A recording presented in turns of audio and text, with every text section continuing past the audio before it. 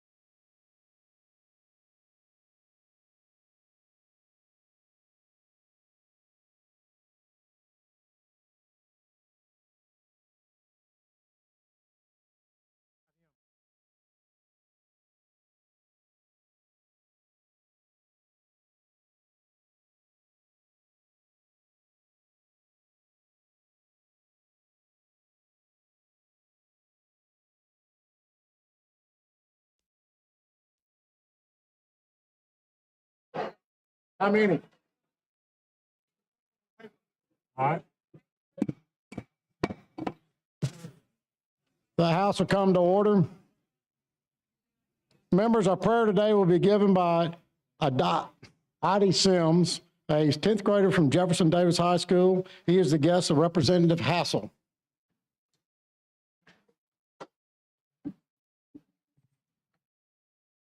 At this manner, let us pray. Lord, we come to you as humbly as we know how. We thank you for waking us up this morning and giving us this brand new day to live for you. We pray for everyone's safety coming to and from the State House. We pray that you keep watch over the legislators and representatives and bless them in their important jobs. We know that you are a help in a time of trouble and you know all of our needs.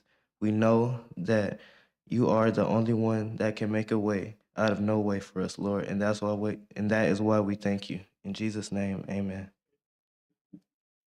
Members, today's Pledge of Allegiance will be led by John Rivers Oliver, a 6th grader at Northbridge Middle School, Tuscaloosa. He is a guest of Representative Lamb. Attention, salute, pledge.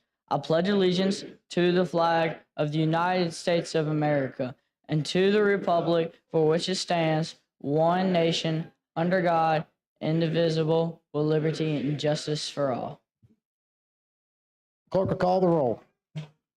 Mr. Speaker, Allman, Baker, Bedsole, Blackshear, Bolton, Boyd, Bracy, Brown, Butler, Carnes, Chestnut, Clark, Klaus, Cole, Collins, Colvin, Crawford, Daniels, Drummond, Dubose, Easterbrook, Ellis, England, Hensler, Estes, Faulkner, Fiddler, Fincher, Fort, Garrett, Gidley, Gavan, Gibbons, Gray, Hall, Hammett, Harbison, Harrison, Hassel, Hill, Hulk, Jones, Hollis, Hulsey, Hurst, Ingram, Jackson, Jones, Keel, Kirkland, Kitchens, Lamb, Lawrence, Lee, Lipscomb, Lomax, Lovern, Marcus, McCampbell, McClammy, Mooney, Moore M, Moore P, Morris, Oliver, Paramore, Pascal, Pettis, Plump, Pringle, Rafferty, Ream, Reynolds, Rigsby, Robbins, Robertson, Rogers, Sellers, Sells, Shaver, Shaw, Shed, Shiree, Simpson, Smith,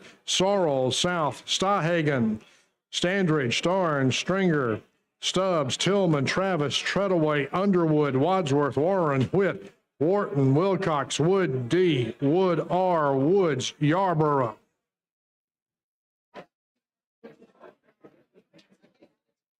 "67 members have an answered roll. A quorum is present, and the House is ready to transact business. The chair recognizes the gentleman from Lee, Mr. Lovern. Thank you, Mr. Speaker. I request that the leaves of absence be granted for absent members. Are there any objections? Hearing no objections, absent members are excused. The chair further recognizes the gentleman from Lee, Mr. Lovern. Mr. Speaker, I have a report. House of Representatives, your Standing Committee on Rules begs leave to report that it has carefully examined the Journal of the House for the 15th legislative day and finds the same to be correct. Representative Joe Lovern, Chairman.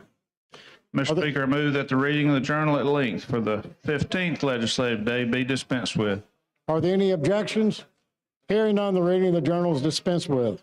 The chair recognizes Leader Stadthagen for the purpose of making announcements. Thank you, Mr. Speaker. Do you have them when you're ready on? I need someone. Can everybody listen up for the announcements, please? Today is Kappa Day at the State House. Alabama Associated General Contractors Legislative Luncheons today from 11:30 a.m. to 1:30 p.m. at Montgomery Country Club, so you might be able to make it if you leave now. Early Childhood Education Summit today from 8:30 to 4 p.m. at Capital City Club, Montgomery. Legislative reception to learn more about educational policy solutions tonight from 6 to 8 at Central. Breakfast announcements for tomorrow. Senator Elliott, Senator Allen, and Senator Williams are hosting their annual legislative breakfast at the Alabama Cattlemen's Association tomorrow morning from 7 a.m. to 8:30 p.m. Home Builders Bankers Breakfast tomorrow on the Capitol lawn from 7:30 to 8:15.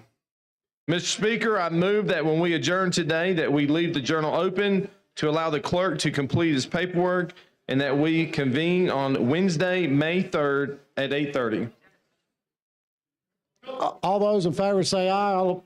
All ayes have it. The motion prevails.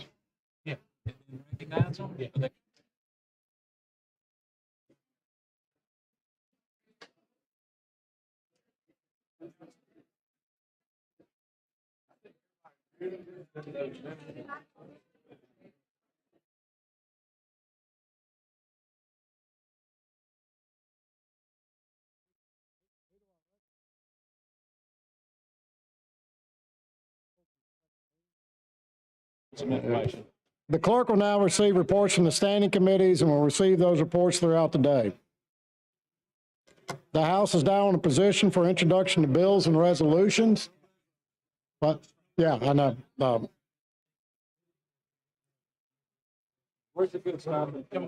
we do the resolution?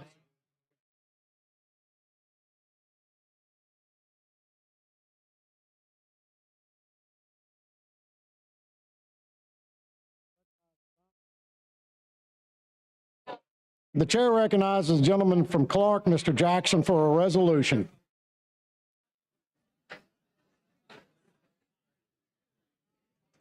Thank you for the recognition, Mr. Speaker.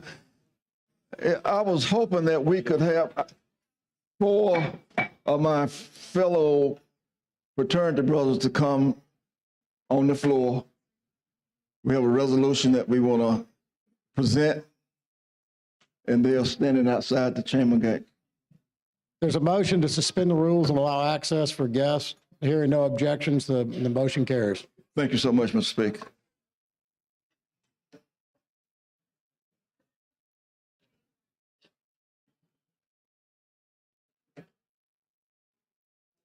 Ladies and gentlemen, we want to welcome our family, our brothers from the Southern Province of Kappa Alpha Psi Fraternity Incorporated. So at this time, I will ask the clerk if he would read the resolution.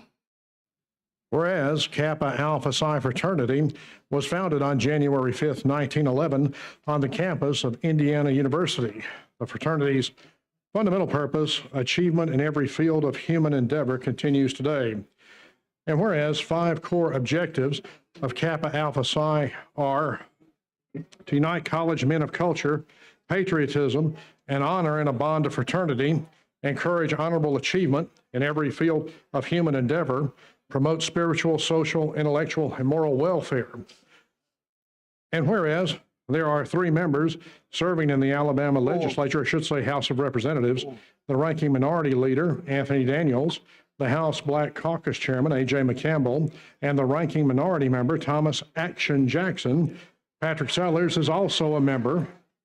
Now, therefore, be it resolved by the House of Representatives of the Legislature of Alabama that we commend and congratulate Kappa Alpha Psi Fraternity Incorporated on its 112th anniversary, and this resolution is offered in deepest admiration and appreciation, along with sincere best wishes for continued success in all future endeavors.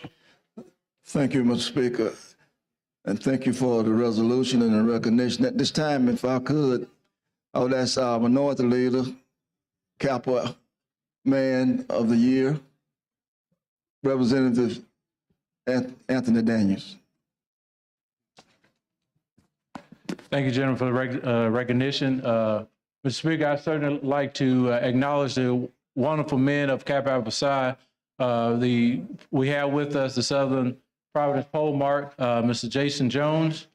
We have our passport, Mr. Birch Orlam. We have other officers within the fraternity that are here with us today, and we have a number of men that are in the gallery and also maybe still on the second floor. And so we have about approximately 100 men from Kappa Alpha Psi that's gracing us with their presence today. And so we want to acknowledge you and thank you for what you do in the community, what you do across the country, and also the Southern Providence.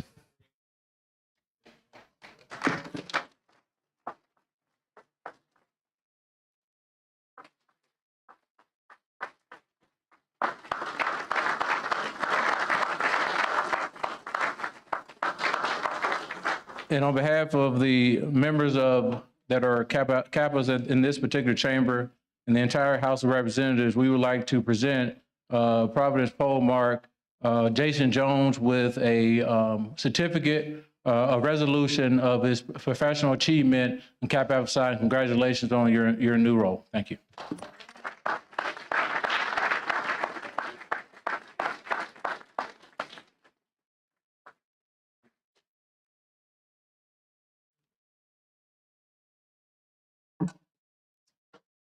Mr. Speaker, I want to thank you for allowing us to come, but I will ask if you will we have another member, two members that if you will allow to speak. And then we're going to ask our Polemark Southern Province to have a word, if you will allow that. Thank you so much. Mr. Jason.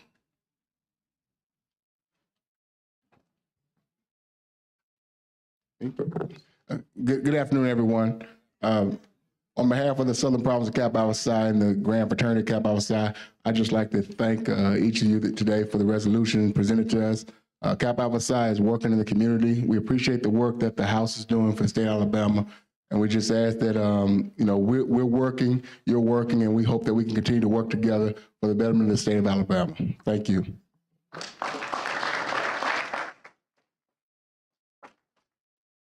And our past Province Polemark, if he will have a word.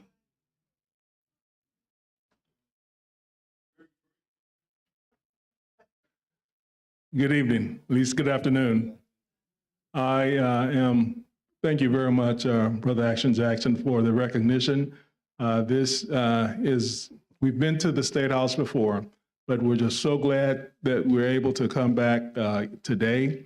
As our Province Polemark has stated, we're working within the communities in which we live, and we are definitely looking forward to maintaining a strong relationship with our House representatives throughout the state of Alabama. Thank you very much. And thank you.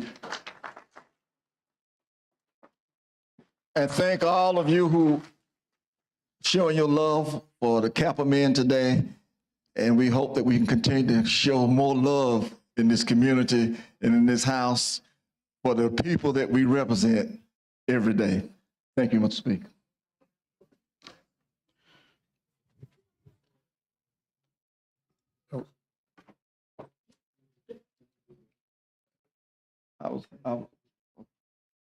Thank you, sir.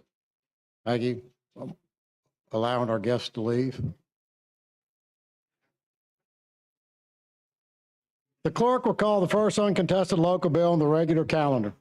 On page 50 of the calendar, House Bill number 167 by Representative Ream relating to Houston County.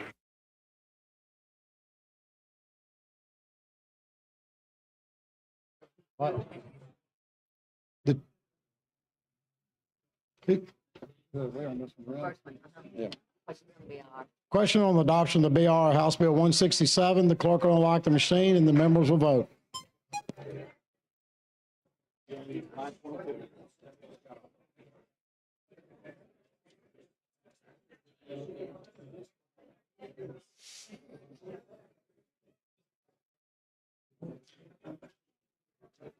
Clerk will lock the machine and record the vote. 45 ayes, 53 abstentions, and the BR is adopted. Question now on final passage of House Bill 167. All in favor vote aye. All opposed vote nay. The clerk will unlock the machine.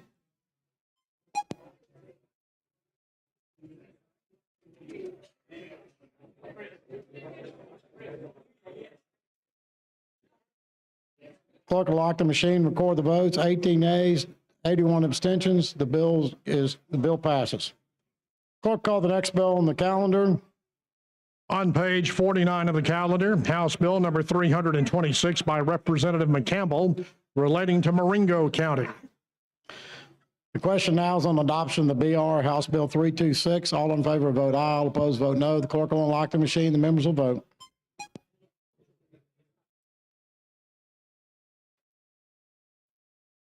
Clerk will lock the machine, record the vote. 49 ayes, 55 abstentions. The BR is adopted.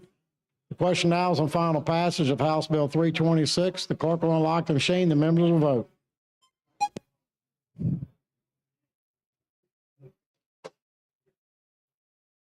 Clerk will lock the machine, record the votes. 13 ayes, 90 abstentions. The bill passes. Clerk, call the next bill on this calendar. On page 49 of the calendar, House Bill number 346 by Representative Kitchens relating to Marshall County. Question for the body's adoption of the BRR. All in favor, vote aye. All opposed, vote no. The clerk will lock the machine.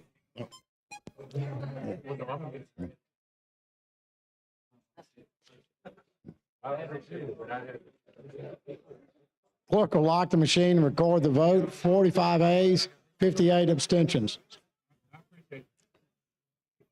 The BR is adopted. Question now is the passage of House Bill 346. All in favor, vote aye. All opposed, vote nay. Clerk will lock the machine. The members will vote.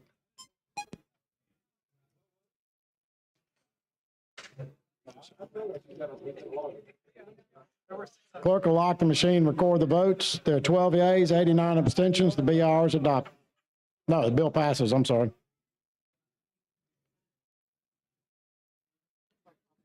Clerk will call the next bill on the calendar. On page 49 of the calendar, House Bill number 362 by Representative Robbins relating to Coosa County. Question for the body's adoption of the BR. The clerk will unlock the machines. The members will vote.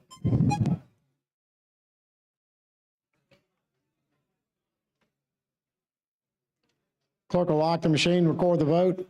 41 ayes, 63 abstentions. The BR is adopted. Question now before the body's final passage of House Bill 362. All in favor, vote aye. All opposed, vote no. The clerk will unlock the machine. The members will vote.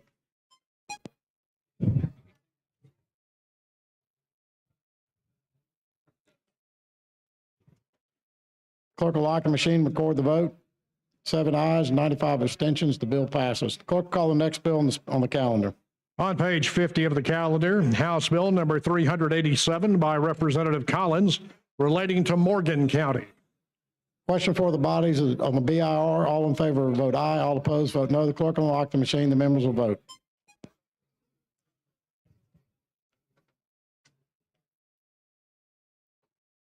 Clerk will lock the machine, record the vote. 40 ayes, 61 abstentions. The BR is adopted. The question now before the body's final passage of House Bill 387. All in favor, vote aye. All opposed, vote no. The clerk will unlock the machine. The members will vote.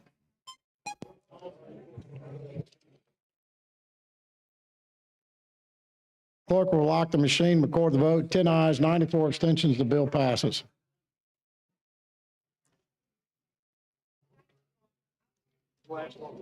Oh, the clerk will call the next local bill. That was it. Yeah, okay, that's what I thought. Chair recognizes the gentleman from Lee, Mr. Lovren. Mr. Speaker, I have a resolution. The clerk will receive the resolution. House Resolution number 141 by the Rules Committee, the special order calendar. Mr. Chairman, you are recognized. Move for adoption. Members of the question before the body's adoption of the resolutions, all in favor say aye, all opposed say no. Aye. No. Ayes have it, the resolution is adopted. The clerk will call the first bill on the special order calendar. On page 23 of the calendar, Senate Bill number 9 by Senator Chambliss relating to electronic vote counting. Chair recognizes the gentleman from Baldwin, Mr. Simpson. Thank you, Mr. Speaker, for the recognition. Members, I come to you with SB 9 by Senator Chambliss, which requires the electronic vote counting system there will always be a paper ballot requirement in Alabama. This is currently in the administrative code. This is just codifying it and putting it into law. And with that, Mr. Speaker, if there are no questions, I ask for the BIR.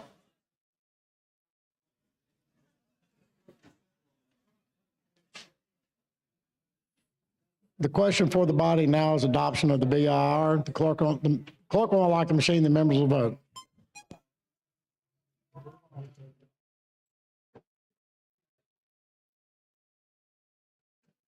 Clerk will lock the machine, record the vote. 77 ayes, 7 abstentions, 10 nays. The BR is adopted.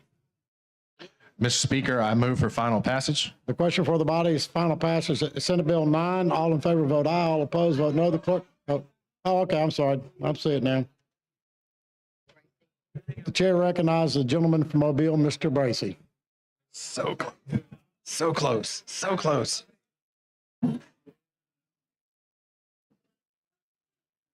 Thank you, Mr. Speaker, for the recognition. With the gentleman yield. Absolutely.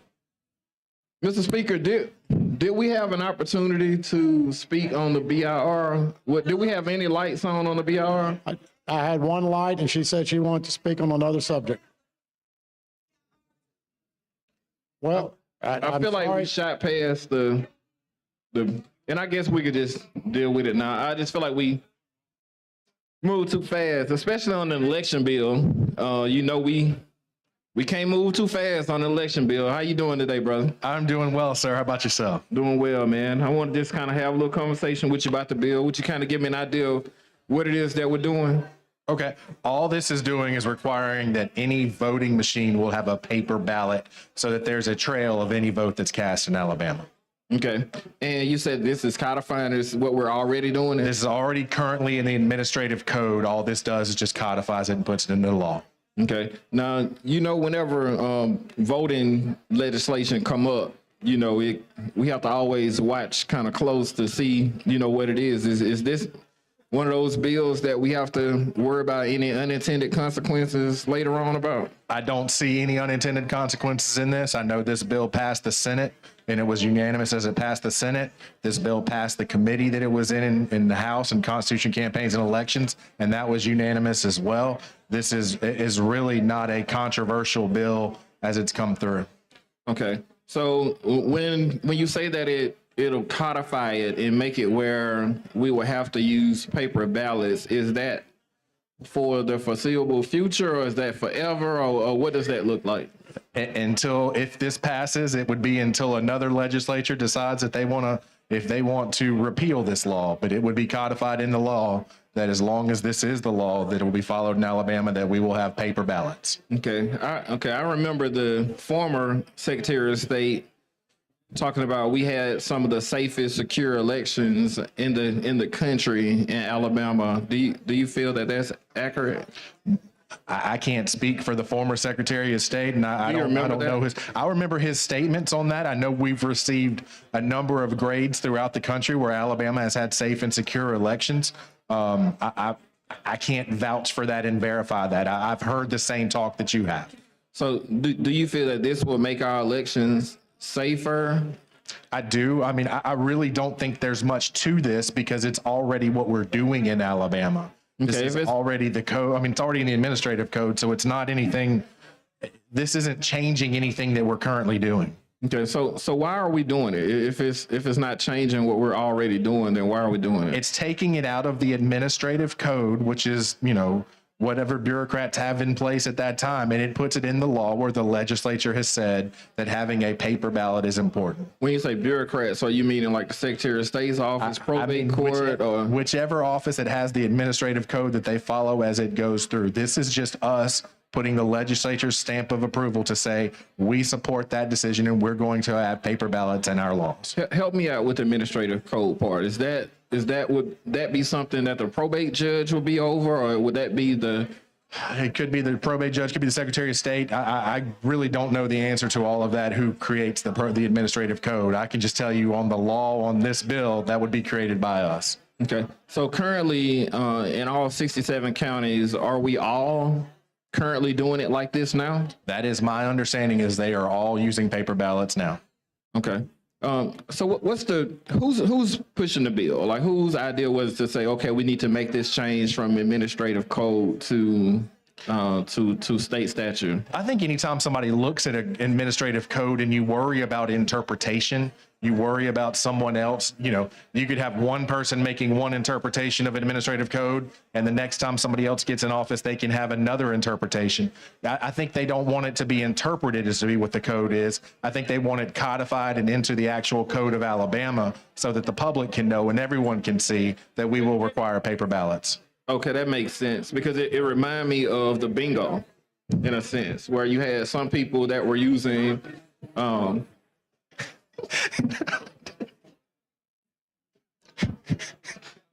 We're going elections and gaming in the same conversation. I mean, but it just reminded me of when we were talking about bingo and we talked about, okay, well, these are electronic bingo machines and these are paper bingo machines. And you have to slide the paper into the machine. You remember what I'm talking about, right? I wasn't here for that discussion. Okay, but you are familiar with the bingo laws. very familiar. right now. And I guess it's a lot of it depends on the interpretation of, I guess, the Attorney General's office or whoever the enforcement arm would be at the time. And some counties could do things a certain way and some could do things a different way. Does this bill have anything to do with that absentee ballot? And this has absolutely nothing to do with the absentee ballot, other than the absentee ballot must be on paper. Okay. So, I mean, this doesn't change anything that we're doing. This doesn't affect anything other than it's just codifying. If you're going to vote in Alabama, there will be a paper trail of what happened. Okay, so the absentee ballot has to be on paper, but it does have something to do with who can help with it, right? This bill has nothing to do with that. It doesn't verify? Because I know sometimes when you have those absentee ballots, you have like a committee that comes in and they open to verify that all of the different things are in place. The forms of identification, the signature, the reason for the absentee ballot, all these different things are in place before they can count it.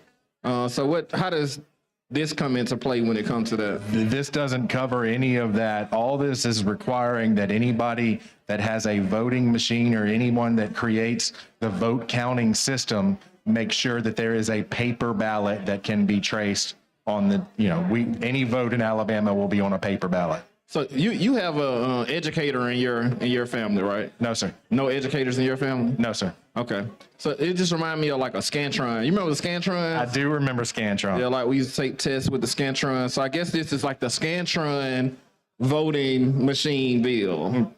That's it. That's it. I mean, it's a very, very simple bill.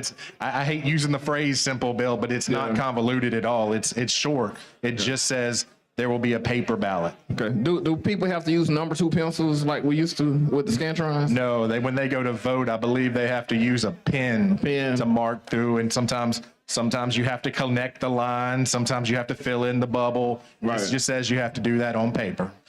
How would the machine be able to tell if it's a duplicate or something, or if it's an error, so the person can correct the ballots? Yeah, the machines. This has nothing to do with how the machine's tabulated. It just says there's a paper ballot through it. But yes, if there's an error, if the ballot is spoiled, machines are programmed to spit those back out, so they don't have that problem. But again, that has nothing to do with this bill. This bill just says we're going to do it on paper. Would the machines double count a vote or something if a ballot is spoiled? How do we know that things are accurate when it comes to that? Because it spits it back. It spits it back out if it doesn't count it twice. Okay. And that's the whole purpose of having paper ballots, because you can go through and count and make sure if a machine says there's 607 ballots in this box, you can go through and count and make sure there's 607 pieces of paper on that there. Okay. Would this make the process longer? I know sometimes, after election close, sometimes we're waiting all night on results. This will not change a thing to do with the process. All this bill does is just says we're going to have paper ballots in Alabama. Okay. What about the machines itself? I remember a couple weeks ago, Fox had to pay a big settlement, a big court settlement about, defamation of a particular company that had voting machines. Are those the machines that we're using here? I have no clue. I do not believe so. Not really. So it's more about the paper and not about the machine? Senate Bill 9 only addresses that any machines that we use will have paper ballots. Okay. If it was some hidden in here, would you let me know? I 1,000% would let you know. Okay, because that's always a concern of mine. Not about you, because I like you. I understand your concern. I understand. Whenever we see a voting bill, it's a concern of mine, especially when, Section 5 of the Voting Rights Act been stripped. We don't have to have pre-clearance to change any voting laws in the state of Alabama anymore because of the Shelby versus Holder case. I'm sure you're familiar. I understand your precaution. I appreciate your precaution. I understand slowing down to make sure that you don't have the wool pull over your eyes. They was running. That's not this bill. We have to watch Representative Pringle because he was running through that BIR. I think he skipped over some people on that BIR. But I think there's going to be a few people that'll come up and talk about it now. So, but I appreciate your institutional knowledge about this. And hopefully on the next time I come up, maybe we can talk a little bit about the Shelby versus Holder case and the stripping of Section 5 and why we need to have that pre-clearance and support when The gentleman's time has expired. Thank you. The chair would like to recognize the Calhoun County Excel Virtual Academy. Their guest, Representative Mark Gidley.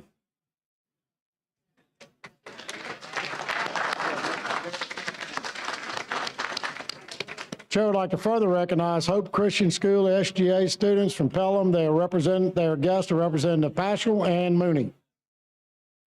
Where are you? Please stand up. Okay.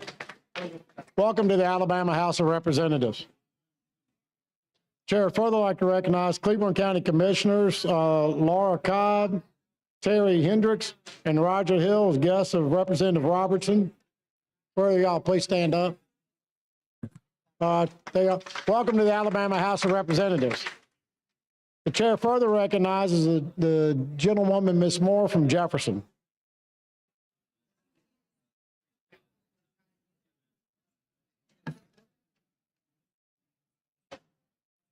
Ms. Moore, you've been recognized.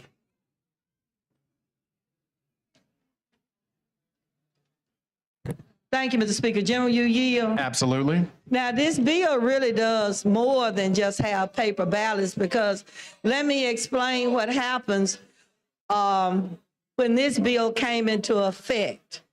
And that was for the last election that it came into effect. Prior to the last election, at the end of the day, they would plug a telephone line into the back of the voting machine, and it would electronically transfer the votes to your county courthouse. When this came into play for the last election, we've always had paper ballots, mind you. But when this came into effect the last election, once you start that machine up at the beginning of the election day, you could zero the machine. But what you can't zero is that flash drive that they have in the machine that you would plug in at the end of the election day and download the votes to that flash drive. There's no way for you to know if that flash drive has votes on it prior to you downloading the votes from that machine at the end of the day. Then they take that flash drive to your county courthouse, and they have a row of computers that they would download that flash drive with the vote count from every machine on it. But then you don't know if that computer already has votes on it. So, you know, there are some unintended consequences, because from the flash drive perspective, we don't have any level of security in knowing what's on that flash drive prior to you downloading it at the end of the day to get the votes off of any individual machine. So that was part of that election change that was made for the process that we do today. So it's more than just paper ballots. No, ma'am. It's how to vote. And the reason I know is because I've done it myself. I believe you may be talking about Senate Bill 10, which is the next bill. This bill only addresses paper ballots. I know it, but it's more to paper ballots than just paper ballots. I'm saying that when you came to talk about we use only paper ballots, but it's more to it than that. And I know you want to make it real simple to say that, but it does impact the voting process. And I know nobody is going to acknowledge that. But it's more than just you making sure that you got paper ballots, because what's the consequences of having paper ballots when you still don't have a process in place to secure the votes that are being cast by those paper ballots? There is no security in the system at all. And I saw that in the November election and the last election during the primary. I saw there's still no mechanism to secure that you got a safe and effective election process going on, because it goes beyond just you having paper ballots. It's much more included in there than just having paper ballots. I know that's what you say it is, but in practice, I know that it's different. That's not in the bill. The bill only mentions paper ballots. I know, the bill itself, but there's more. The change in the law. There is more to it than that. It's more to it than just, it sounds like we've been using paper ballots forever. We've never not used paper ballots. Ever since I've been voting, it's been paper ballots. When my parents voted, it was paper ballots. So it's more to it, folks, than just the paper ballots. It's the process. It's the process that goes along with what your bill says. It's more to it than just that. And I know it's probably been divided up to talk about how it operates. But it's more to it than just paper ballots. And I understand why you just divided up to say you're talking about codifying paper ballots. But the process is much more than that. That's all I want to say. Yes, Thank ma'am. you. Chair recognizes the gentleman from Jefferson, Mr. Rogers.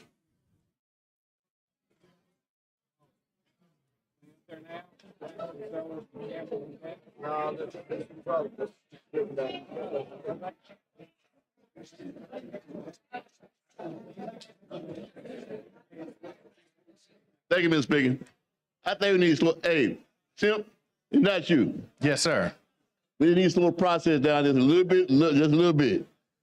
My basic concern is this, is that anytime you mention voting, my hair just, little hair I got stands up, but I get concerned. So now what I'm concerned about is that this doesn't do anything to hinder anybody going to the poll, right? No, sir. Nothing whatsoever. No whatsoever. Okay, I mean, you wouldn't feel with you. You wouldn't tell me a lie, which I stand by. Well, you and I have a great relationship, and I'm not risking my relationship on any single bill. And so all this bill does, the only change in the law that says through is in the law, require the use of a paper ballot that shall be marked and made available for inspection and verification by the voter before the vote is cast and counted. For the purpose of this subdivision, paper ballot means a paper ballot marked by the voter by hand or by a disability accessible ballot marking device. That's all that. Hey, I take your word for it. I mean, I take it. What? I want you to verify me, because that matters to me.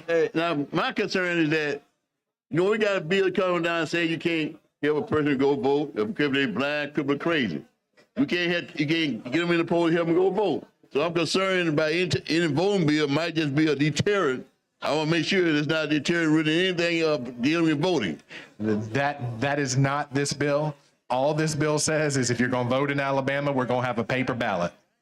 And that's just, it's a backup, right? That's the gist of this bill. Okay, all right. Well, I just got to verify, because I'm concerned about some bills coming down the pipeline that I'm worried about. I'm worried about a whole lot of bills coming down the pipeline. What scared me to death is this: if we get along so well right now, I know Sam Hill well that there's some bills in that back closet going to cause a whole lot of division in this house.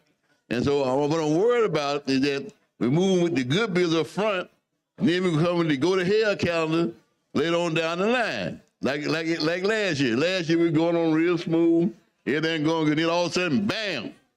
You know what I'm talking about? And so it's not your bill is not like that. I'm glad. I want to know, but I know there's some bills coming out of committee tomorrow. Will cause a whole lot of concern and heartache. And I just want to slow the process down just a little tad. And I'm voting for your bill because I read it and you show me I'm satisfied with it. But I'm concerned about next week.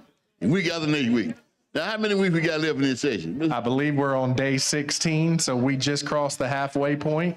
So we have 14 legislative days left. Now, how many weeks that will be, I could not tell you. Well, what concerns me, I'm looking across the hallway right now, and my good friend from Mobile, Dr. Mayor Sam Jones. And we're concerned about some personnel board bills that are coming out of the pipeline. We're concerned about some bills dealing with Ku Klux Klan. We got a bill in committee tomorrow by my speaker up there right now. There's a subterfuge, a tricky bill. It's written one way, be saying something else. It was state administration. So therefore, I'm getting word that we're moving a little too fast on all these bills, and that's why I'm asking you these questions. Hey, I appreciate the questions. I appreciate your thoroughness.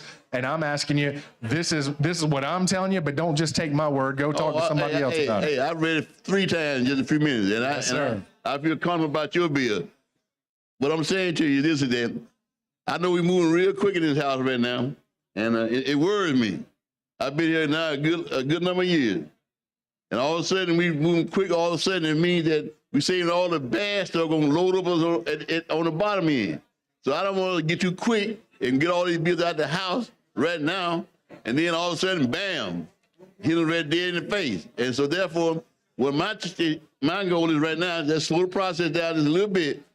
I'm probably going to vote for your bill. I know I am. Mm-hmm. I want the process just drag on just a little bit so everybody can get cognizant of what they're looking at. Mm-hmm. Because behind your bills, not today, but next week, man, it's gonna be holy. It's gonna be like Satan kid hit this house. You know what I'm talking about? And they already coming out of committee. The bills already coming out of committee. They on the calendar yet, but they pause to hit the calendar as soon as they come out of committee. And I'm just worried that we get to move too quick. Like my good friend Dr. Bracer said that we moving real quick. So I'm asking everybody to kind of hold up just a little bit on all these good bills so the bad bills won't get here. And I'm from the old school. The old school said, now, if I want to get to a bill that's down the line, I got to talk about this bill to keep getting to the bad bill. So I know they're on their way. Well, you're talking about bills from a couple weeks from now, or are you? You know. I know. Hey, you're right. Hey, I'm talking about your bill. I got to talk about your bill, so I hold up the bad bill come down 2 weeks from now. That's what I'm trying to say. You're going to have us here for a couple weeks? Hey, your bill going to pass. It's a good bill.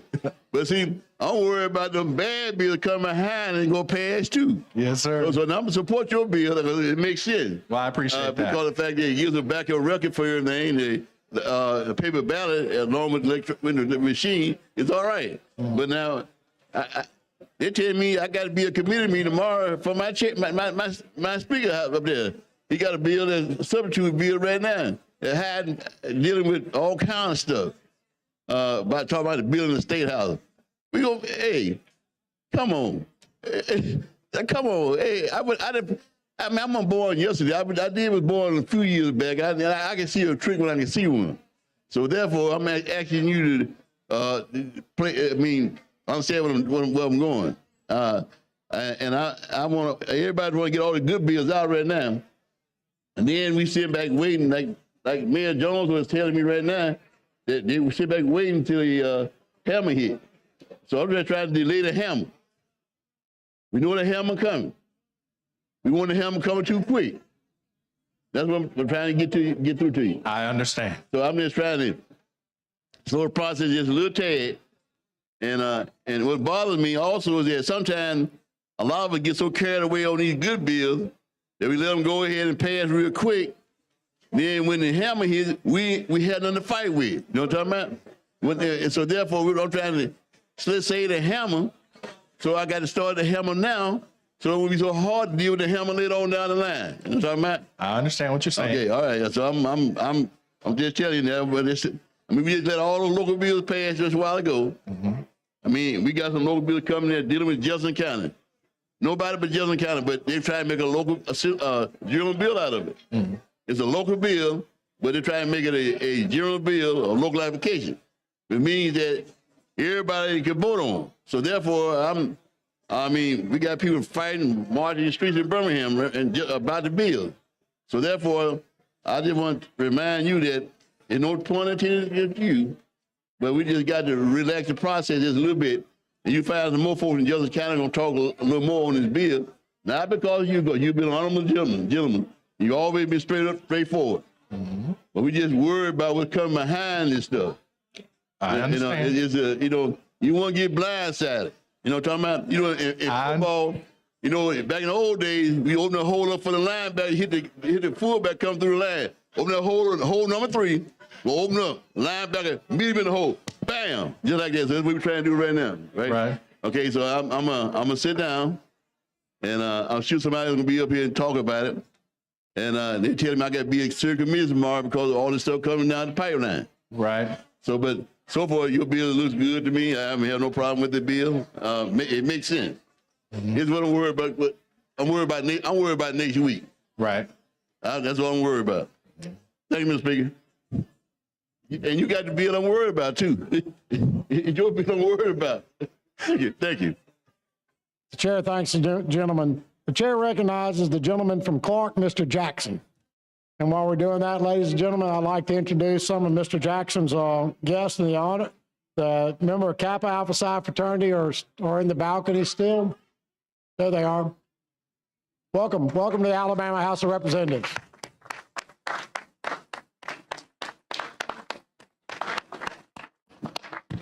Thank you, Mr. Speaker. As representatives, I want to thank you all. Thank you. Sellers, Daniels, and McCampbell, they are our guests. But let me thank you for this bill. First, the reason why I'm saying that, because I had some problems this last election. Voting machines went down in 2 different precincts. And people was being turned away because the machine, I said, they better have some paper ballots in there somewhere. They called me and I said, y'all better get some, if you don't have any, you better get some paper ballots. Don't turn anybody away. And so this is very neat. Thank you. And I applaud your efforts for doing that. But because we power failure, a glitch, electronics is just, man-made. And I don't know if we got Dominion machines or what, a Carmatic or whatever, but they have done a great job. Even the pillow guy came into town trying to make it say that we had illegal votes in the machine. And that was not to be true. I mean, why do these people do all this stuff? I mean, you know why they doing all this stuff. The only thing that we have as a citizen of this nation and state is a right to vote. Everybody has that same right. But then sometimes we wonder about that. And then, give me your secret. How you get your bills out of committee? I got 2 bills had more than 12 years out of that committee. If you'll look on the screen, you'll see that this is Senate Bill 9 by Senator Chambliss. So I think he has a little bit of stroke and can get some of his bills passed through there. Well, see, it's the same House committee that pulled this bill in. They got my bill stuck and won't move it. I'm not the chair of that committee. You'd have to speak to that chair. And just early voting, that's all, early voting, 4 days prior to the election, early voting. And then the other bill is just no excuse absentee voting. Don't you think that'll be great? That you don't have to tell a lie about you won't be where you gonna be on the voting day, and you put it on there. I said, just don't take away the excuse. Just say, I'm not gonna be there, and I don't want to be there standing in no lines. I'm just gonna get my absentee. That would be the best thing to do. I'm here to talk about paper ballots. I'm supporting that paper ballot. I love that. That's what I started out with that, but I just wanted to throw that in. I'm not filibustering, but I just want to say thank you for the bill. Thank you, Mr. Speaker. Thank you. The chair recognizes the gentlewoman from Jefferson, Ms. Gavan.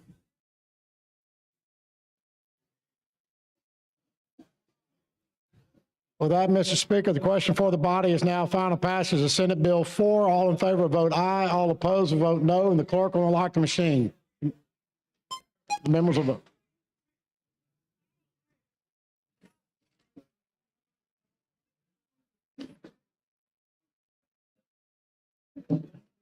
Clerk will lock the machine, record the vote. 78 ayes, 27 nays, and the bill passes. Clerk, call the next bill on the special order calendar. On page 24 of the calendar, Senate Bill number 10 by Senator Chambliss relating to electronic vote counting. Chair recognizes the gentleman from Baldwin, Mr. Simpson. Thank you, Mr. Speaker. Senate Bill 10, also by Senator Chambliss, is a bill that would require that all tabulators used to count votes on ballots cast in Alabama cannot be connected to internet or Bluetooth. And this, again, just codifies what's currently in administrative code in Alabama. Question for the body's adoption of the BIR. Clerk will unlock the machine. The members will vote.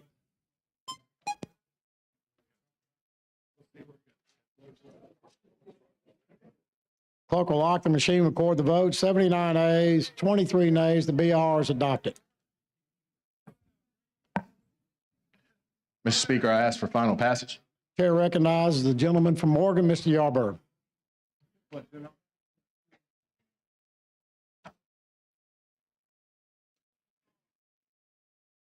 Thank you, Mr. Speaker. Will the gentleman yield? Absolutely. Love the bill. I just wanted, you mentioned Bluetooth, and that was a concern as a tech guy. I was looking in the wording, and obviously we don't want any potential messing with our voting. Obviously, 1000% love the bill. It just says on line 78, not capable of connecting to the internet or cell phone networks and does not possess modem technology. So the cell phone networks included, does that Bluetooth fall under that classification? That's my understanding. The cell phone network and or modem technology would call under the Bluetooth. Okay, I just wanted to make, because obviously we can transfer data by Bluetooth, and I just wanted to make sure, I didn't know if that needed to be specified or Bluetooth or other wireless means of communication. Who knows what may come next, but.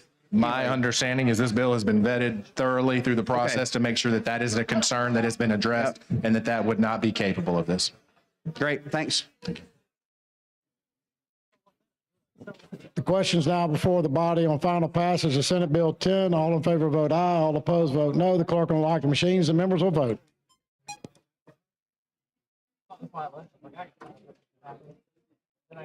Clerk will lock the machine, record the vote. With 77 yeas and 28 nays, the bill passes. Ladies and gentlemen, the chair would like to point out, when you're recognized by the chair, you don't have to ask the other person if they yield. You've been recognized to speak. So don't ask the other person if they yield. With that, the clerk call the next bill on the special order calendar. On page 16 of the calendar, House Bill number 6, with substitute by Representative Pascal, relating to parental rights.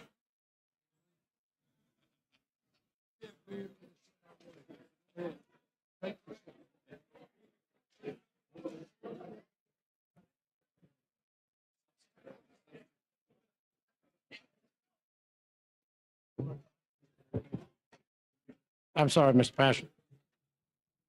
Mr. Speaker Pro Tem, thank you for the recognition. Members, I would like to ask for your undivided attention for a few minutes.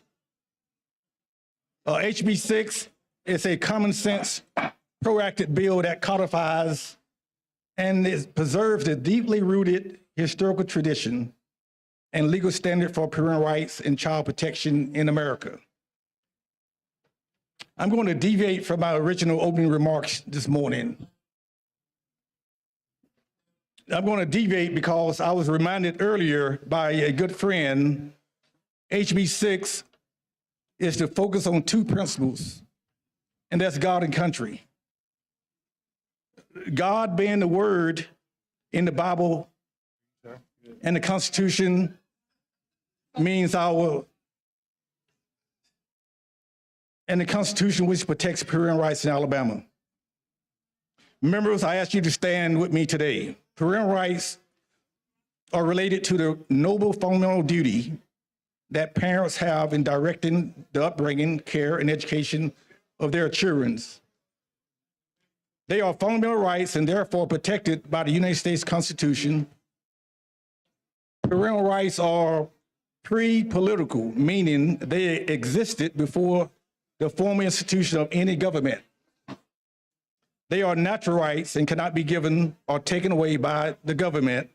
Instead, the government's job in this arena is simply to recognize and uphold these inherent rights. The U.S. Supreme Court has repeatedly affirmed that parental rights are fundamental rights dating back 100 years ago.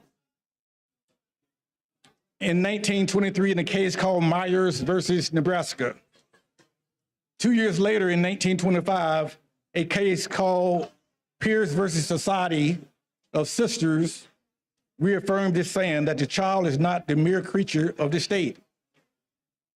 In 1972, the case of Wisconsin versus Yoda, the Supreme Court stated the same. This primary role of the parents in the upbringing of their children is now established beyond debate as an enduring American tradition. When we talk about protecting parental rights as a fundamental rights in state code, that is exactly what we mean. Not establishing a new right, but taking something that predates the government, protecting it in black and white. Proverbs 22:6 instructs parents to raise a child or train up a child in the way he should go. Even when he is old, he would not depart from it. Scripture clearly teaches that government gives parents the responsibility to care for, raise, and educate their children, as this is done without undue interference from the state. Scripture contains many commandments for our parents, but none to the state about properly raising and training children.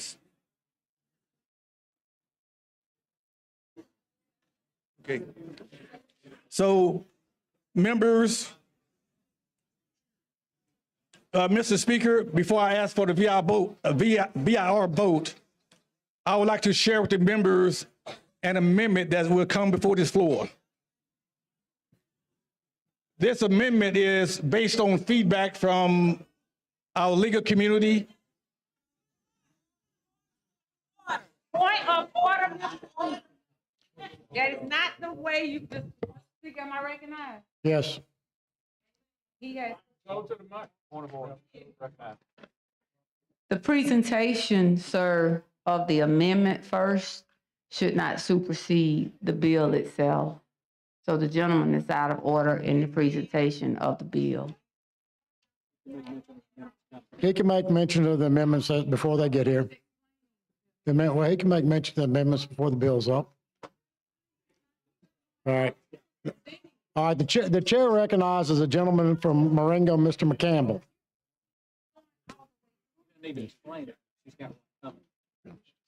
He should have just said he was going through it. Yeah.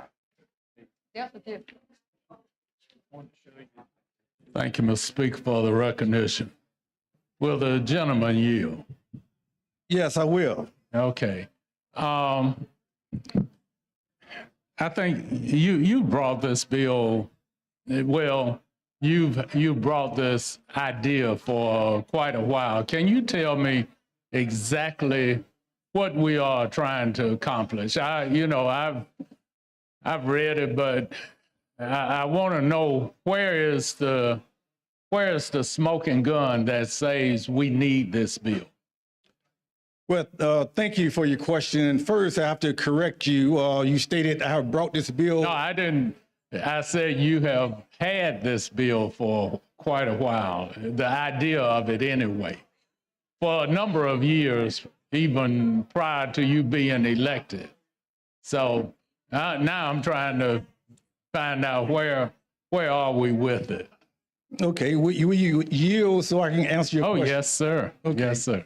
I really appreciate that question. When I said I have to correct you, I think that's why I was trying to explain about the amendments that's coming.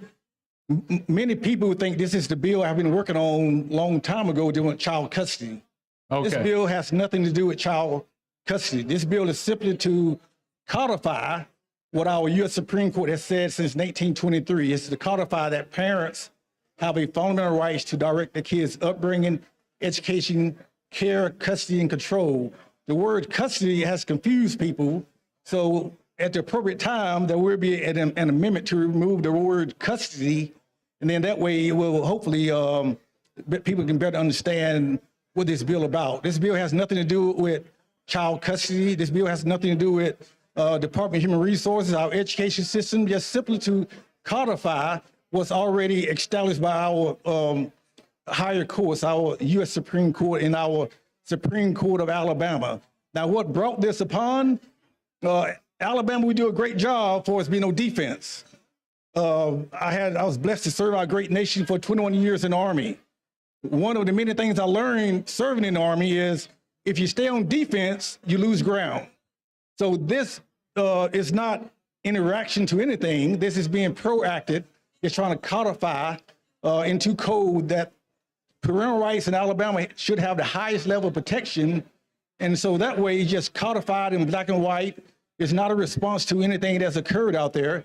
And it's not dealing with the bill that I've worked on many times before. But that bill is coming though. But this bill is simply to codify, and when I say codify, it takes Supreme Court rulings, put it in the black and white of Alabama code. Okay, so what I'm hearing today is that we have several bills that people are codifying supposedly what is already understood. Now, who is it we don't trust then? That's the question. Well, I guess. Who is it we don't trust? Are we saying we don't trust ourselves? Are we saying we don't trust the citizens of the state of Alabama? You know, because if for years there has been an understanding, and you know, I'm a gentleman that if I give you my word, you can go home, go to sleep, go wherever you want to. Right. It's going to be my word, and it's going to stand regardless. You know, so apparently there's somebody that we don't trust. So who is it we really just don't trust?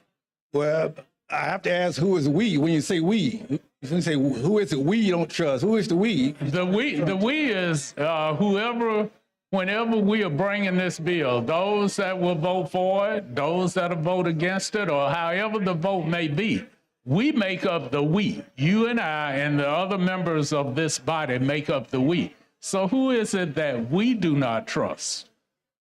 Well, for not trusting, I don't know about the not trusting, but I know one of the many roles we have as legislatures is to look at policies that will protect the people. This bill is structured to protect the people, protect the parent-child relationship. And once again, it's not to dealing with child custody. So this is my first time bringing this bill up to this floor. 15 other states have passed similar legislation. And so I think once we get at the proper time with my amendments, I think it would address any other questions people may have. Okay. And you said a number of other states, how many? 15 other states have passed similar legislation just to put in the black and white of the state code that parents have these fundamental rights and should be protected at the highest level. Okay. Now, how would this then come in conflict, or would it come in conflict with custody cases? Well, I'm glad you asked that question. That's what over the years have been the situation, but how would it be in conflict with custody cases? Would it come in conflict with DHR being able to do their job? You know, are we putting something in place that's going to put a burden on the agencies that we have, guardian ad litems? Are we putting something in place that's going to bring about a challenge to some of the things that they do to protect children? Right. Well, I appreciate your question, and valid question. And speaking of all those state agencies you mentioned, I actually had a one-on-one conversation with them, and the answer is no. And the Department of Human Resources, when I had the conversation with them, I clarified that the other states haven't seen any issues once they just codify what already exists. Once again, you mentioned about child custody or any other state law that we have in place. It doesn't change that. When I say codify, you're just trying to insert that into our code. But to just help clarify what you mentioned, our substitute at the appropriate time, you'll see it addresses that. It's to make sure that parents know this do not authorize them to abuse or neglect their children, and also have an amendment at the appropriate time that will be introduced on the floor is to clarify that this is strictly about when there's two parents, a third part of the government. This is what this bill is all about, saying there's a priority for order. And then also clarify that this has nothing, nor it will not change a dispute between two parents. So I think when we get to the amendment, it will answer all your questions just to clarify that. But going back to any existing code, it doesn't change any existing code. It just codify what already exists. Okay, so disputes between parents, then this would not affect the process by which they would settle those disputes. Now, what about, because one of the things that I think may come up would be a grandparent that doesn't, that feels there's something going on with their grandchild, and they may feel they need to bring some sort of action. Does this prohibit them bringing any actions? We have a current existing law to address that for dependency. We also have a current existing code for grandparents' rights. And once again, as discussed, this doesn't change any existing law. Okay. All right. Appreciate it, sir. Thank you. Thank you, Mr. Speaker. Thank you. Thank you. The chair recognizes the gentlewoman from Jefferson, Ms. Hollis.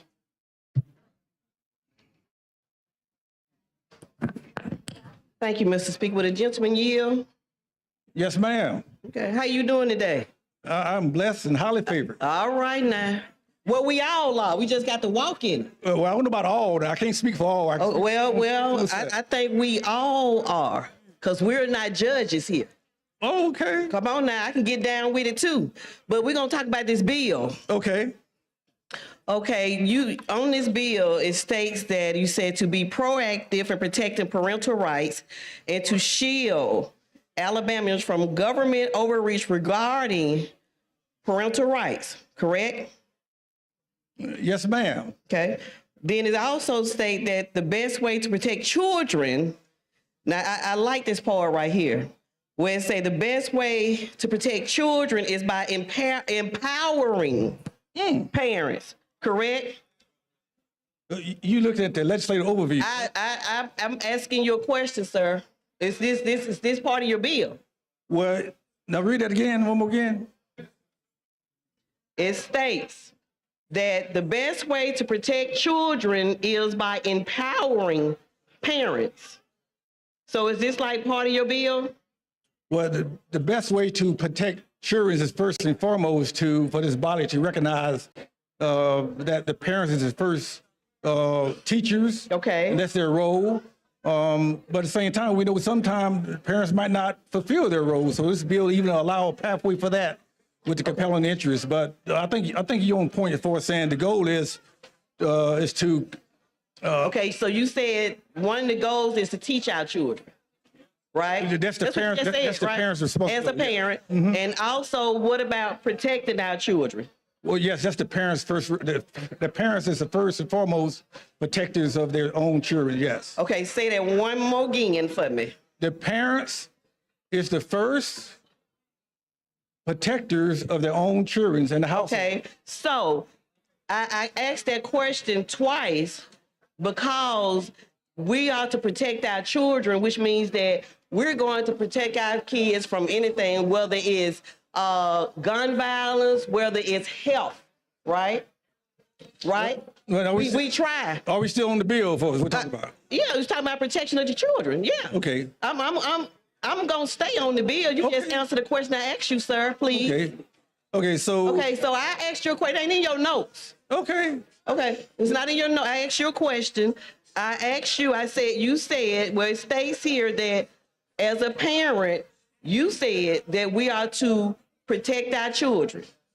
Yes. Right? Yes. And when it comes to protecting our children, I asked the question, do you believe in protecting our children, whether it's dealing with violence of a child, whether it's dealing with the health of a child, we still try to protect our children. Well, yes. Correct? Yes, God asked parents to do that. So I mean, it's funny how we bring these bills up that's sometimes confusing and we don't understand what the bill is saying most of the time. But when you talk about protection of our children and the health of our children, but yet you don't believe that secondhand smoke is bad for our children. No, this my time.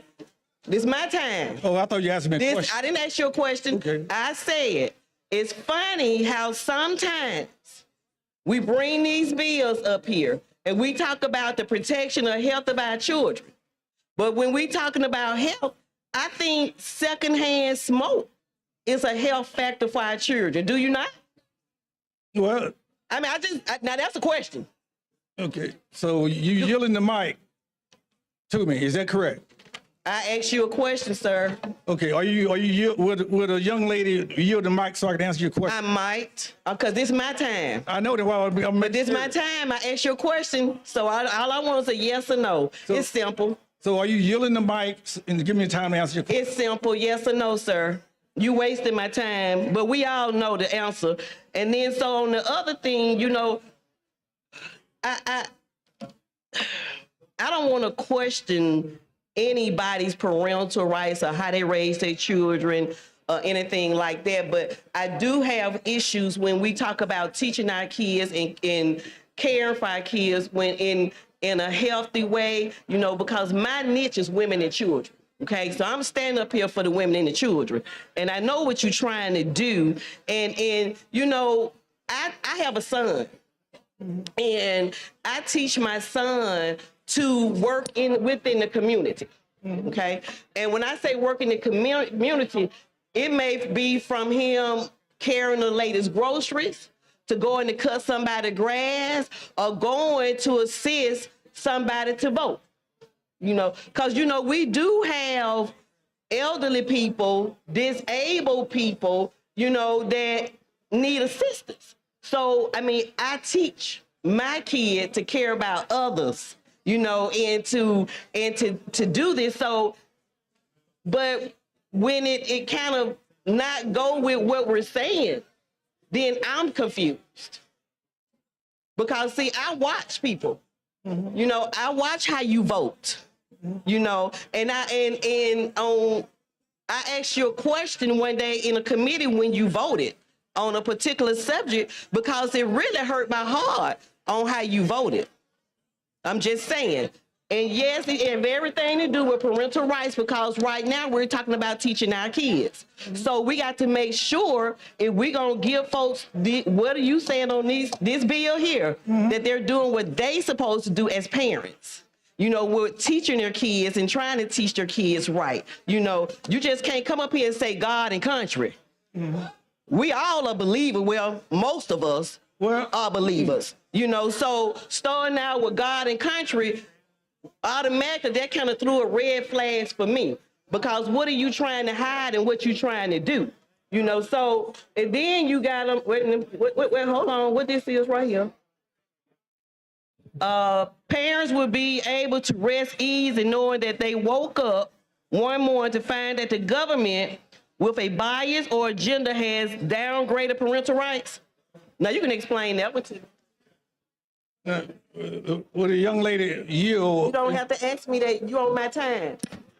I know I'm on your time, so I want to. Okay. Can I get Yeah, some time sure. to answer your question? Sure. Answer the question. Okay, so young lady just yield her time to me to answer the question. No, you don't have all my time. So go ahead. Well, how much time do I have? The answer is a yes or no question, really. I know he is. Okay. He is. Okay, now what's your question again on that? I said, you stated, your bill stated, parents will be able to rest easy knowing that they woke up one morning to find that the government with a bias or agenda has downgraded parental rights. You know, when you talk about downgraded parental rights, that go back to the part where you stated, Representative, that we should teach our children and protect our children. And you started out with God and country. And I said, you know, most of us are believers, but we ain't got to come out here and advertise anything, because I know who and what I am, and I walk in mine every day. I'm not perfect. I'm not perfect by no way, but I'm an open book at the same time, you know. So, but it goes back to teaching, and it goes back to what are we teaching our children? Are we teaching our children to do the right thing? Are we looking out and protecting our kids when it comes to their health? You know, when it comes to their protection? Because you're saying this is what it's saying, but your walk to me, this Rolanda, Representative Rolanda Hollis, District 58 stating this. Your walk is different from what you're trying to say here. When you talking about being this type of parent and having those parental rights, and you want to walk and you want to teach your kids, you want to look out for the health of your kids, I don't see the walk. I see what you're trying to do in your bill, but I don't see your walk with this bill. You know, because if we gonna protect our children and we gonna make sure that our children are in good health, then we gonna walk the walk. We ain't gonna just get up here because I've been working for a bill for years. I know how long you've been trying to get to it. Wait a minute, is this the same bill that Robbins had last year? I asked a question, it's yes or no. Okay. You can look at the clock because I'm coming back. Okay. Well, I'm coming back today. As I mentioned to the previous gentleman, the confusion is people think this bill is about child custody, which I've been working on for years. No, I know what your bill is about. So I read the bill, a whole, you got a whole thing like this pertaining to parental rights. And I know that this is personal for you also. But sir, when we come up with stuff like this, we need to walk the walk. The gentlewoman's time has expired. The chair recognizes the gentlewoman from Jefferson, Ms. Hughley.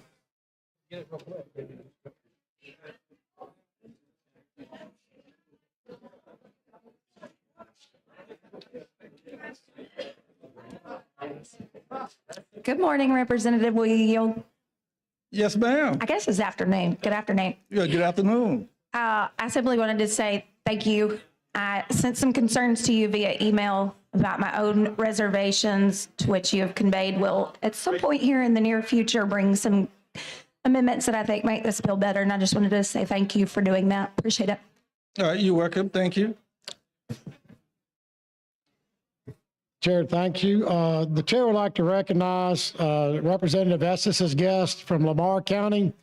We have County Commissioners Neff Long and David Gunnels, and Probate Judge Sharon Netherly, Lamar County Engineer Matt Rouse, and EMA Director Mike Wisdom. Welcome to the Alabama House of Representatives. Also with us in the gallery, guests are Representative Tracy Estes, our Marion County Commissioner Larry Akers, and Greg Gunnan. Welcome. Welcome to the Alabama House of Representatives. The chair recognizes the fourth and final person on BIR, Mr. Ingram.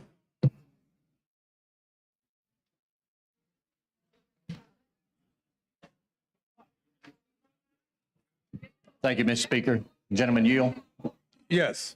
I know you've been working on this for a long time. Right when you first got elected, we were sitting at the Biscuits game. I think you were talking about this and how passionate you are. And it's good to see it finally come to tuition.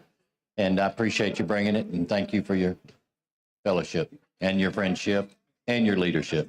All right, thank you so much. Thank you, Mr. Speaker.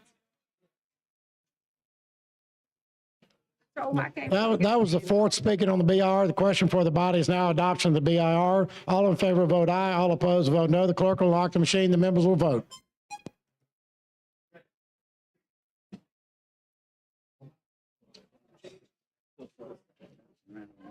Clerk will lock the machine and record the votes. 75 ayes, 20 nays, 6 abstentions. The BIR is adopted. Mr. Speaker,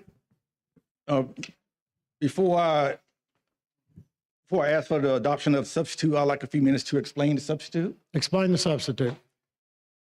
Members in the Judiciary Committee, we had an amendment to clarify that the government, the state of Alabama, do have a role when it comes to child abuse and neglect. So we inserted language to state that in the substitute that states this section shall not authorize parents to abuse or neglect their children, and it cites the code regarding that. And so with that, Mr. Speaker, I'll ask that we adopt a substitute.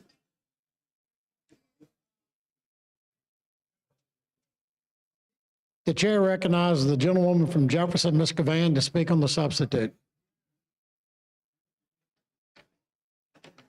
Thank you for the recognition. I'm not sure if the substitutes line up. I've not had an opportunity to peruse the substitute. I never stand to this mic and ask anyone to yield because I don't have to, because that's not parliamentary procedure. It's not a part of Robert's rules or Mason's rules of order. And that is why I never do it. When I take the mic, it's my time. And I'm not going to give you one bit of my time. I'm going to stand here because it's something you spoke about. You started off talking about a fundamental right. A fundamental right, and how precious the fundamental right is. And I believe in the fundamental rights that are listed and noted in the Constitution of these United States of America. And as I state every time I take this microphone, when I stand here, I stand for the people who duly elected me into office. And if I never get a bill out, I'm okay, I'll come back. But I'm blessed to be able to move legislation here and have been able to do so, even through the harshest and hardest of times. But you talked about a fundamental right. But as I've heard from several of my colleagues, it is amazing that we're here on this bill to speak about the fundamental right that you say that a parent has to parent. And I'm still trying to figure out how we get here to this legislation, but yet we deprive and you deprive individuals time and time again that look like you of a fundamental right to vote every single time. I have a problem with that.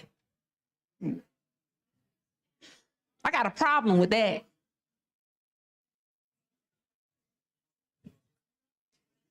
People who died for the fundamental right to vote 2 weeks ago, the handicapped, the blind, the least of these came before a committee.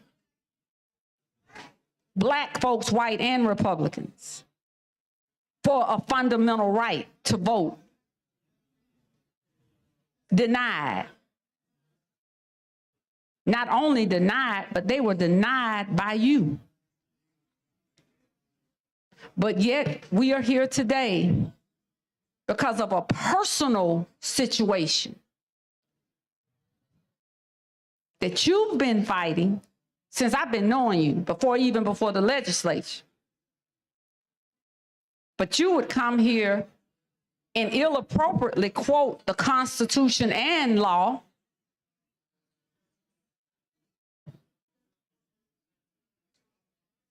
and stand here and do it in a way. And all I'm gonna simply say to you, last time I saw you and I told you, before you come back in here and engage with me, I want you to pull up Jay-Z's song, and it's simply entitled, The Story of OJ. Anybody in here now, I want y'all to Google The Story of OJ. It's a song.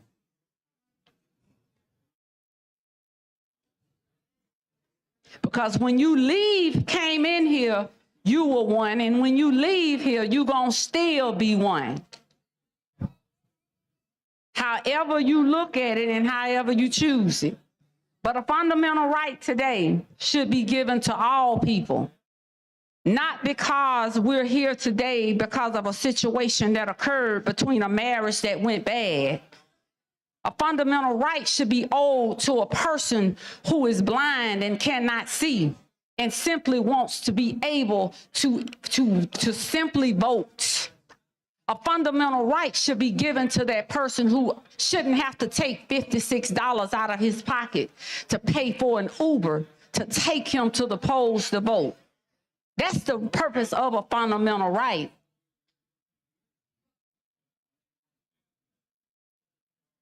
The story of OJ.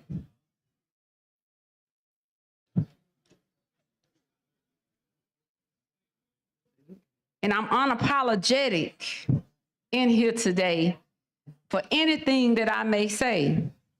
But I have a problem when you come here talking about a fundamental right.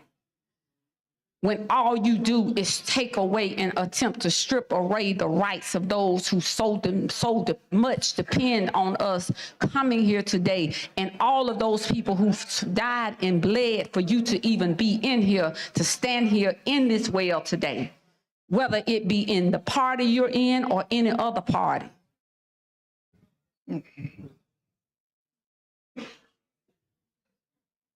And as my good friend who just left here said, you're no better than your last performance.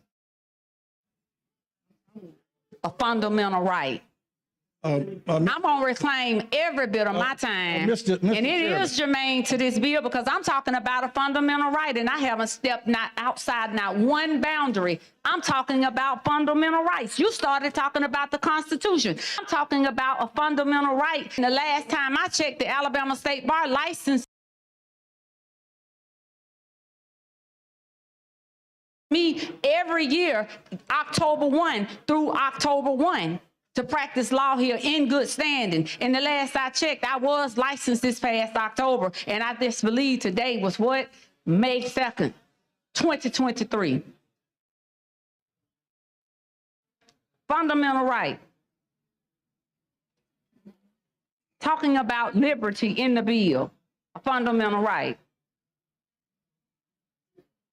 To deny one person, but yet you look for someone to give you every right for custody, control, the right to upbring your child, the right to participate in the education of your child, the right to be considered a fit parent, the right to be able to direct in all of the care of your child and upbringing.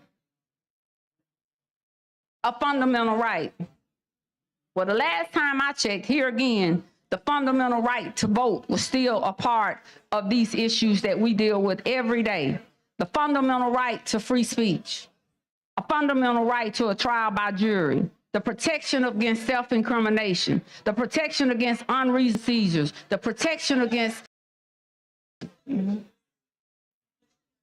That is what we come here and we fight for every day in this house. Those are the fundamental rights that I'm concerned about. I'm concerned about the fundamental rights that are also noted, that are listed.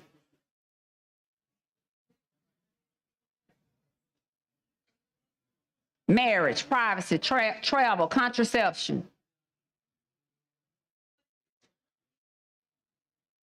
Again, I leave this dais without having to say anything. When Jay-Z penned that song, he penned that song for a time such as this. You want me to sing it? Because I don't have a problem with it. I can stand by anything I say. But I think it's enough people in here today that Googled it. If Mike Kaysen in here, Mike, I hope you get the sound bite off of it. The story of OJ.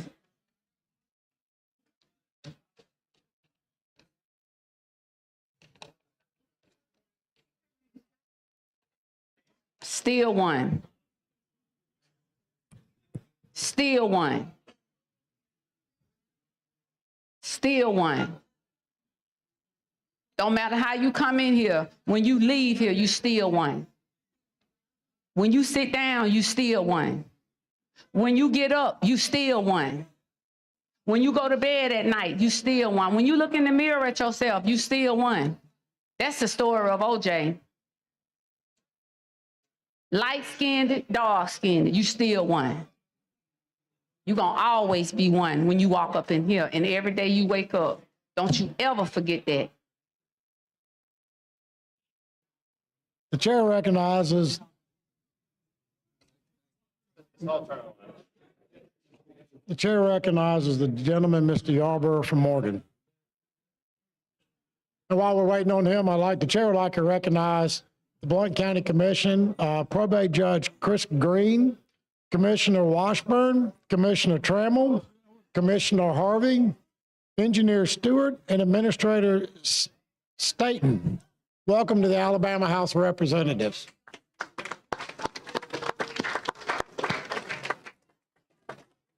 The gentleman from Morgan. Thank you, sir. I just wanted to say, I guess I don't have to ask you to yield apparently, so that was my freshman mistake there, but I'm sure you will. But I just want to say, number one, I appreciate the bill. And number two, the reason why this bill is important is because I think anybody who looks around can see that these rights are under attack. And there is much afoot of work today to destroy the sovereignty of the family. You know, I was watching a video earlier today, and it's funny how people will argue two sides, right? So they're arguing for parental rights when it comes to chemical castration of the children. The far left was arguing for parental rights when it comes to transgender affirming care and chemical castration. But then the same people will turn around and argue that parents don't have the right to know the educational material of their children, that parents don't have the right to direct hands-on their values and their faith and their morals of the education. And so the reason why this bill is important is because the fundamental principle of parental rights is under attack. And it seems a little bit disingenuous to not recognize that some people, maybe not in this chamber, but some people in this country who are influential talk out of both sides of their mouth for the purpose of, when it benefits them and when it doesn't, to subvert and destroy the nuclear family. So thank you for bringing the bill. And it's always on time, every time, to defend the rights of parents to guide the decisions of their family. So thank you, brother. Oh, you're welcome. Thank you for your comments. Thank you. Chair recognizes the gentleman from Barber, Mr. Fort.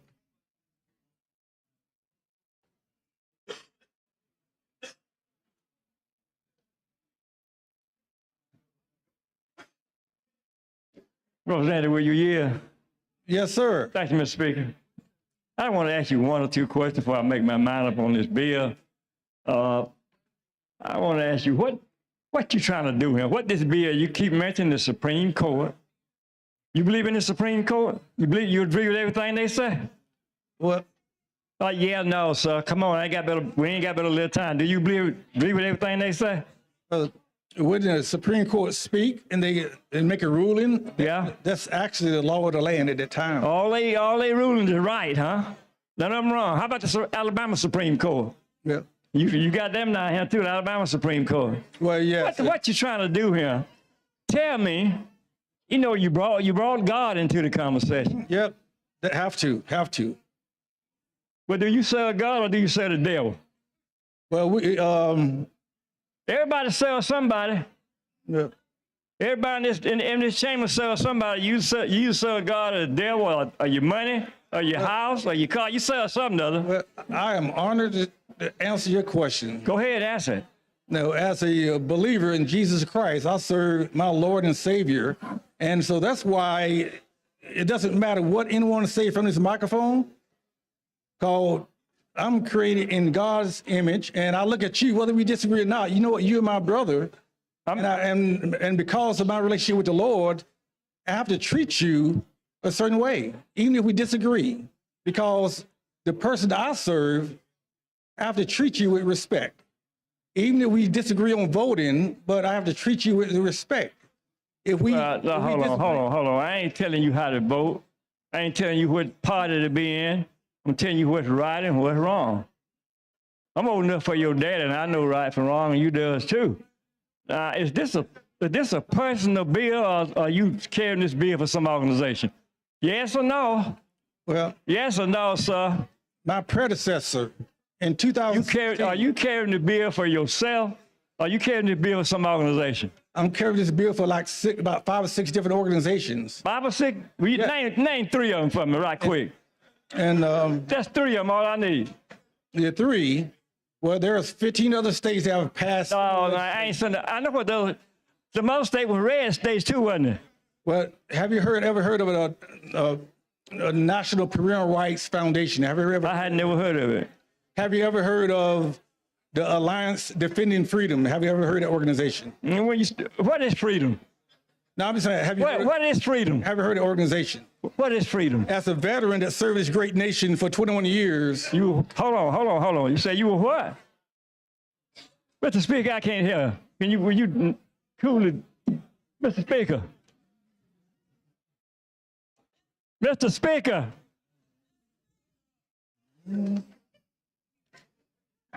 Thank you, sir. Wait, you said you was a veteran of what? You mentioned about freedom. And I love when people talk about freedom. I woke up this morning being as free as I have ever been in this great nation. I had the opportunity to wear the uniform in the armed forces for 21 and a half years, fighting so we have the freedoms to sit here. I got a daughter made 22 years. You have who? I got a daughter made 22 years in the Army. Well, I appreciate her service. And she been to all the countries. How many countries you been to? Now, the point is, I appreciate her service. Make sure you let her know. I appreciate her service too. I appreciate what your service. I never went to the Army. I didn't have the opportunity to go to the Army. During the Korean War, I was too young to go. They were drafting folk. When they started to volunteer, I didn't volunteer. I knew they go to the Army. But I know a whole lot about the Army. And I know what the Army instilled in you. You seem to be a good man. You are a good man. But when you bring God into this conversation, God don't dwell in no confusion. You know that, don't you? Now, what's that again? God does not dwell in confusion. Well, you sound like this bill is a personal thing with you. Is it or not? Is it? Come on, sir. Is it or not? Here's the thing is, I have co-sponsored about 10 bills this session. I know you have. And each bill, that's what I did before I signed it. I read it. So when people come to the microphone and tell me this is a bill I have carried and worked on for years, that tells me they haven't even read the bill. So this is not about child custody, about the legislation I worked on when I first met you years ago in the hallway. I remember that. But this bill is not that bill. This bill has nothing to do with child custody. What is it all about? What is this bill about then? Freedom? About freedom, you say? This bill is about to acknowledge a simple fact, a major fact that parents, when you see kids is a gift from above, God. So when you have God, parents, and the government, say, what order do you have to put them in order? This bill is simply to codify. Well, I suppose you believe in the federal government too, because you stayed in the Army long enough and you followed orders well. How did you rank when you came out? Well, this bill, you asked what it's about. It's about just simply to codify what our U.S. Supreme Court has said, that parents has a fundamental right to make decisions for the kids. And the government has a role if the parents fail to meet their needs, such as abuse, drugs, or harm. But this bill is simply to put in black and white code in Alabama that parents have these fundamental rights. And here's the neat thing about this bill also. People say, why? What is this bill in response to? As I mentioned before, in the military, if you stay on defense, you lose ground. This bill is just simply being proactive. It's trying to identify, codify, and put it in Alabama black and white code that acknowledge that parents, I'm assuming you're a parent, but the government's job is not to come in your house and raise your kids. The government didn't raise me. My family raised me. Well, I know a lot of people that love and live off the government. I didn't have to go to the Army to be a good man. I didn't have to go to the Army to be a good man. The government, my dad and my mama raised me, and they told me what was right and what was wrong. I followed their instructions. Yeah, hold on. That's why I'm a good man today. The government didn't tell me what to do. My mom and dad told me what to do. They didn't tell me nothing wrong. I didn't violate no rules and still I didn't do it. I still didn't do it. If I leave here this afternoon and the police stop, I stop. I don't resist them. I follow the law. Amen. But I still don't understand what you're trying to do here on this bill. You ain't told me yet what you're trying to do. Well, in 1923, the United States Supreme Court, they had a case that came before the Supreme Court. It's dealing with parents, two parents. You're going back to the Supreme Court, so you agree with, I'm out, the way you talking, everything in the Supreme Court is fine with you, right? Well, is there anything? Yeah, hold on, you let me get through. Everything the Supreme Court said It's fine with you, right? Is it right or wrong? Pertaining to the bill, I agree with the Supreme Court dating back 100 years ago when it comes to the Alabama Supreme Court too, huh? Well, that was 2011. They had one of the most impactful, powerful parental rights case in the nation in 2011, right here in Alabama. You know what they stated? They stated that parents have a fundamental right to direct the kids' upbringing, education, care, and control of their own kids. Are you a parent? Yes, sir. I don't know a thing in the world about you. Well, yes, I am. I have a beautiful daughter. Her name is Abigail. In Hebrew, that means the father's joy, which she is. I look at all the names. I said, father's joy, Abigail. That's what that means. Thank you, Mr. Speaker. No, thank you. Thank you. And the chair recognizes the gentleman, Mr. Jackson from Clark.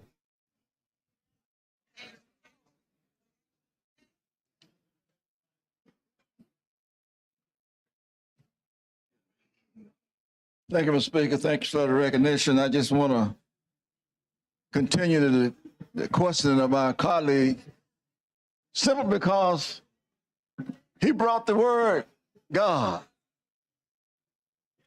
And he brought in the scripture, Proverbs 6:22, train up a child in the way that they should go. That's not it.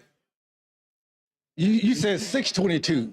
Well, okay, I'm quoting the scripture. It's 22:6. 20, well, it's Proverbs, whatever. Train. Now, if you're not there in that home, how you gonna train them? Peter said, love your children. Do not provoke them to anger. And now you're gonna get the government to do what you didn't do. What kind of mess is this? Government not supposed to raise your children. Mm-hmm. I agree with you. That's why you said God gave you that gift. Mm-hmm. And he should have had given you enough sense to know how to handle the gift that he's given you. Mm-hmm. Love. That's the first gift. You can't live in a house with a person you don't love them. Mm-hmm. He told us to love our wives like Christ loved the church and gave himself. So you brought in all this stuff, but see, you want to get the government to do what you're not doing. And that's what's wrong with this nation. That's what's happened to our nation. Instead of being accountable for our own actions, we are not responsible. They want to get the government to make somebody responsible for things that we failed to do as citizens. Now, how can the government raise your children? You talk about this bill? If you love them, you're going to raise them. I don't want the government telling me how to raise my family. That's not their responsibility. That's overreach.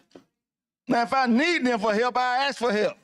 But I should go to my spiritual advisor before I go to the civil advisor. They don't know anything about no children. Most of them probably don't even have children. Telling you something about what they read and learned in a classroom. What are you trying to do, really, with this legislation? Well, first of all, people... Y'all be glad I asked that question, because you got people confused. And the gentleman just said, and God is not the author of confusion. You know where confusion come from, don't you? Chaos, you know where that come from? That come from the enemy. That come from Lucifer, Satan. He was the deceiver. He transforms himself. He'll shine a light when it really is dark, and you see all you see is the light, but you don't see the darkness beneath. I keep talking about this window dress and stuff. Mm-hmm. We got the windows up, and got the blinds and the drapes, the curtains. But you pull things back, and you see the termites. Now, what are you really trying to do with this legislation? Well, I'm glad you asked that, Cole. I thought you would say that. You mentioned about confusion, and we know who caused that confusion, right? Who? People is confused, right? They think this bill. Well, this ain't about people. This is about what you're trying to do. What are you trying to do? Okay. Well, this bill is trying to do one thing only. Well, no, two things. It's trying to acknowledge that when it comes to the parent-child relationship, That is very important. And the government has a role when it comes to the parent-child relationship too, but it's saying You're that. trying to acknowledge a broken relationship with parents and children. Is that what you say? No, sir. No, that's not it. What did you say? That's a different bill what people confused about. Who confused? A lot of people. Well, that's why. Well, clear the air. Okay, this bill is about when there's parents in a household. And the question is, who responsibility is it to raise that child that's in the household? It's the parents' responsibility. Oh, say that again? It's always the parents. Okay, so you trying to get the government to do what the parents not doing? Well, no, we want to codify that. That's the role of the parent. You don't need to codify what was already in the scripture. Oh, I like that. I like that. So we're gonna take that what's in the scripture and go by and live by what's in the scripture. You won't need the government. And we're gonna take what's in the case law from the Supreme Court, and we're gonna codify that in the black and white code of Alabama. So that's what I'm trying to do. And what's broken? What's broken? Say what's broken? What do you mean? What is broken? Well, that you want to codify. The great state of Alabama has never, in the history of our existence, we have never acknowledged that order that you just identified. Say it again. Okay, I agree with what you just said. What did you just say? The great state of Alabama has never done what? They had never acknowledged what level of protection parents should have when it comes to the kids. Now, what protection from whom? The government. You're going to protect us from the government by getting the government to do something? Well, no. That's what you just said. Now, that is confusion. Well, let me try to clarify. We're trying to put in the Alabama code in black and white that parents have the responsibility and the role to determine what's best for the kids, raising their kids. Yeah. However, haven't the parents always had that role? But however, what's the role of the government now with that? The government don't have no role with that. Okay, exactly. I agree with you. So we want to codify that in black and white. But when there are situations where there's abuse, if the parents fail to do what they're supposed to do, what's the role of the government then? Now you got to if you need help, you go to help. Well, no, the government role is to make sure they address that issue if the parents fail. Yeah, the government says that all men are created equal and endowed by their creator with certain inalienable rights, life, liberty, and the pursuit of happiness. And the government taking away my life, my liberties, and my pursuit of happiness. Now, what kind of government is gonna tell me I got these rights and then deny me those privileges? But this bill is not doing that. No, you can't have it both ways now. Are you saying my bill is? I don't know what your bill doing. I'm asking you. To clarify your bill. Okay. You said you want to codify the role of a parent-child relationship. Okay. But you want the Code of Alabama to codify. You want the law to codify that role. Now, and I know my role as a parent. Now, when I say codify, you know what I mean when I say that, right? I know what you're saying. That means you want them to put it into law. Okay, I like that. Yep. You don't need civil law for that. So what law do we need first? You got the spiritual law. Oh, I like that. Yeah, I like that. That's why the Lord, God gave us these children as gifts, and we ought to raise them in a way that they will be acknowledged to God and walk in the way of obedience to their children, to their families, their parents, and those that has authority over them. Isn't that the role of the scripture? It is. So honor your father and mother. Isn't that what the word says? Yeah. Now, who would be against something like that? Why you need something like that? But I'm saying I'm in agreement with you. Who would be against what we're saying? Oh, there's a lot of people against that. Name two. I can't name any. But you can see them out there doing it. You can see, and that's why you got them in children that they're going astray. Let me tell you something. When I see a commercial with a whole family with AR-15s, now who will be for that? You say you saw a family like that? 6 years old. Oh man. Cock and loaded, ready to shoot something. I wonder what a family is. What mom and dad? Well, they right out. They go outside these walls. There may be some might be some in here. You never know what's going on in here. But I'm still waiting. You got about 45 seconds to explain what you're trying to do. You trying to use all your time? No, I'm letting you talk. I'm giving you. Okay, all right. Well, first, I appreciate you coming in and having this dialogue. You know, to clarify what you're trying to do. That's all we're trying to do. And then I'm glad you asked that. People confused about this bill. Is really simple. It's a one-page bill. One-page bill that does what? Codify what? Our Supreme Court rulings that states what level of protection parents should have when it comes to their kids. Parents don't have no protection now. Well, by case law, they do. Yes. Mr. Speaker, I'm still confused. Thank you. The chair recognizes the gentleman from Montgomery, Mr. Hassel. While he's coming down, we'd like to recognize a former House member, former Representative Henry White has joined us here. Welcome back, Mr. White. Do you miss it? I'd like to thank the speaker. I guess everybody need clarification, but I just want to give you a scenario, Pascal, President Pascal. So on line 34, it says the government may not burden the fundamental right of a parent to direct the upbringing, education, care, and custody of his or her child. All right. So if I give you a scenario of a broken family, not a broken family, let's say these two people never married, but they get together and have a kid. Do that father and that child live with the mother? Do that father have do he have these parental rights to deal with that kid if the two people never married? Do that father have the same parental rights like you listen to this bill of upbringing, education, care, and custody of his or her child?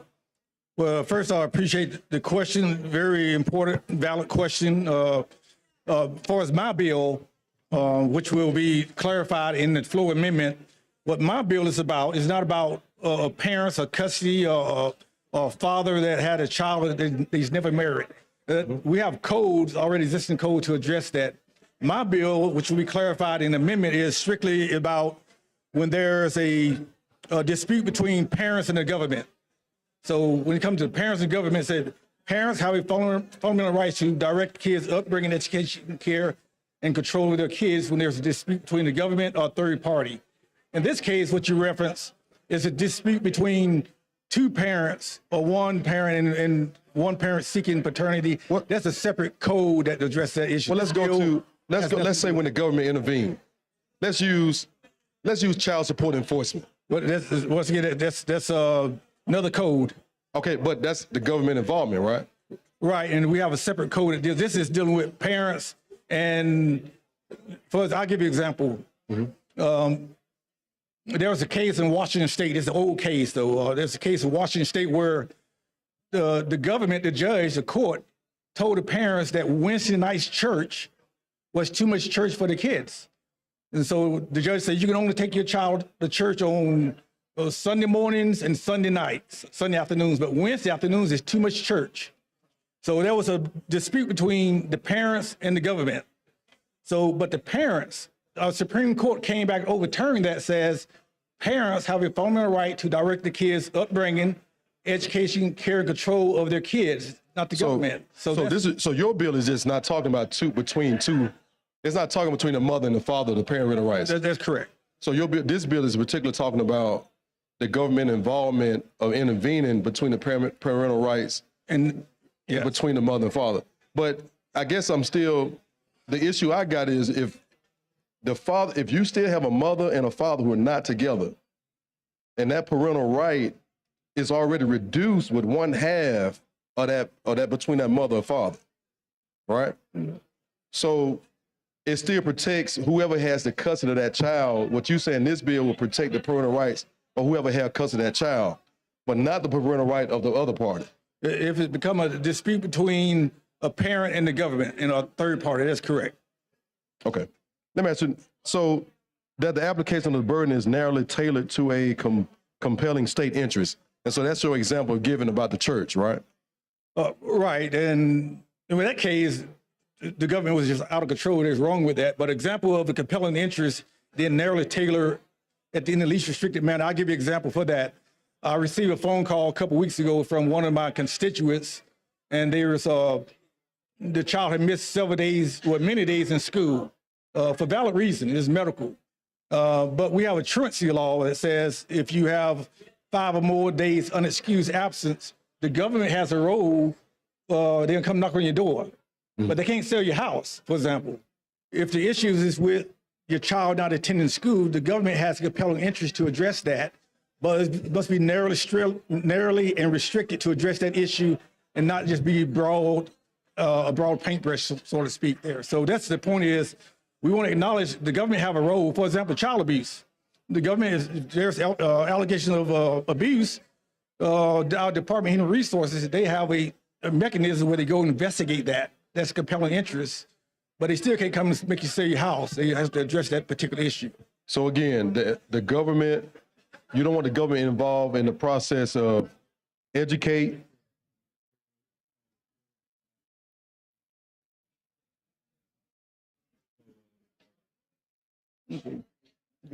Hey, Pascal.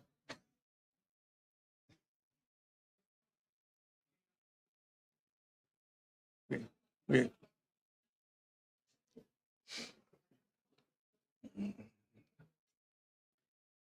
Okay, I'm sorry, go ahead. All right, so the government being involved in the education, the upbringing, the care, the custody and control of the children. So your bill just saying you don't want the government to be involved in this process if it's going to not oversee the parental right, whoever had custody of that child.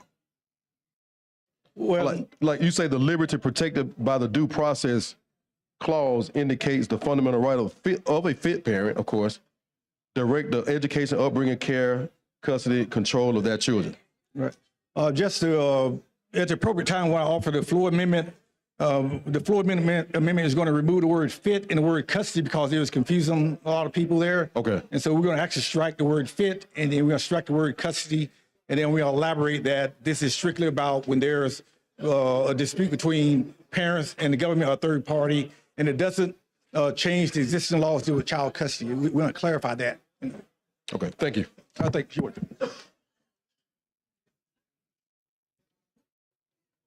The chair now recognizes the Representative Warren from Macon. Wait a minute. Chair recognizes the gentleman from Lee, Mr. Lover. Thank you, Mr. Speaker. And Representative, I appreciate all the work you've done up to this point. We still have a lot of questions that we need to get answered, and we're going to work through those. And Mr. Speaker, I'd make a motion we carry this bill over to call the chair. All in favor say aye. All opposed? Ayes clearly have. The bill's carried over to the call of the chair. The clerk will call the next bill on the special order calendar. On page 37 of the calendar, House Bill number 140 by Representative Ellis relating to Shelby County. The chair recognizes the gentleman from Shelby, Mr. Ellis.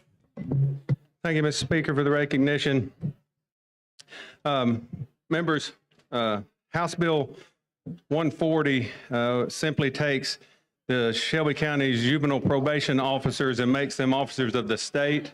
Shelby County is one of only 5 counties that the juvenile probation officers are county employees. We got a recent Attorney General's opinion that says that we cannot manage them as county employees. And if there's no questions, I'll call for the BIR. Question for all bodies, adoption of the BIR. The clerk will unlock the machine. The members will vote.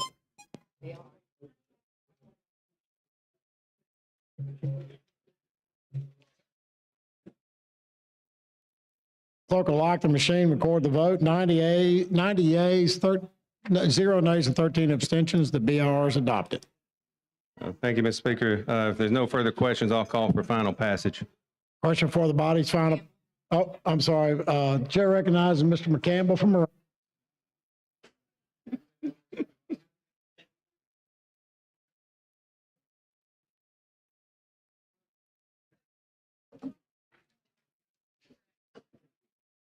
Thank you, Mr. Speaker, for the recognition. Will the gentleman yield? You know that I will, sir. And you know how I feel about this bill, don't you? I don't know. You think you do. Yeah.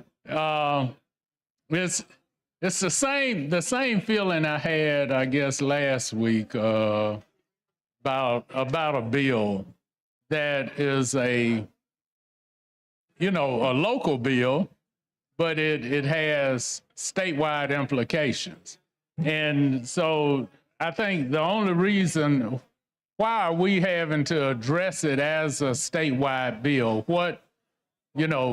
And because, see, I've got one that's going to be coming up hopefully on Thursday, and people will understand why we are having to do it this way. So if you will, explain to us why this is a local bill, but we're doing it as a general bill because... Right. And thank you for the question. And that came up in committee. And so I asked people way smarter than me at LSA to give me a good explanation for that. And so this deals with and amends a part of the statute that was established by a general bill, and therefore it has to be handled with a general bill as opposed to a local bill. Okay, so hopefully as we are working through these calendars, we are probably going to be, as I said, hopefully Thursday, I have one coming up. That's going to be the same basic principles. So just trying to be a little proactive in terms of whether I have to stand here, on the other side of this mic talking about why we are doing it. You recognize that I'll be obligated to come down and speak. I recognize you are now obligating yourself to come down and dialogue with me so that you can explain it again, Right. where people will understand. Yeah. All right, I appreciate it. Thank you, sir.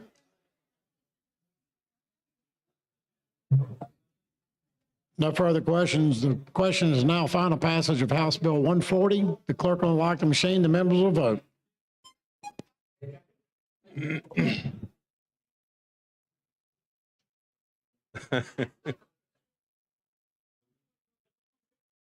Clerk will lock the machine, record the vote. 90 yeas, 15 abstentions. The bill passes. Clerk, call the next bill in the special order count. Thank you, members.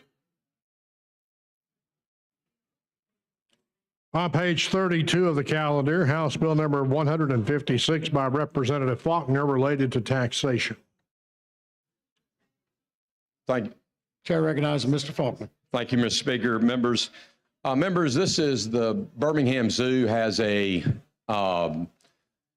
tax exemption for capital expenditures, and this is merely extending that as they look at expanding their facility. And it is merely for capital expenditures and extending one that they already have. And that's all it does. And with that, I'd move for the BIR. The chair recognizes the gentleman from Jefferson, Mr. Rogers.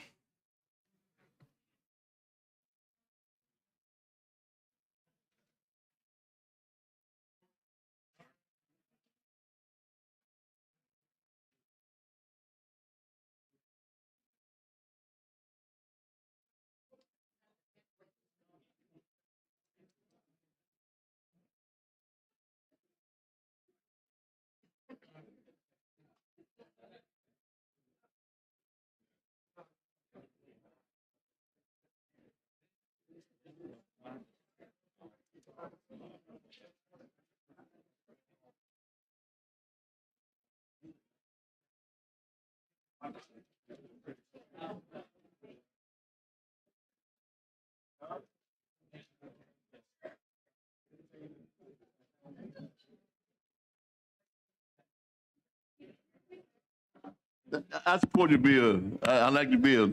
I just want to remind the zoo folks that I've been due to go out and take pictures of some alligators, but I didn't make it when I supposed to take a picture of the alligator. They invited me out. I got an order for the alligators pictures. All right. I want the zoo folks to remember I still.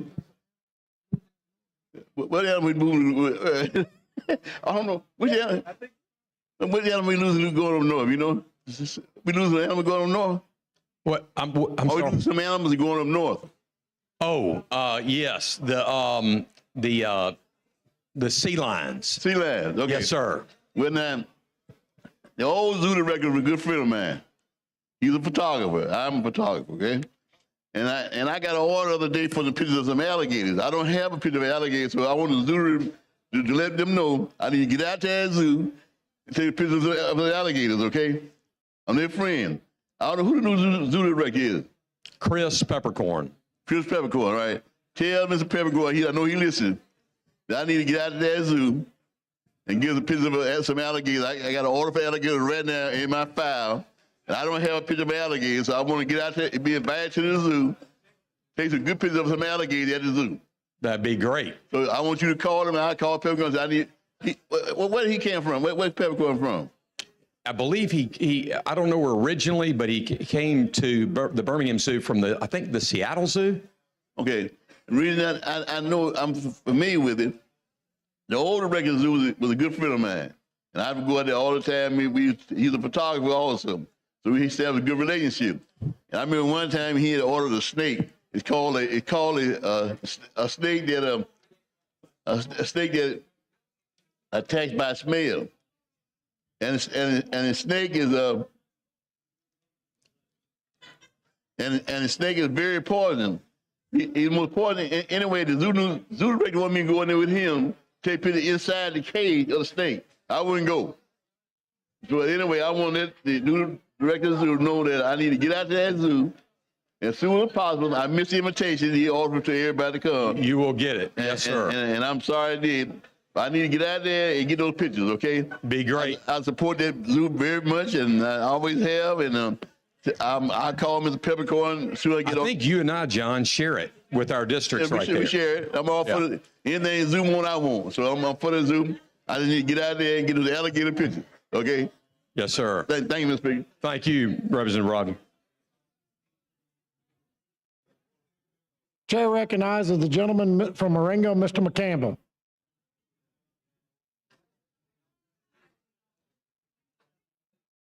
Thank you, Mr. Speaker, for the recognition. Will the gentleman yield? Of course. This for local, the local zoo, right? Well, it's actually amending the state but it's for a sales tax, so it's got to be in. Isn't it for Jefferson County Zoo, the Birmingham Zoo? Yes, Okay, it is. Yeah, that's what I'm just checking. These sales tax exemptions, I'm pretty sure, have to be. That's what I was checking on. Representative Garrett can confirm that. And you know, I just want to make sure that you remember this. I'm going to vote for your bill. I like your bill. You know, now come Thursday, I may have, you know, a local bill, a statewide bill with a local application. You know, so I just want to, you know, make sure you and I were gonna be on the same page. That's all. I like your bill. You gonna like mine, aren't you? I certainly want to see the organization, but I like most things you bring, Representative McCampbell. I appreciate it, sir. The question now is on adoption of the BIR. All in favor vote aye. All opposed vote no. The clerk will lock the machines and the members will vote.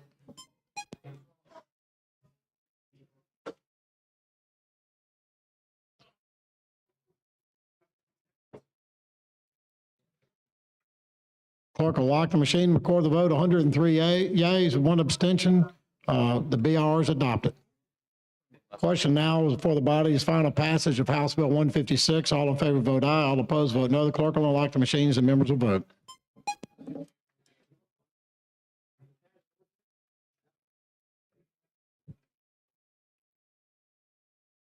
The clerk will lock the machine and record the vote. 97 ayes, one abstention. The bill passes. Thank you, Mr. Speaker. Thank you, members. Well, clerk will call the next bill on the special order calendar. On page 34 of the calendar, House Bill number 213 with substitute by Representative Lovern related to Volunteer Rescue Squad Tuition Reimbursement Act of 2018. Chair recognizes the gentleman from Lee, Mr. Lovern. Thank you, Mr. Speaker. HB 213 makes some additions and access adjustments to a bill that we passed in this body that opened up some reimbursement for people that are volunteers in our community that take the time to conduct and obtain some training through our EMS. If each of you in your areas have volunteer departments, or if you travel along highways, you encounter departments and areas that are covered by these people, and it just incentivizes and changes some of the ways to help reimburse these people that take that time to get this training. And with that, Mr. Speaker, I'd ask for BIR. Chair recognizes the gentlewoman for Macon, Ms. Warren.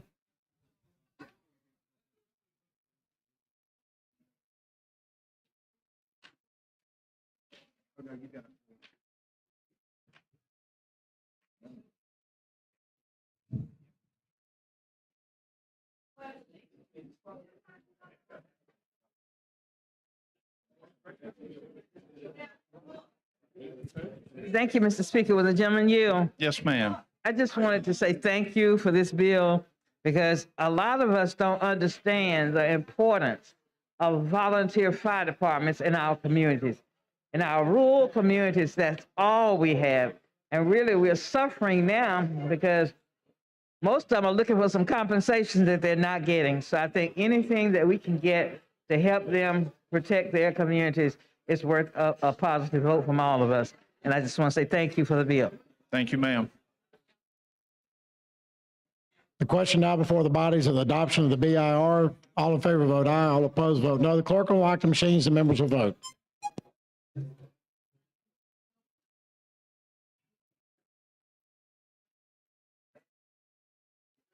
Clerk will lock the machine, record the vote. 103 ayes. The BIR is yeas. The BIR is adopted. Thank you, Mr. Speaker. I do have a substitute, and the substitute language included, as many of you in your areas, you may have volunteer fire departments, you may have rescue squads, you may have EMS units that go by a different name. And what the substitute did was help clarify that language so we didn't leave anyone out. And working through the different entities of the Association of Volunteer Fire Departments, Rescue Squads, Alabama Fire College, Alabama Ambulance Association, Joint Fire Council, and Alabama Community College System, just to make sure that we included everybody. And that's the content of the sub, and I move for adoption of the sub. Chair recognizes the gentleman from Morgan, Mr. Yarborough.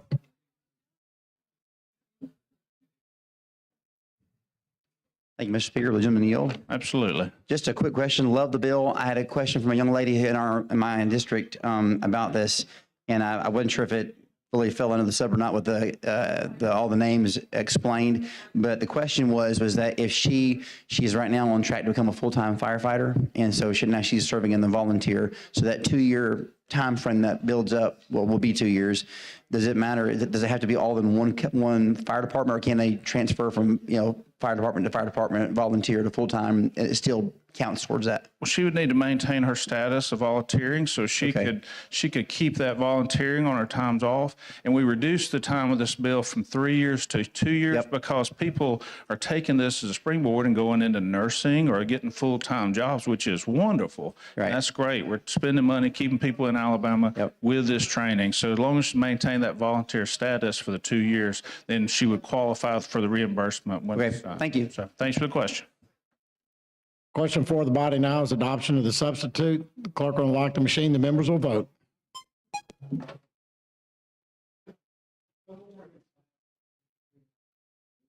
Clerk will lock the machine, record the vote. 105 yeas. The substitute is adopted. Thank you, Mr. Speaker. I ask for final passage as substitute. Question for the body's final passage of House Bill 213. The clerk will unlock the machine. The members will vote.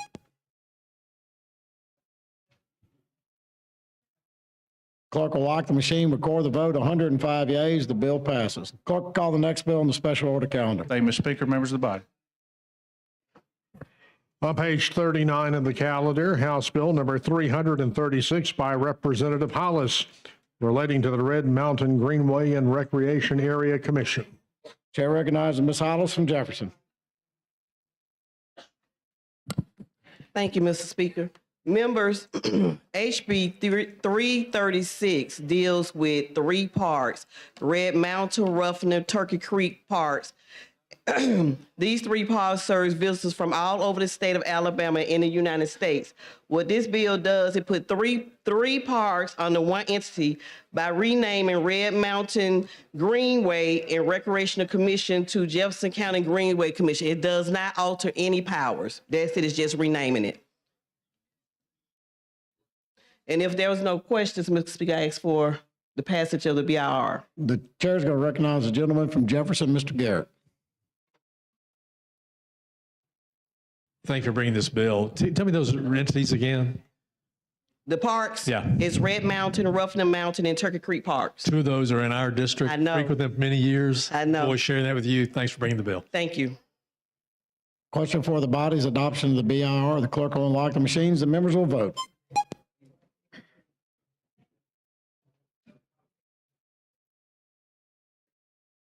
Everybody voted?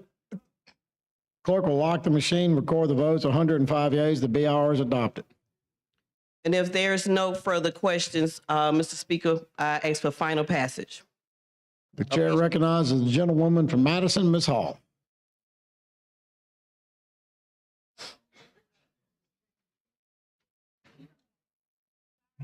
Ms. Hall passes. The question now before the body is final passage of House Bill 236. All in favor vote aye. All opposed vote no. The clerk will unlock the machines and members will vote.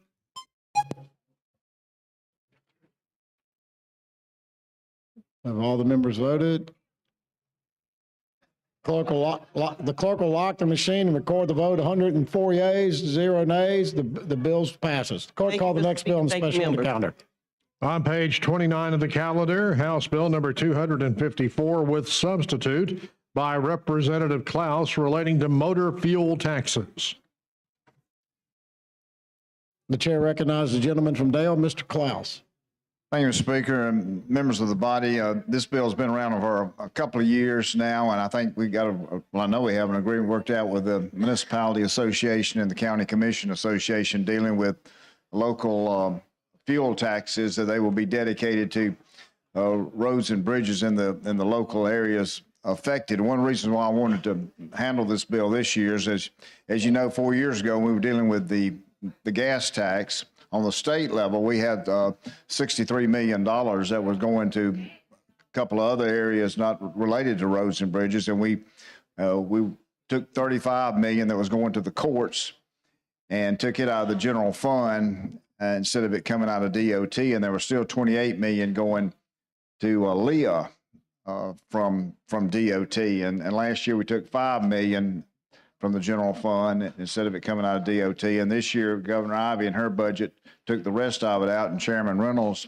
and the budget he presented a couple of weeks ago also kept that out. So now there's all gasoline and fuel taxes on the state level goes directly into DOT and into roads and bridges. And this does the same thing on the local level now for any taxes going forward. If there's some that are now on a local level that are going to some other entity other than streets and roads and bridges, they can stay like it is now. But this is for any future taxes that any cities or counties pass would have to go to roads and bridges. If there are not any questions, I'll move for the BIR, Mr. Speaker. Chair recognizes the gentlewoman from Madison, Ms. Hall.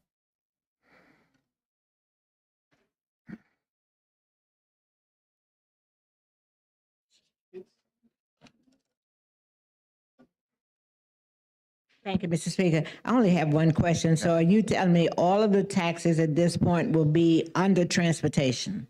That from the tax that we passed earlier? I mean, what, 2 years ago?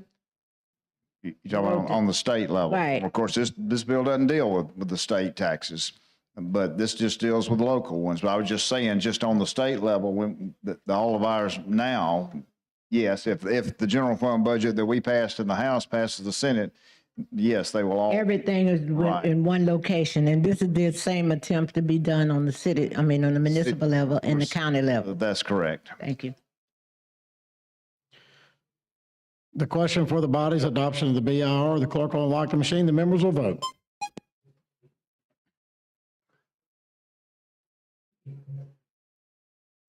Have all the members voted? The clerk will lock the machine and record the vote. 104 yeas, the BR is adopted. Yes, Mr. Speaker, I'm gonna move for the sub that passed out of committee to bring it before us. The chair recognizes the gentleman from Mobile, Mr. Bracy.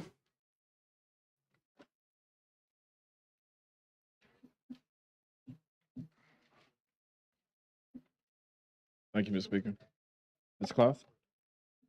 Gentleman, you? Yes, sir. I'm not going to take all my time, but I do want some clarity on it. So you said that if a municipality already have the funds, they can continue to operate under like those circumstances. That's right. If there's a town or but going forward, that it would be changed. if they pass a new tax. Right, then it'd just be changed to roads and bridges. So give me an idea of the past tense. Give me an idea of the past tense, like the other projects. What other projects would this have, related? Well, I'm not sure, all of them around the state. I know there had been one municipality that passed a gas tax, to go to the garbage department. There may have been some that passed to go into the police department or other things like that, Right. So this will make it where a municipality can't pass a tax and determine where that would go within their local municipal budget. Is that what you're saying? Just on gas and diesel fuel. Okay. I mean, they can pass a sales tax to go. So you're saying that this is just dealing with gasoline, the gas tax only, and not the sales tax. But we're telling them going forward that if you already have it, fine. But going forward, you can't use the gas tax to supplement any other form of your municipal government. Except roads and bridges. Except roads and bridges. Right. Why do we feel that we need to do that? Well, one of the things that caused this issue is, and as we were talking about the gas tax 4 years ago, there had been a number of municipalities around the state that had gasoline tax going to other things other than roads and bridges. If they had been dedicated to roads and bridges, we may not have to pass as much of a tax as we did on the state level. Right. And I understand that, but I guess what concerns me is, like, I represent different types of communities and cities within Mobile County. I represent cities that have surplus budgets, and I represent cities that are barely making budget, and they don't have a lot of growth, and they don't have a lot of options. So, for a couple of my cities, I could see this not being an issue at all. But then for a couple of them, I can see this being a big issue. And it's almost kind of like, and I just want to say for the record, I never like to come and speak against bills that you have. You've always been just a real gentleman in this body. I appreciate it. It's almost like how we don't like the federal government to come and tell the state what to do, but yet this bill would be like the state telling the cities, or is it the counties too, or just the cities? It's counties too. Counties too. It's like we're telling the cities and the counties what to do in a pretty much like a one-size-fits-all situation, where one-size-fits-all just doesn't work in the state of Alabama. I mean, we have 300 plus cities in 67 counties, or however many it is. Everybody's different. And I could just see this having some level of unintended consequences on our poorer urban or our poorer rural areas, where they may need to have this money to do something different with besides just roads and bridges. Well, we traditionally, and I think this is probably what the issue is with a lot of gasoline and fuel oil retailers, is that traditionally, those taxes are considered like user fees. That if you don't have a vehicle and you're not out on the streets driving, then it's not going to affect you. But at the same time, that's what That's what we want that for, is to be a user fee, to go to roads and bridges. And obviously, even though we passed a significant tax 4 years ago, it doesn't go that far, you know. It's very expensive working on roads and bridges. And so now I remember when we passed that tax, we sent some money to the locals, right? That's right. We sent some to the counties and some to the cities, and part of that deal was for the counties and the cities to be able to use some of that money to float bonds to be able to do projects in their cities and counties, right? That's correct. In some of the different areas, like the HRIP 2 funds, there's not a set amount, but we try to base those applications on matching funds from the cities and counties. So, you know, they need these funds also to go for matching funds to get state dollars in some instances. So, you know, they need to use it for those, to get those matching funds to work on their streets and their roads and bridges, instead of going to other things like, you know, pay raises for city employees or parks or garbage trucks or things like that. Mm-hmm. But so what about like stormwater management? Would not be able to use for that? For stormwater management? Yeah. Because it's not roads. And I guess what I'm saying is local people know what they need in the local community. And that doesn't mean that they wouldn't be able to apply for like HRIP dollars, or you wouldn't have some type of, I forget the name. I see the sign all the time. What's the name of the sign when you ride on the interstate and Rebuild Alabama? Yeah, the Rebuild Alabama signs. It doesn't mean that they wouldn't still qualify for Rebuild Alabama projects, because those Rebuild Alabama projects are coming from the state. That's not the local dollars. That's right. Those are the state. That's the state's portion. But it's like now we're about to tell the cities and the counties what they can do with their portion of the dollars that they receive from the gas tax, or either from their own, because some cities already have their own gas tax. That's you know, and I remember it was a time they were saying they was going to strip it away. Whether it be Pritchard or Chickasaw, they'll benefit from this. Well, Pritchard don't have a additional gas tax. Well, that's fine. That'd be up to them. And I felt like they probably should have, because you know, you'll go to a city right next door and they do, and they're able to benefit more for their roads and bridges. I guess it just kind of concerned me, being a person that kind of came from local government before I got here. And like I just would hate for somebody in Montgomery to be like, this is what you have to do, when they're on the ground, they know what's best for their community. Can you tell me why we're doing it, the bill? Is it something that happened that? Well, yeah, that's something that's like I said, there's been a number of municipalities that have used gas tax for other reasons. You got your local retailers, your local business folks that are in the convenience store business that, like, you know, we're for roads and bridges and user tax, but you're using us here to try to fund other parts of the government here. You need to stick with roads and bridges here. So what are they going to do? So the people that's trying to build their communities, whether it be for their employees or whether it's for parks and recreation, and, you know, we have a lot of youth violence going on in our state. We're trying to have different things for kids to be able to do. What are they going to do? How do we move forward with that once we tell them that you can no longer use these dollars? Because even though you say, if you're already using it, you can use it. But, you know, like I know every year they have to approve a budget. So they may be using it for this year's budget, but come October 1, you know, things will be a little bit different, and they wouldn't be able to use these same dollars anymore that they was just using for some of these other projects. Yeah, but they have other resources like sales tax, property tax. Of course, all towns and counties have benefited like the state has over the last 4 or 5 years from the SSUT. So they've got that revenue coming in too. And I agree. Most of them do have other resources, and I'm not going to come back. My time is almost up, but some cities just don't have other resources. And the 2 cities in my district that you just mentioned, those are two cities that didn't have a strong sales tax. Neither one of them do.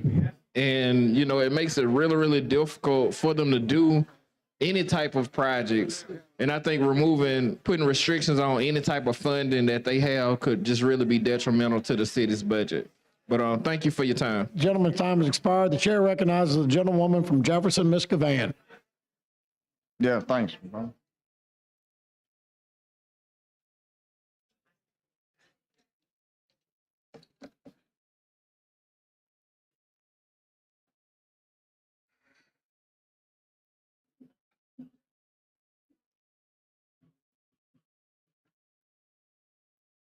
Senator Klaus.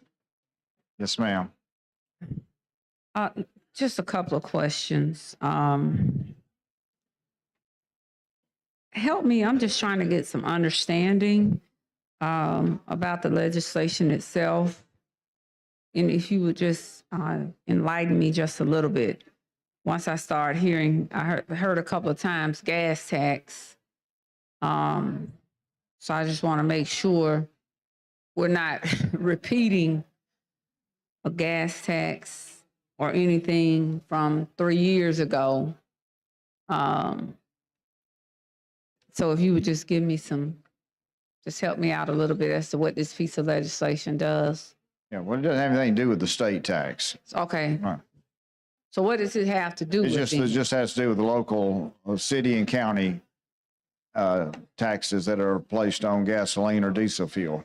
It's just saying that this point forward, if they were to pass an additional fuel tax here at this point forward, that it would be have to go to roads and bridges within that city or that county.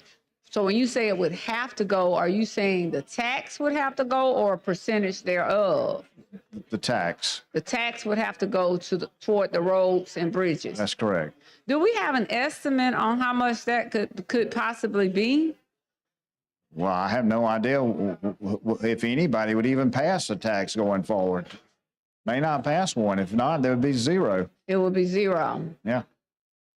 So why would we do this then? Well, just because, like I said, there's been issues in the past, and this is a compromise worked out with the Municipality Association, the County Commission Association, to say be perspective going forward. Okay, so you did work with the municipalities and the County Commission Association for this piece of legislation. Right. Okay, I'm just trying to get the clarity. I'm just, anything I see relative to fuel or gas or what have you, I'm just a little leery. But, I know you would never bring anything that wasn't, good for the state. You've been such a erudite and consummate professional in the legislature. So, thank you. I appreciate that. Oh, absolutely. Now I saw something. Am I reading this right? Is this HB 254? I saw, am I relating to cannabis? Oh no. Well, what is this? Is there something attached to this? Because I'm seeing where there's a SB 66 is attached to this. Wonder what? Okay, so someone must have attached this to. Must have. It's just. Are they attached to all the bills? It's just 2 pages. Yours is just 2. Okay, I see what they did. They attached all of the bills. Okay, well, I'm leery of these 2-page bills and these 1-page bills. And, I just shared with my colleagues over there, the most dangerous bill that comes through this house for these 30-plus freshmen is a 1-page bill that has a lot of unintended consequences. You've been here when we've seen bills leave this floor that was 3 pages and come back to us. The bills ultimately come back to be 20-some, 30 pages out of committee. So I'm just a little leery. So I see what they did. They actually stapled the bills together, So I just want to make sure I keep you honest, which I know I don't have to do that with you some people I have to worry about in here, and I know that's not the case with you. Okay, I think I have the answer. So county commission, and I'm assuming you work with Sonny. So Sonny is in agreement. Mr. Sonny is in agreement with this. I see the county commission's been they've been busy little bees lately, huh? Oh, yeah, they always are. Always are, moving right along. That's good. Okay, well, I think I have all that I need, somebody said something about a Rule 15 to me a minute ago. And I took a little pause for that, especially on something I've mentioned in this chamber for the last 4 years, unapologetically. But I don't see the person in here, so I'm gonna reserve my comments until he's properly situated in his seat to make my comments. So I'll come back at the more appropriate time.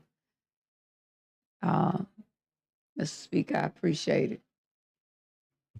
If hopefully it could be on at another time, especially if you're trying to come for me. Can I just do it now? But I appreciate the opportunity to speak.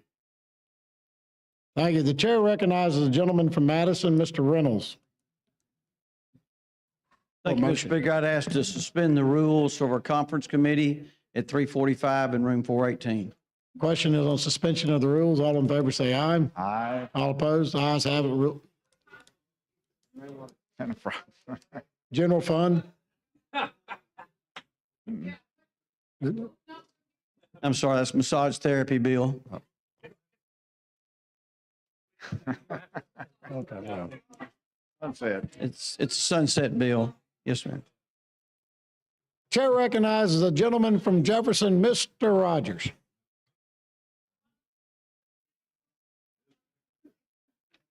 Steve. Sir. Now, I got a little small town in my district called Fairfield. That's all they got is a gasoline tax. Now, you take this gasoline tax from them, they won't have nothing. They'll be able to keep what they got. How can they keep what they got? I mean, if it's going for something else right now, it's not going to change. Yeah, but they almost living off the gas tax. They got 5 gas stations in that little small town, and they get a gasoline tax, and they use the gasoline tax for a lot of other things besides roads and bridges. So now, if this bill passed, I guess they'll get closed up or something. I'm really trying to. The town name is Fairfield, Alabama, right now. I'll tell you what the town is, Fairfield, Alabama, right now. If they do their gasoline tax, that's about all they got. Everybody relocated, stores gone. They've got to go through their back gas. But now they can keep it. How can they keep it? It's not going to change what they're doing right now. But the bills, I'm really saying it said go for can't go for roads and bridges now. Can't go for nothing else. Like bonds, little bond they want to do. They have a little money through a little bond. That's for any future tax they pass on gasoline and fuel oil. For future. What? So say that again. So you're saying that if they use it, I'm looking at Sam Jones. You got a small town in Mobile going to suffer too. Right. If they've been use that money to do some other way, like photo bond, little bond here and there, they can't do that anymore. No, they can continue. If it's for bonds going for roads and bridge, obviously they can continue to do that. Yeah, but they want to use for other than roads and bridges. Well, what do you want to talk about? Like for a park? If anything, in the city, they can use it for. Right now, they got more leeway right now to use a lot of other things just for roads and bridges. Well, I mean, if they passed in the past to like go to a park or go to the garbage department, they can continue to do that. So in other words, if they want to use the money to go to the garbage department or to the municipal, some other department in the city, they can still do that. This bill doesn't lock them in. And I haven't read the whole bill at all. This synopsis. Doesn't lock them in. Doesn't lock them in to just roads and bridges for any future tax. For future, the old tax can stay for what it's going for. All right. But now any future tax they raise got to be going for roads and bridges. That's correct. So it means, in other words, when this bill passes, say in Mobile in Fairfield, Alabama, where they been using this for folk bonds and do other things with, they will not be able to do this, right? They won't be able to do it, right, with this bill.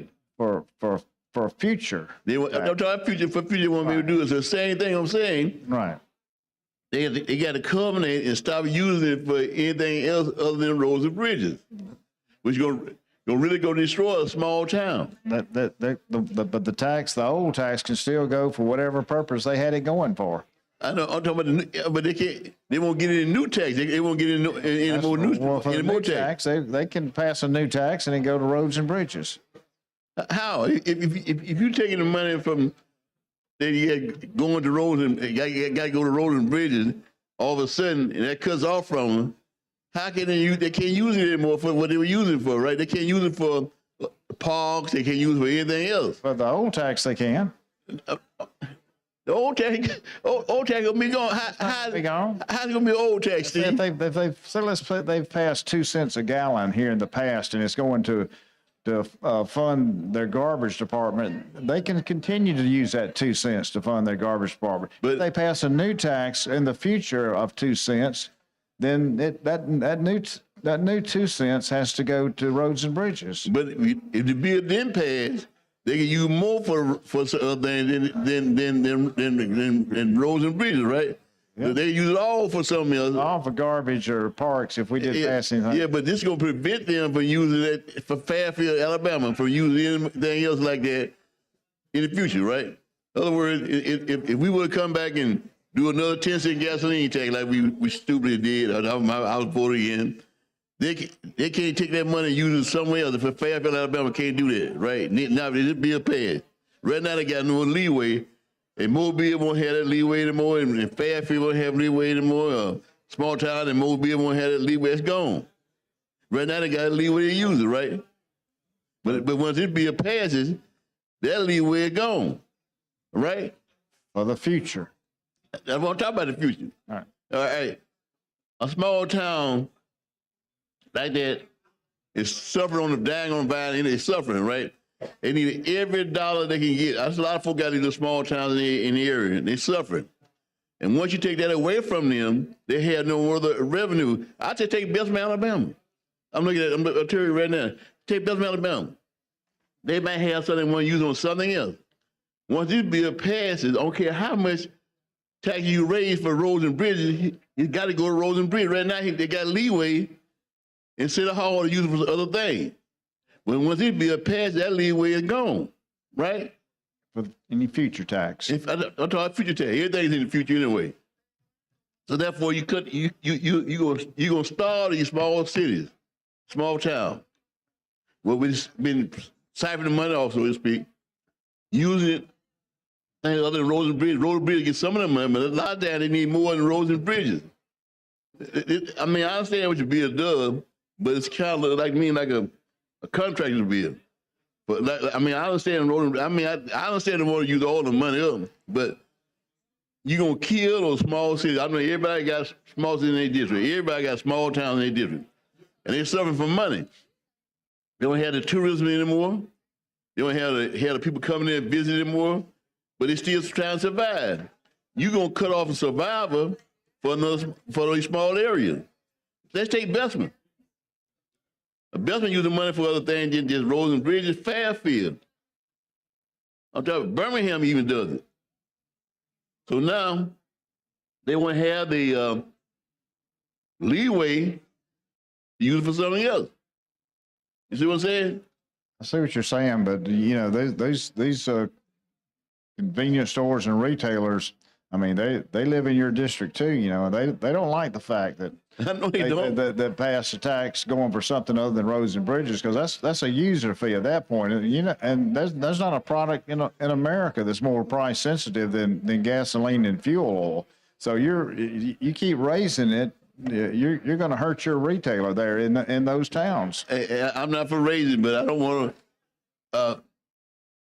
I want to penalize those small towns. Especially, I'm thinking about Fairfield now. I'm thinking about Fairfield really right now. It's a small town, and I represent them. And I just don't want to penalize them for maybe you had a leeway using that money some other way. I mean, if I was the Department of Transportation, I'd be pushing the bill too, because they want all the money. I was looking at TV the other day about the bridge to nowhere. They found a way to complete that. But another area has a bridge nowhere, is going nowhere. But they want the road bill is my friend. I have no problem with him. But this is a gimme bill for the road builder. And y'all forgive me saying that, but that's what it looks like. They want to keep all the money going in one direction when a small town was down the vine and they had a little money, leeway on that money. That's the truth. That's what I'm saying. They're going to suffer. But now, am I right? But they won't have leeway anymore. In a new tax area, they can't use it for anything but roads and bridges. It limits them. Am I right? I think that's a very important part of any town or county is there's their roads and bridges. But they got other needs also. They got, I mean, a lot of towns down in Greene County, they're probably and no cars to even count. They don't even drive cars down there, I don't think. So, what I'm saying to you, I think it's really going to hurt a lot of people in small towns. Thank you, Mr. Speaker. Chair Jack, thanks to the gentleman from Jefferson, and now recognizes the gentleman from Limestone, Mr. Crawford.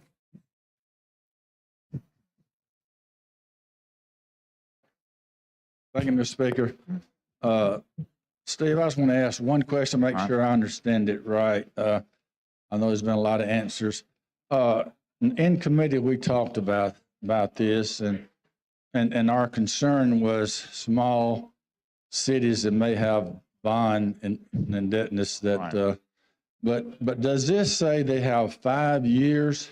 They can continue that? That originally it did. That was taken out. It's not part of this sub now. Okay. So Okay, they now can it can still use stay that there. for the bond, and they can still use it, the tax for whatever the purpose is. Okay, so the sub changed it from the original. No, this just goes for any new tax.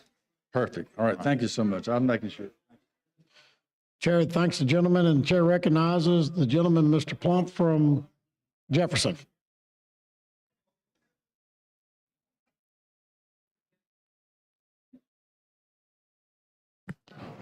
Thank you, Mr. Speaker. Mr. Cloud, look here, and I'm still confused on this taxes now. At old taxes, which like 2%, they show it, Or 2 cents. 2 or 3, okay, they already have that. Now, the new taxes coming in, therefore, that goes to roads and bridges along with the other 2%? No, the old tax will still can stay where it's going toward, whatever it's dedicated toward, you know. But the new tax would have to go to roads and bridges. And just roads and bridges? Yes, in that city or I know county. John was asking about parks and things such as that. About what now? Parks. Now, if there's been a tax on gasoline passed to go to parks, it can continue to go to parks. Okay. And just your new tax is going to roads and bridges? Right. Nothing else? Any new gasoline tax, not just gasoline. Just gasoline, okay. Right. Okay, thanks then. Chair thanks the gentleman. The chair right now recognizes Mr. Harrison from Lauderdale County. Thank you, Mr. Speaker. Just kind of one quick question on line 23 and 2425 of the sub. It says in rights of way, maintenance and repair of roads, bridges, and rights of way, cost of traffic regulations, and the cost of enforcing traffic and motor vehicle laws. Right. I guess it's just 24 and 25 that I have a question on. Right. Would we be back in the, and I interpret that as meaning that could go to the state troopers or. Well, not state troopers, local sheriff's police. department. Yeah. And would we sheriffs. would we be getting back into the same situation we had where we're diverting some of this away from the actual construction of roads and bridges? If we do that, that was my question. Well, those are dealing with roads and bridges on traffic related issues there and locally. Locally, okay. Right. All right.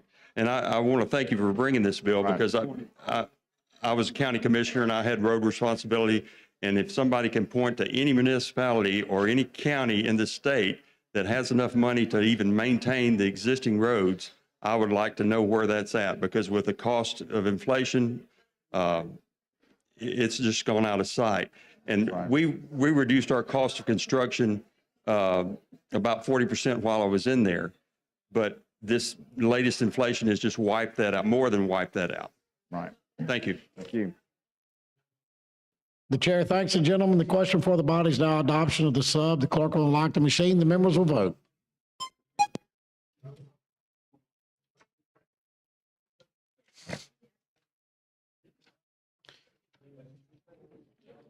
Have all the members voted? Clerk will lock the machine, record the vote. 103 ayes, 2 nays. The substitute is adopted. The question now before the body is final Mr. Speaker. passage. No. We've got an amendment. Oh, you have an amendment? I'm Right. sorry. Amendment to House Bill 254 by Representative Klaus. Yes, sir, members, this is an amendment, committee member here that replace, well, it's not, this is a floor amendment, replace line 28 on page 1 and line 29 on page 2 with the following. The act shall become effective immediately following its passage and approval by, which on page 2, line 30, by the governor or it's otherwise becoming laws. Question for the body's adoption of the amendment. All in favor vote aye. All opposed vote no. The clerk will unlock the machine. The members will vote.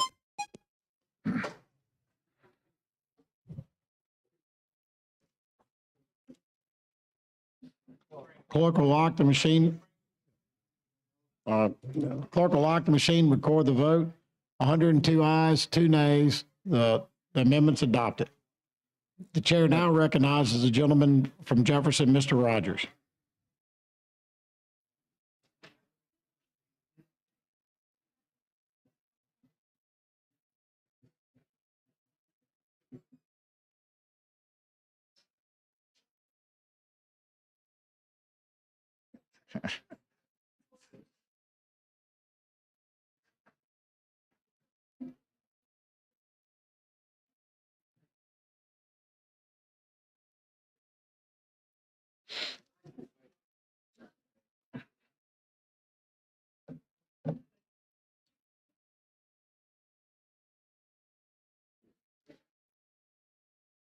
So that amendment makes it come effective immediately, right? Would that amendment would make it come effective immediately? That's correct. So, in other words, my little small town Fairfield go had suffered right away then, right? All those little small country towns in this area, everybody represent them. They're gonna lose their leeway. Use that tax money now for something else. They got to go roads and bridges right now, right? That's effective immediately. What I'm saying to you, Steve, is you understand what I'm saying, right? Is that right now, it's still not going to affect the old tax. I'm talking about old tax. I'm talking any new tax. Well, I mean, the tax right now with the 10-cent gasoline tax you put on, right? That's on the state. Okay, I would say, right? But any tax we pay here and there has to go to the Department of Transportation for roads and bridges, right? Bessemer can't use that tax anymore to defray other costs in Bessemer. Birmingham can't, and Bella can't, Mobile can't, Montgomery can't. They can't do it. Right now they have leeway. Now they have leeway to do on bond issues and other stuff like that, what they do utilize it on. But when this bill passes, they cannot do that anymore. They can use it for a bond issue for roads and bridges. I know. Say that again real loud. Say it to the microphone what you just said. I said they can use it for a bond issue for roads and bridges. For roads and bridges. All right. Suppose they got another project in the city of Mobile. Suppose they got another in the city of Montgomery in Bessemer. But right now, you locking them in only for roads and bridges. Right now, it's not locked in for roads and bridges. I know they use it for other things than roads and bridges right now. But this bill locks them in on roads and bridges, right? For any new tax. Steve, I don't care if it's new tax or old tax. Well, the old one, they can still use it for what they want, what they've been using it for. But any new tax they added on, which would be some more added on to it, they still have that leeway. They won't have that leeway any longer, right? Immediately they won't have it. So if they'll be attacked in a way to come in, and Mobile gonna suffer just like everybody else is. They don't see what they're doing right now. And I understand, I don't blame the Department of Transportation for wanting to lock them in to roads and bridges. I would do the same thing if I was there. But why would Bessemer, why would Fairfield, anybody else who part of a small town give up their leeway to make it lock in the roads and bridges? When they have more leeway, if you got a small town that really don't have a lot of revenue coming in, you know what I'm saying, right? So therefore, right now you're locking them in totally. So they got some gasoline tax coming in. They usually can use that to put on something else, but now they can't do that anymore. Once this bill passes, so I'm trying to protect them out of a little small town I got in Fairfield, Alabama, who died on the vine right now. They get a gasoline tax to get you to use something. You have U.S. Steel out there. That's gone. Same thing for Mobile, same thing for Montgomery, all of them. They're going to be locked in now to use that tax on one thing, roads and bridges. They'll have no more leeway. I take Central Dale, Alabama. I didn't put in Mobile. They're going to be locked in now on using that tax just for roads and bridges. Right now they got leeway. Even any new tax, they got leeway. That leeway is taken away from them now. They don't have that any longer. That's what I'm trying to make you. I know you locked in on the bill, but I don't blame you. I'm not fighting you. I'm fighting because I see what's happening. I take Central Dale, Alabama. Right now, if the tax comes, they got leeway. Once this bill passes, that leeway is gone immediately. And the members say immediately. They don't have no 2 months, 3 months to wait. It happens immediately. They can't use that money for anything else but roads and bridges, right? That's what the amendment does, right? For a new tax. Steve, a tax is a tax, okay, but new or old. If you have leeway on the old tax, in the new tax you pay, you got leeway to use it also, right? If I can use it, the old tax a certain way, I still use new tax the same way. But this bill passed, you taking out that requirement, you taking it away from me. If you pass the new tax, I can't use that any longer for anything else. So if it's oil and gas tax, I can't use that anymore. And Central Dale, Alabama gonna suffer. Fairfield gonna suffer. What that town out there around Mobile, the little small town in Mobile? Pritchard, you gonna kill Pritchard? What? You gonna kill poor Pritchard? You gonna choke him to death? It's not fair. I understand what you're doing. If I was in Department of Transportation, I'd be fighting for this also. And Bessemer ain't gonna suffer real hard. Fairfield gonna suffer real hard. I guess Birmingham got enough stuff to bring in on the side to make it up for it, but it's gonna be hard. And I voted no for a reason. I can see that, see what's happening. And you know I'm telling the truth. Now, if I got leeway, just think with me now for a minute, Steve. If in your little small town, I get leeway to use that tax other ways than roads and bridges. Now you're gonna pass the bill and say immediately, I can't have that leeway any longer. Whatever tax come in on that, you got to use it for roads and bridges. If you're the mayor of Bessemer, you want to have that leeway. You want to give that away to nobody right now? If I'm the mayor of Birmingham, I'm the mayor of Pritchard. I'm mayor of Montgomery. I don't want to give that leeway away. Why should I? Give me a chance to develop my city, do what I need to do for my little small town. And nobody might not see it, but I can tell you, hey, you gonna feel the brunt of this. I guarantee you. And I don't blame Steve for doing what he's doing. He all right with me. But I just see down the line I'm looking at. And if I was the mayor of a city, I said, man, I still like to have that leeway. But now you won't have that leeway. That's gone completely. I had the question all of a sudden. Now, if I was working in the Department of Transportation, I want this bill too. They ought to want this bill. I mean, they got the Tennessee gasoline tax. They got to do it like you do a lot of stuff they want to do. But now you're gonna take something else from them, all right? If I get money from I don't care any kind of tax. I say a tax on dirt. Right now, I can take that tax on dirt and spend it where I want to take it. All of a sudden, you tell me I can't spend it on buying more dirt. You taking that leeway away from me. It's a small town. I'm thinking about Fairfield. I'm gonna say Fairfield, Alabama again. I'm gonna say Bessemer again. I'm gonna say Montgomery again. I'm gonna say Pritchard, Alabama again. They had that leeway on any new tax. They still can do it. New tax add more money to it, Steve. So now they have more money to take for the Department of Transportation. So I mean, I know nobody hearing me, but it'll come back. They'll get reminded later on down the line. I guarantee you, people will remind them of what they're doing right now, and they're gonna suffer for it. Thank you, Mr. Speaker.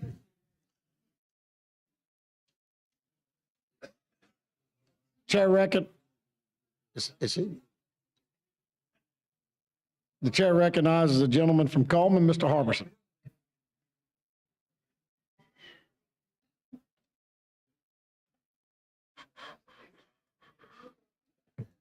How are you? All right, Corey. So just to make sure, Representative Rogers says the DOT would be behind this, but DOT doesn't receive that money. It would still, most municipalities, most counties, they do not have home rule. So it takes a legislative act by us to give them that authority to implement the gas. For the counties. That's right. And most municipalities too. That's, I believe, the rule.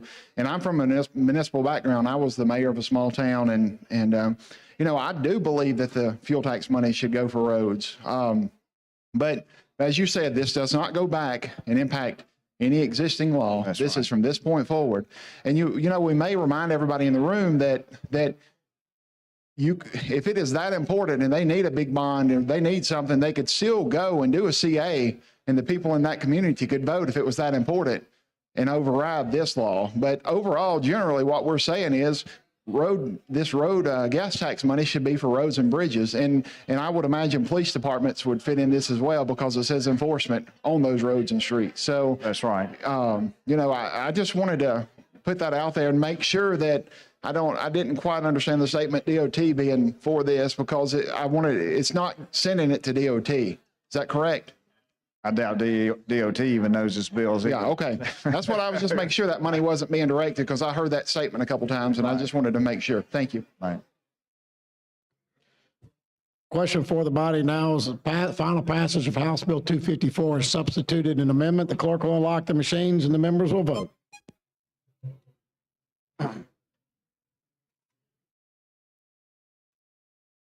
Have all the members voted?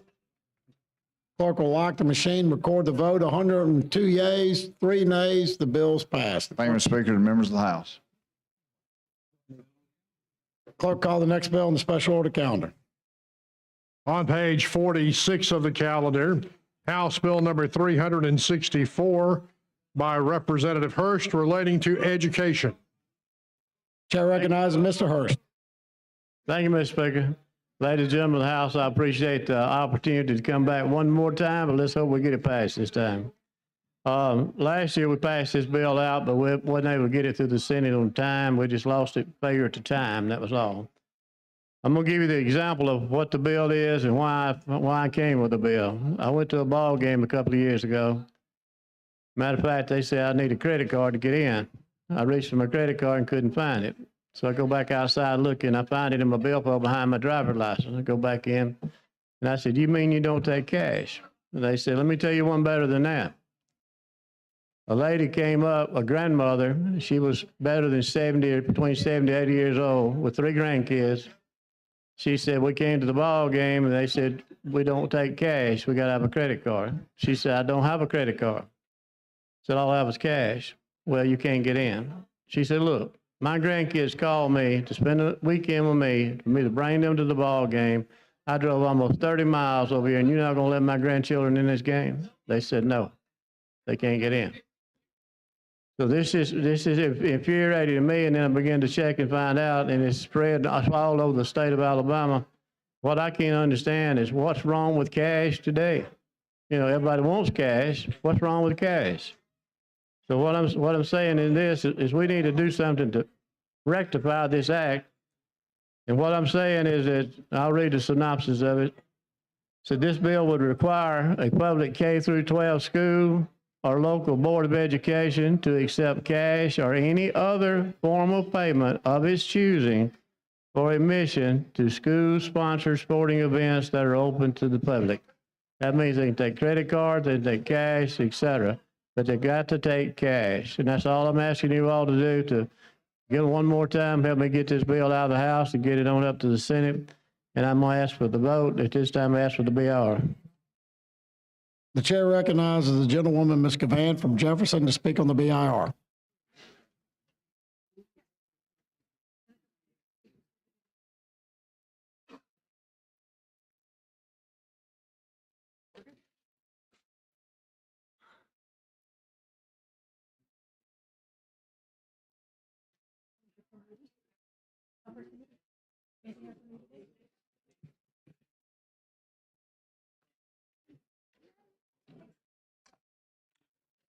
Slide just a little bit this way. This way, that Yeah. way. That way. They got it? Because I want to make sure that I don't get a Rule 15 when I speak. I'm just going to talk about a Rule 15 from now on when I get up here, but let me just keep it in line. Since someone would dare attempt to come for me over a quote that I've been quoting for almost five years, 4 years in this chamber. Don't matter to me who you are or what your title is.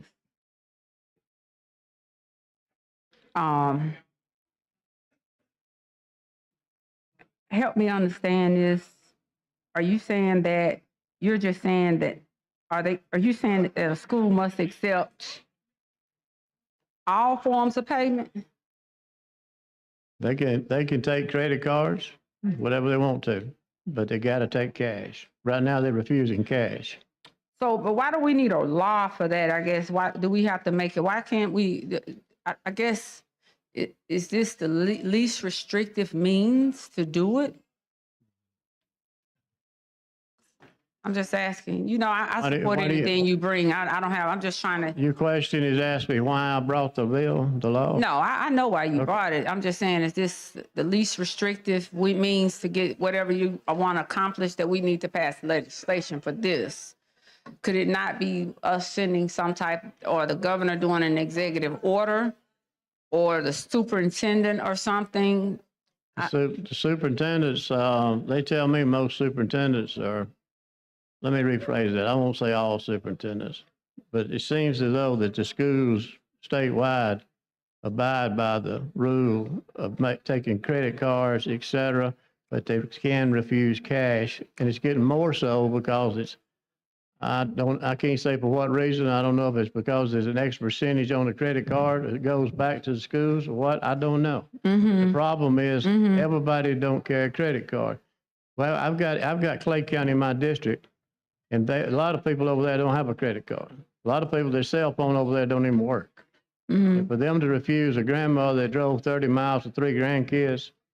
Yeah, I mean, this argument came up. I had a piece of legislation last year after the Brookside incident, and of course I was going to try to bring 2 of my pieces of legislation was successfully passed out, but there were some issues with one, and it was dealing with putting the restriction. I was going to actually say that no municipality could even take cash, and of course that was because of what was going on in that particular municipality. But then I was made to see why there were so many reasons why we needed to take individuals may not have a credit card, may not have a bank card or debit card.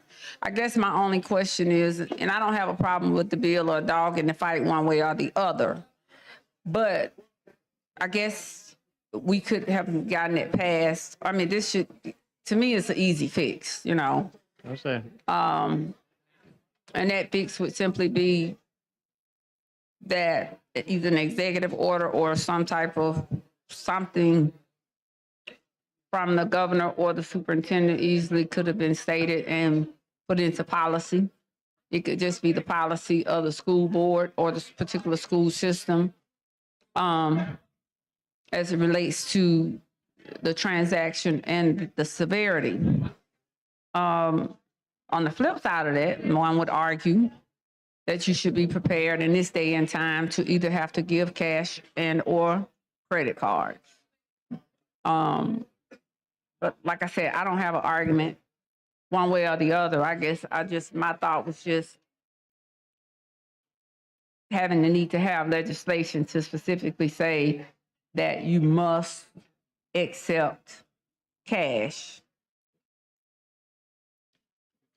And that would be my only concern, issue. I would have been real thrilled if somebody in the administration or the governor or superintendent of education would have stepped forward and said, look, we've got to allow cash as well. But that's not happening. It has not And I happened. guess that's going to take me to my next question. Did we ask them?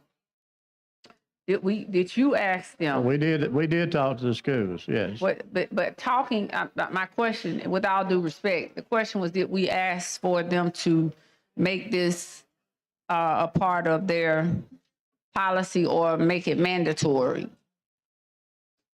From what I understand, it was passed down from the upper echelon. I wouldn't say all the way to the superintendent of education. I wouldn't say that because I don't know that factual. But that's my understanding. They were instructed, this is what you do.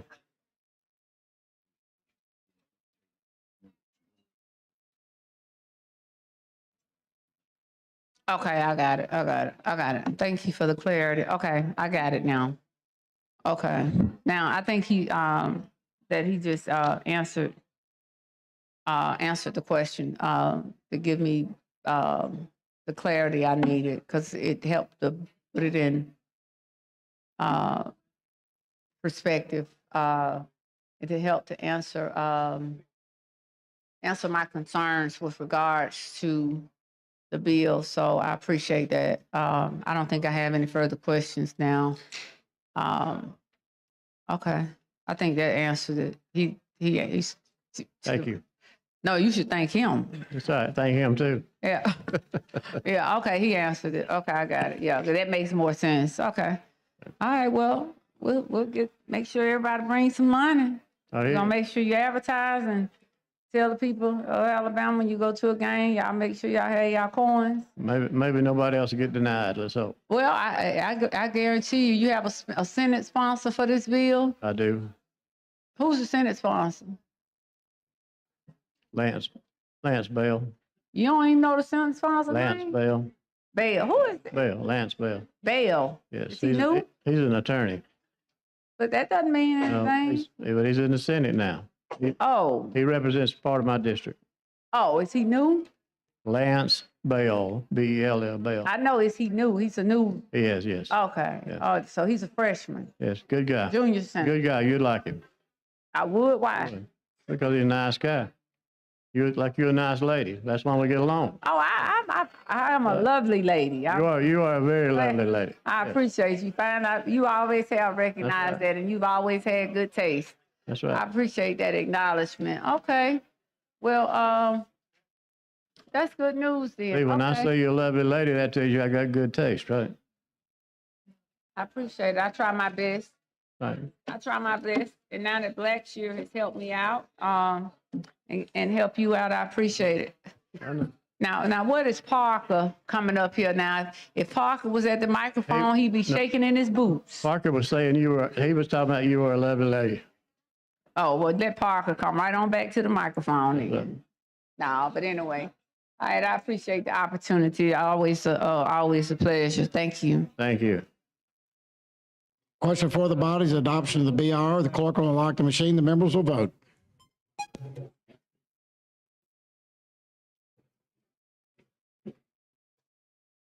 The clerk will lock the machine and record the votes. 102 yeas, no, 0 nays. The BR is adopted.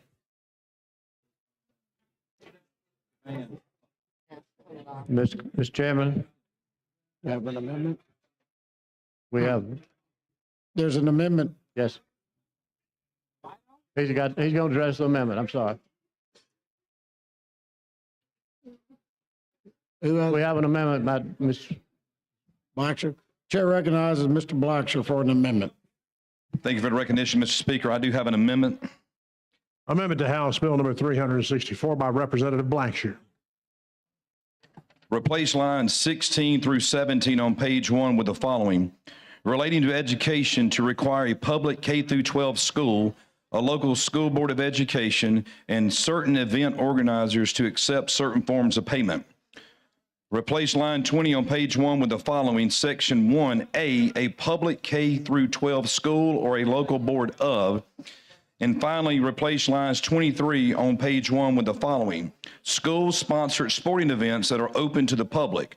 B, all events that are open to the public feature at least one team from any public K through 12 school and are held at a public school or university property shall accept a form of payment, cash as a form of payment, along with any other form of payment of the event's organizers choosing for admission to the event.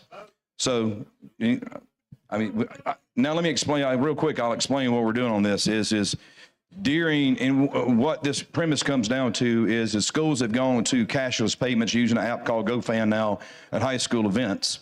Well, once this amendment's passed, it will now pull in the playoffs as well too. As Representative Hurst's bill was as written, would be just regular season games because the high school association owns the rights to the playoff games across the state. This says that his cash must still be an option along with anything else the high school association deems necessary to accept payment for admission only into these events.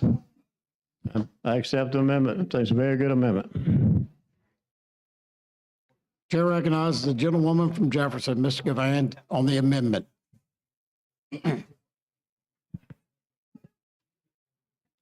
Help me understand what you're trying to do on the amendment. So, And the reason, let me explain why I've handled several cases dealing with educators, dealing with money. And it is very prevalent throughout our systems, school systems, with monies coming up missing, educators being accused of mishandling funds. So I'm just trying to get the clarity as to what we're doing as it relates to the transference of these funds and the handle. It looks like this is a simple bill, but it's not a simple bill. all right, so first off, let's go back pre-COVID up to what, 3 years ago. The way it used to work, only cash was accepted at all sporting events. Exactly. And then, so in all things during the regular season, the local school just deposits that money into their local athletic, their own athletic budget. And they just had their, whatever their audit was, 100 tickets times how much I sold, it comes up, checks and balances. Then when it goes to the playoffs prior to COVID, is the school still would accept cash, and they had to send, the association would send X number of tickets numbered a certain way to each school. So they had to return those with the how many they sold with the money matching on the form to balance. And then the schools would get returned a cut of that playoff gate. Well, when it went to just the app only, you had to purchase a ticket online. So it went directly into okay. It went into no cash. No cash. But along with that, a lot of people are missing, there is a 98-cent service charge on every single ticket sold for every sporting event a ticket is sold for across the state since then. So you're actually paying $10.98 typically for a ticket. So, of course, Representative Hurst's bill was just saying, okay, we're not removing GoFan. We're not removing anything how you want to set up the handling of admittance to a stadium or sporting event is you just cannot turn someone away because of cash. So what the amendment does is just say that that continues that to postseason play, not just regular season. Not just regular Yes. season. Not just regular season. And the reason you see the word universities in there, Representative, is because specifically for, say, like basketball and football, like this year, the championship games over a 3-day period will be played at Bryant-Denny Stadium in Tuscaloosa. So when the Super 7 and the high school teams play there, they must also have the ability to accept cash to let people in to watch the championship games. So let me ask a question. With that being said, have you spoken with the NCAA or the collegiate level here relative to this bill, since it does have somewhat of an impact? Well, the only impact would have is the high school events there. It has nothing to do with regular NCAA sanctioned events of these facilities. Specifically, So high it would school, only just be K through 12, okay, only K through 12. and it wouldn't have an impact on any other contractual obligation and or fees or anything like that that may be paid to those institutions for the use thereof of the facilities or anything like that. Well, that would be within the agreement between the marketing organization that the high school association utilizes, the local tourism boards, and the university. That should be within their requirements of how they will handle cash going forward. Okay, all right. I'm just trying to, okay. And especially, okay. Anything else? More we can talk about offline. It's much bigger But than now, you know, you slicker than a can of oil. Castrol. You slicker than a can of oil, Blackshear. So, you know, whenever you get to talking now, you as one of my colleagues say, you better talk slow, real slow. We can drag it out now for another 548 if you want to. Now. Well, you know, I can talk now. It's one thing about it. I have mastered. You have a PhD. I have a PhD in this well right here. You do? Now, that's one thing I do know, and I do it quite well. All right, well, I'm just making sure. I just wanted to get the clarity of it. We'll talk offline. Absolutely. All right, thank you. The question for the body now is adoption of the amendment to House Bill 364. The clerk will lock the machine. The members will vote.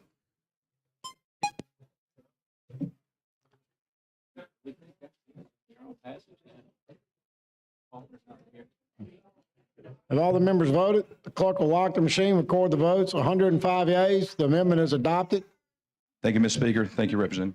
Question for the body is final passage of House Bill 364 is amended. The clerk will unlock the machine. The members will vote.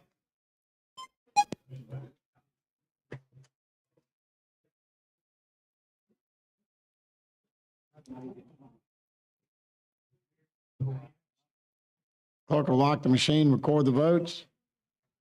104 yeas, 0 nays. The bill's passed. Clerk will call the next vote on the special order calendar. On page 41 of the calendar, Senate Bill number 66 with substitute by Senator Melson relating to cannabis. Chair recognizes Mr. Bedsole. Thank you, Mr. Speaker. Members, SB 66 actually deals with the products commonly known as Delta 8, Delta 10. These are psychoactive cannabinoids. Currently, there are no age restrictions to the purchase or selling to individuals. In the purest sense, this bill would limit the sale and possession of these to 21 years of age and older. It also provides for some penalties if you're caught selling these, and then some penalties as well for the possession if you're under the age of 21. I do have a sub that'll be coming out of committee, and I think I expect a few amendments. But that being said, Mr. Speaker, I call for the BR. Chair recognizes Representative Bolton from Pickens County. Sorry, my eyes aren't good. Chair recognizes the gentlewoman from Jefferson County, Ms. Gavan, to speak on the BIR. That's so. Yes, ma'am. You already know. Anybody come here with a bill dealing with some cannabis, I have to know one question. Are y'all messing with the weed man? That is the bottom line. Now you tell me what impact this has on the weed man. Are you familiar with these products, these psychoactive cannabinoids, Delta 8, Delta 10? A little bit. Okay. So you can walk into a lot of convenience stores and they'll be marketed and they'll have some very clever packaging that'll look like Skittles, for example, but there'll be a change in the spelling. Cleverly designed and obviously targeting our children, but there's no restriction on them. Anyone could purchase these. So labeled and marketed to supposedly have 0.3% THC or less. The problem is as they're sold from the distributor, there's no oversight. So what we're finding in these products is that oftentimes their THC content level is much higher than what's packaged. They're coming from out of state, purchased by our convenience stores and placed out in open areas where children can walk right up to them and purchase them and ingest them. Question. First of all, thank you for bringing this. And I'm not sure, and Representative Moore might be able to help me. We've been experiencing some problems in Jefferson County where students have been getting sick, purchasing these little candies out the store. Allegedly, I called Representative Treadaway. We had one of our constituents that we serve who sits on the city council in Fultondale just a few weeks ago. It was very upset because several students throughout between my district, Representative Treadaway's district, Representative Moore's district, fell ill. I reached out to the superintendents in the area. Some of them were eating these gummy bears and little candies. And I also was a little bit upset with the Retail Association. I think someone had stopped me about a bill, and I said in the hallway I wasn't supporting any bill until we can get a handle on what's going on with these candies. And I don't know if this is the same thing, but I'm hoping certainly that it is, because we just had an incident just last week, I think it was, where a young girl, young student in Jefferson County fell very ill from one of these products. Yep. I think it's really overreaching at this point from some of these retailers. You know, when you go in the store, you know, it's like CDB oil, CDB this, it's just cannabis this, some kind of, you know, whatever. I don't have a problem with the weed man. The weed man is my friend. I know a lot of them. Yeah. And they gonna stay my friend, okay? And I'm not ashamed to say it. And I don't want anybody messing with them. And this bill has nothing to do with the weed men that I'm talking about. That's right. And that I know on a regular basis. This has something to do with these folks who are running these big corporations who are marketing and promoting and selling these candies and all of this other paraphernalia and doing it under the disguise of candy, of all kind of regular products that are being sold in the open market at convenience stores and on the shelves. I think it's wrong. I think it's inappropriate. And most importantly, I rise because for my parents that may be listening today, it's also an eye opener that they need to be, just as we've passed laws dealing with cough syrup and other items here throughout the state, throughout the years, that they now need to be cognizant of the fact that this type of cannabis or cannabinoids are on the shelf and being marketed as a ruse for something else. That's right. I'm not even sure how these products are getting on the shelf, but it amazes me that they're overloaded. I mean, overloaded. Yeah, you walk in and that's all you see. That's all you see. You can't even hardly see the clerk. You can't see the clerk because that's all you see. And I'm just like, well, what is this? I mean, not only that, they have these products that's lined up that are even sexual in nature for all type of sexual enhancements that look just like regular, you know, you wouldn't even know what they were, you know. And so I appreciate this bill, and I'm just glad that someone, because actually I was going to try to craft something, but I'm glad that Senator Melson has taken the lead, and thank you for carrying it here in the House, because I don't think that people really realize just how dangerous. No, they are. And it was my pleasure to be asked to be a part of it. When we had a chance to, at the pure sense, keep this product out of the hands of children, I thought this was well worth it. So I appreciate you. Yeah, and I think that what I'm hoping that there is a task force, just like Steve Marshall went in and shut down the bingo halls in Jefferson County. I hope that there's a task force that he gets the DEA and the FBI and all the folks that whoever he had to shut down the bingo halls, that he will definitely get a hold to these drugs, because these are drugs and they should be considered illegal drugs that are going into the hands of our children. And I want to stress upon that. Now, don't go bothering the weed man, Steve Marshall. if you can hear me, I know you folks listen, Cameron and some of the other ones over there. Leave the little weed man alone, but these drugs right here, I do have a problem with it. You know, folks been smoking weed forever and they gonna keep on smoking. And I think it's a time we need to just stop trying to criminalize the use thereof. And that's my story and I'm sticking to it. I don't take, but I do know a lot of people that do. And it is legal in most states throughout the union. So that's my weed plug for the day. And I do know some parents wouldn't have made it through COVID dealing with some of these folks' children had they not been in contact with the weed man. So I appreciate this. And I do hope on a serious note that we get these candies out of these stores. And we take note of the packaging, most importantly, because that packaging is misleading. And I do hope that the forensics department, I think it falls under possibly under the forensic department here. And I tried to reach the gentleman. I don't know if his name is Andre or whatever his name is. And I usually get a call back from everybody that I call, and unless I missed him. And I don't think he called me back one day. And maybe I just didn't have time to treat it, and that's rare. So, but I'm at a point now, if he didn't call me back, he doesn't have to, but can't remember what it was about. I think it was, as a matter of fact, it was about this. Yeah. It was, is his name Andre? Angelo. Angelo, that's his name. Yeah, Angelo. So if you listening, and I'm sure somebody in your department is, because I called about this. That's how serious it was to me.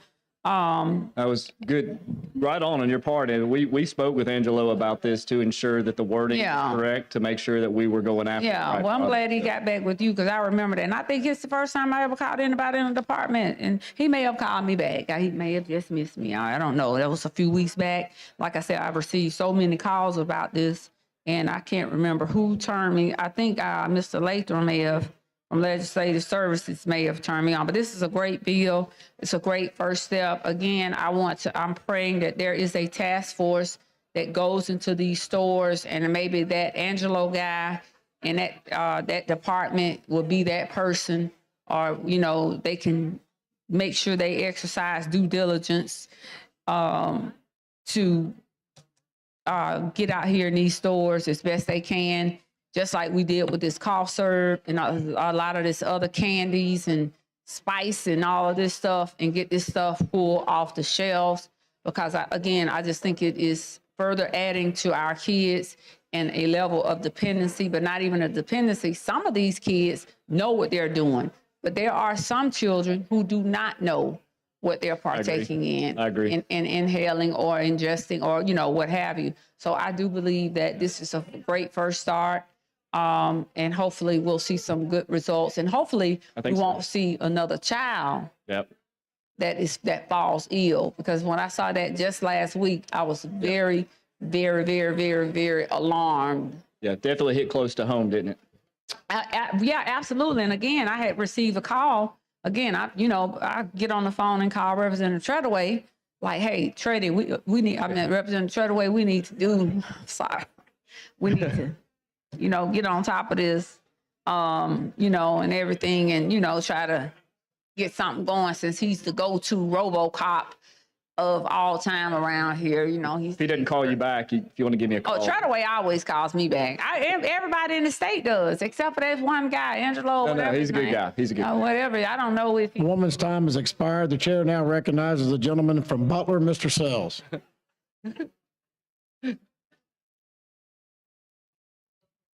Thank you, Representative. This is a great bill, and I wholly support anything that helps protect our children. They're exposed to way too many harmful things, and this is a great move in a great way. Thank you very much. Thank you for your support. The chair recognizes the very esteemed and distinguished gentleman from Madison, Mr. Daniels.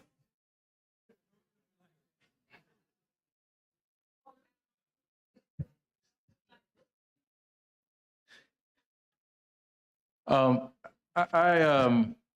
of my constituents contacted me about this. Has been a problem in many of our communities for some time, especially the local gas stations. And our young people have been getting their hands on a lot of this paraphernalia. And I don't understand how we've not up until this point, really cracked down on this. And so I just thank the gentleman for really bringing this piece of legislation. Hopefully, we'll be able to intercept any of the issues that we see permeating in our communities, because it has had a negative impact on our young people.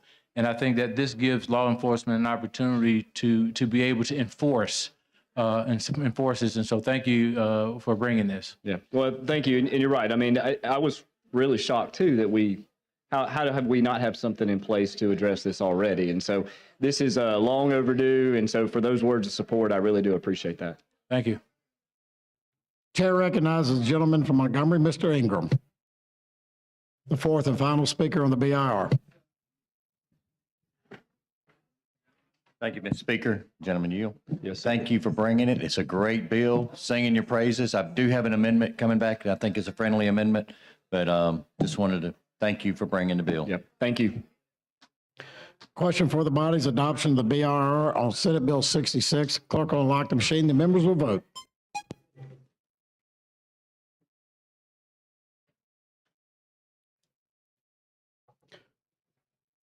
Have all the members voted? Clerk will lock them. Oh, wait a minute. All right, let's lock the 102 ayes, 0 nays. The BR is adopted. Chair recognizes the gentleman, Mr. Bedsole, to explain the substitute. Yes, sir, Mr. Speaker. We do have a substitute and a committee. Originally, this bill, as it was being crafted, instituted, I guess what we'll call a sin tax. That sin tax, as a part of this committee sub, has been removed, as well as some very clear language to instruct our convenience stores that this product should be placed in an area that is not accessible by children. So trying to reemphasize the point that this should be behind the counter, as well as there was some provisions placed in here for allowing for community service as a form of punishment for those who are found to be in possession. Chair recognizes the gentlewoman from Mobile, Ms. Drummond.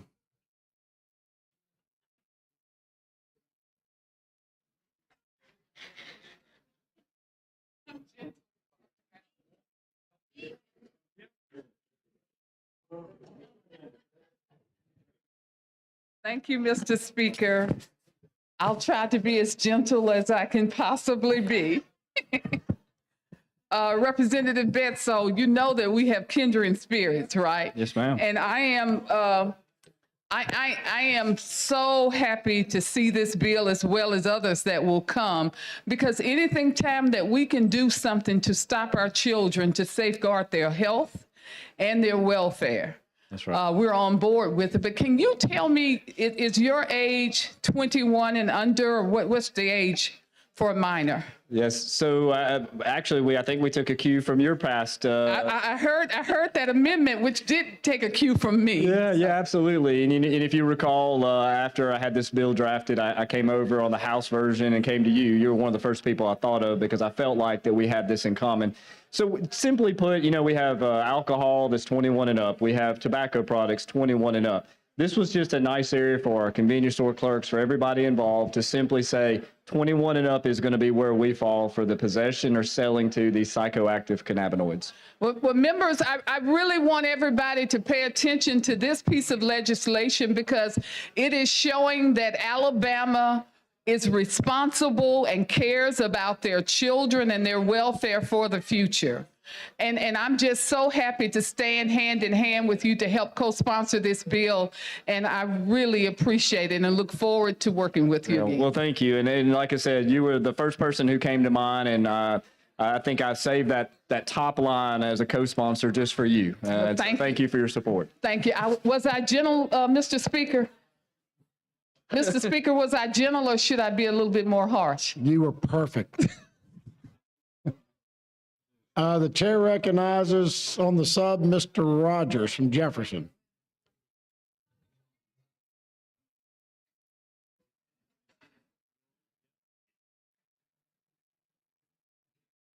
But now I'm gonna ask you a question. How you stop an adult from buying and giving to the kids? We just had a bill talking about parents' rights, right? You just had that bill up there just a few seconds ago. How you gonna stop a grown person from getting it and a kid getting it from a grown person? That's what the problem is. You know, I think you could ask that question about so many of the laws on our books. You know, there's so many of those that we have them there, and if an adult with own free will that has malintent in their heart decides to break the law, how do you keep them from breaking the law? And they still do. You know, I think at the purest intent, what we have to focus on here is trying to cut it down at the source, because this isn't a matter of currently and today they're regulated, because the thing is right now, Mr. Rogers, there's no regulation on this product. So what we want to do as a good first step is to say, convenience stores, you cannot sell it to anyone under the age of 21. Oh, you talking convenience store? What they have stores now that sell cabinets. They call it, what they call it, jelly bean. What do they call it, jelly bean? This is specifically the psychoactive cannabinoids, referred to Delta 8, Delta 10. You hear those all the time. You on that level. But I'm talking about we do have stores that sell pain pills. They call them for pain. And matter of fact, I know what 3 of them are right now, and they open a little business, and they take them. They like jelly beans. They call them what they call them blackberries or something like that. But they sell them for pain. And expose it, some adults go in and buy them, and you can give them to their kids, because the kids get them because they look like jelly beans. That's right. They taste like jelly beans. So what's going to happen if they buy some of them and they leave them around the house? Kids get them, but they think they're jelly beans, and take them to school like it did one time before, and give some other kids, we got some jelly beans. And say that it's not, but it's been purchased by an adult. Yeah. So your bill don't go that far, does it? Well, so are you handing those to your children? No, but if right now, if you went to the store and bought some of those jelly beans they have at the cabinet at the store, lay them on the counter, kids see them and think it's jelly beans, and get them put in their pocket, and go to school, say, they give me some of your jelly beans. They give me the jelly beans with their cabinet. Right. Milk of marijuana, really, as they call it. Well, this isn't that bad, but to try to answer your question, if a parent distributes or hands that to their child, they are guilty of a crime, a Class B misdemeanor. And then on the other side, if the child possesses it, they're also guilty of it. But we didn't go with something like a misdemeanor. They're basically getting a citation that for subsequent offenses, it could get a little bit harsher. But here's the best part I think about it is so that we're just not simply criminalizing a young kid who didn't know any better. That's the way. Now you get to the point. We have an opportunity through this bill to educate and do community service. Okay. You know what I'm saying? So we've given some option for someone who finds himself in that position that they could do community service. All right. That's it. I didn't want you to criminalize the child. Yeah. That's what I'm getting to, because of the fact that Mr. Doe or Mr. Roberts had some of those jelly beans laying around on the counter that he was going to chew that night to go to bed with. And child thought it was jelly beans and got them and took them to school. We got to keep those jelly beans out of the reach of children, right? Well, sometimes you want to, but but they accidentally lay them on the counter. That's right. Forget where I laid that jelly bean. And the child but got jelly bean and took it to school. And they have a whole pocket full of them. Yeah. And the other kid say, look, man, try this jelly bean. And he gives it to another kid, they all get high.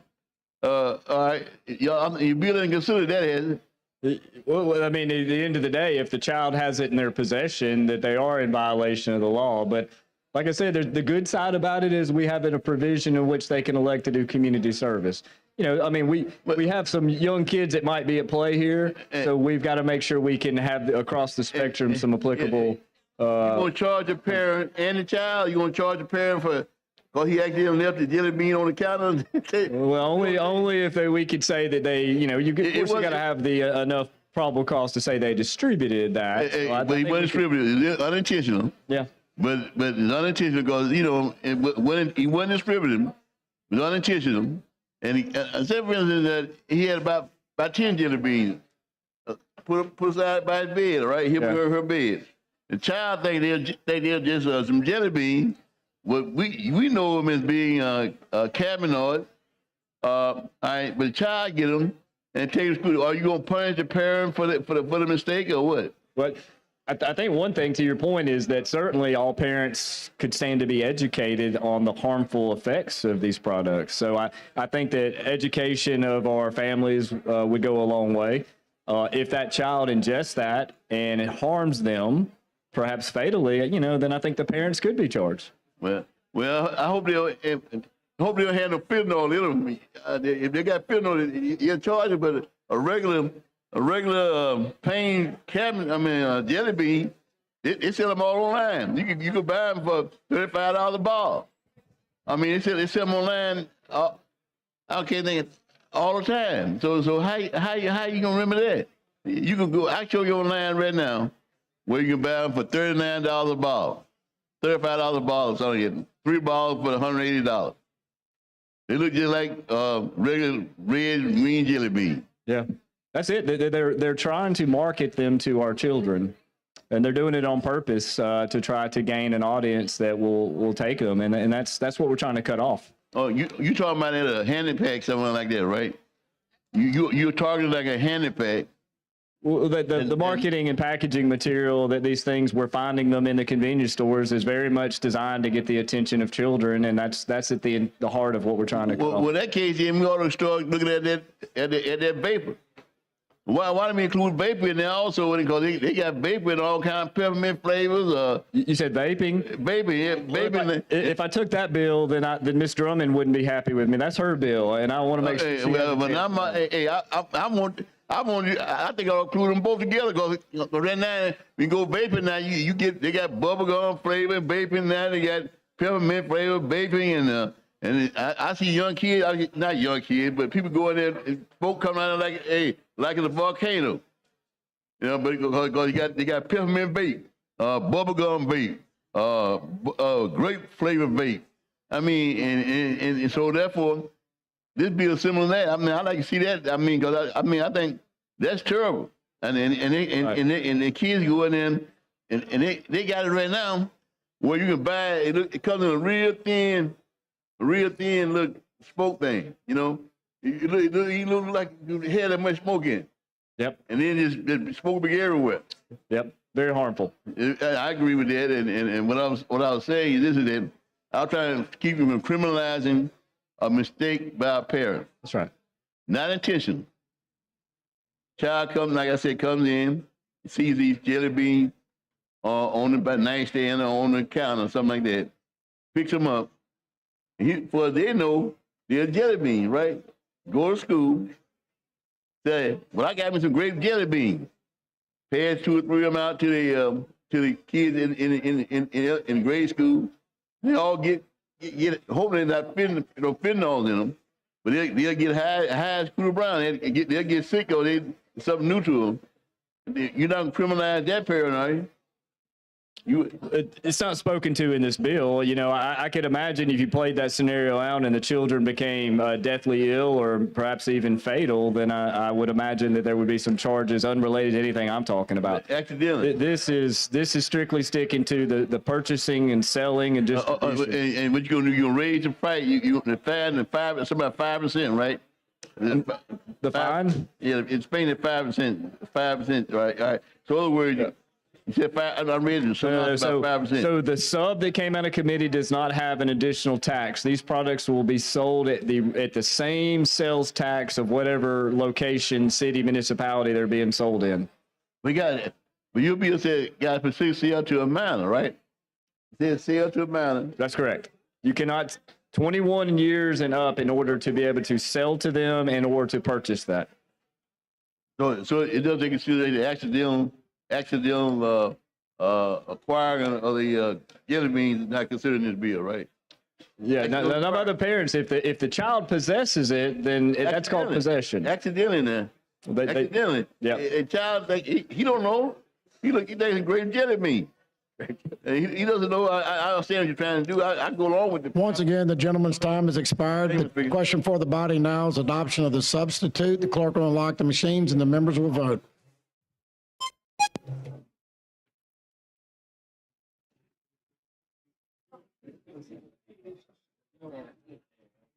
Clerk will lock the machine, record the votes, 105 yeas, no nays. The substitute is adopted. The chair recognizes the gentleman Bolton or Ingram? The chair recognizes the gentleman from Montgomery, Mr. Ingram. On the substitute. Thank you, Mr. Speaker. We talked earlier, and I have a friendly amendment. An amendment is, I'll explain the amendment. Amendment to Senate Bill number 66 by Representative Ingram. And all the amendment does is that it makes it to where all the packaging has to be in a child-resistant container. Yes, sir. We did. We had a great conversation about this earlier, and perhaps a very timely amendment. You know, Mr. Rogers did bring up some concerns with inadvertently these things being sitting around, that the children may come in contact with them in the home. And your amendment does just exactly what you said, is that says these items sold in a convenience store need to be in some sort of child-resistant packaging. And I do consider this, Mr. Speaker, a friendly amendment. Thank you. Question for the body's adoption of the amendment. The clerk will unlock the machines. The members will vote.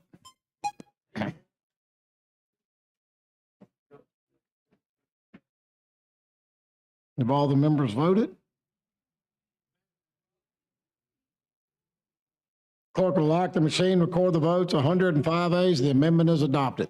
Thank you, Mr. Chair now recognizes the gentleman from Pickens, Mr. Bolton. Awesome. Thank you, Mr. Speaker. Will the gentleman yield? Yes, sir. We have discussed this a little bit this afternoon, and I have a friendly amendment to offer. And what this amendment does is simply changes the punitive part of the multiple violations with the youth under 21 years of age. I've just, my background being law enforcement, I try to keep driver's license suspensions strictly related to driving violations. And this is one that I have worked with Representative Drummond on her bill also. And what this does, this will replace lines 40 to 45 on page 2 with the following statement.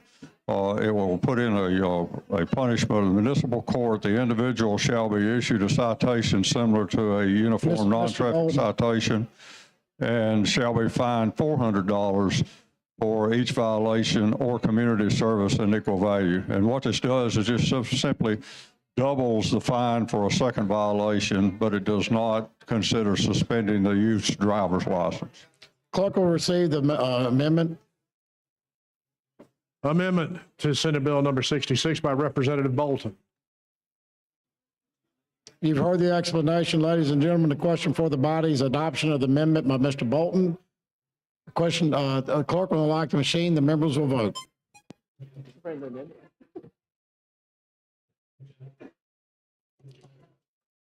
Have all the members voted? Clerk will lock the machine, record the votes. 105 ayes, and the amendment is adopted. Thank you, members. Chair recognizes the gentlewoman, Ms. Hall from Madison.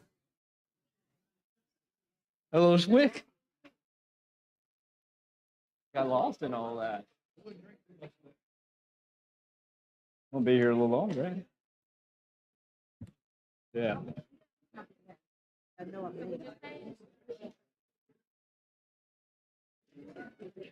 Yes, ma'am. Yes, thank you. Thank you, Mr. Speaker. I wanted to make sure it says shall be fined, whereas in the line above where we talked about on line 34, not more than 200 for each violation. But when you get to this, it says the number 400. Why wouldn't we put not more than 400 for that as well? So the first two offenses, the first two offenses as we had the bill constructed simply gave a range in which it could be fine. By the time we got to the third offense in the original construction of the bill, there had to be something. By now we've got the third time. We need to have a little something extra. So the decision on the third was to say, okay, the same fines, but we're also going to suspend your licenses, suspend your driver's license. Again, I was opposed to that license. Right. So we worked that out, but we still felt like by the time we got to the third offense, there had to be something a little bit more punitive. So the decision by the representative brought the amendment was to have a $400 fine. Now, keep in mind too, and something I do like about this, it still allows the option for community service. And that's probably the best part of the bill in terms of what you're doing. It does give an opportunity for something outside for that individual. But does it, so when I read this, I just wanted to make sure that the community service is still a part of that. It says a person shall be fined, not, well, that's, I'm on line, 41, municipal court and shall be fined $400. Oh, yeah, I say community service, okay. Yes, ma'am. That's a part of it. Okay, thank you. The question now before the body is a final passage of Senate Bill 66 as substituted and amendment. The clerk will unlock the machines and the members will vote.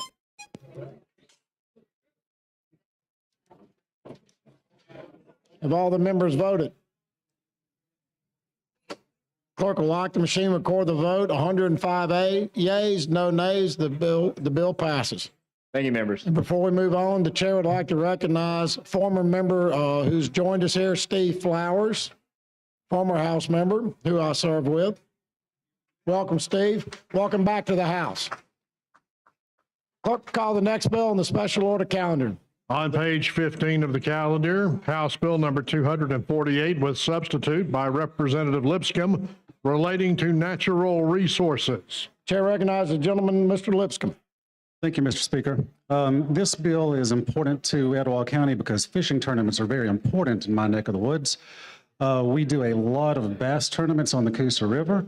Unfortunately, sometimes those resources are depleted either through natural means or from people pulling fish out of the water. So what this is going to do is codify our ability to take fish from local fisheries and deposit them into the river to replenish the resources out there. With that, Mr. Speaker, I'd call for the BR. Chair recognizes the gentleman, Mr. McCampbell from Marengo, to be the first to speak on the BIR.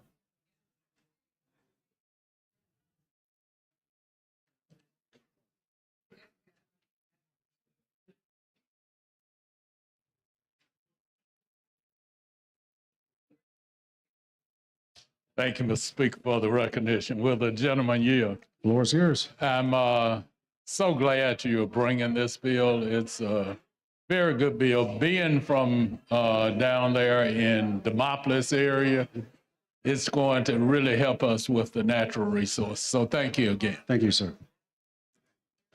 The chair now recognizes the gentlewoman, Ms. Hollis from Jefferson, to speak, be the second person to speak on the BIR.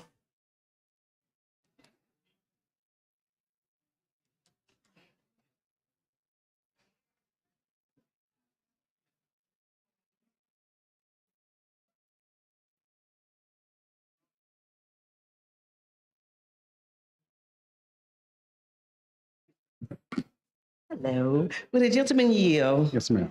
Okay, explain this bill to me again. I think I remember this bill. Is I know it's talking about the different type of fish. Do I have that right? That bill is coming up later. Okay, what is We this have one? two fishing bills today. This one is just simply to reintroduce native blackfish into the Coosa River, just to grow the population so our fisheries get better, so the fishing tournaments are good, people can catch more fish. You know, I'm into that. I think this is a good bill. Thank you for bringing this bill. Thank you. Thank you. Question for the body now is adoption of the BIR. The clerk will unlock the machines and the members will vote.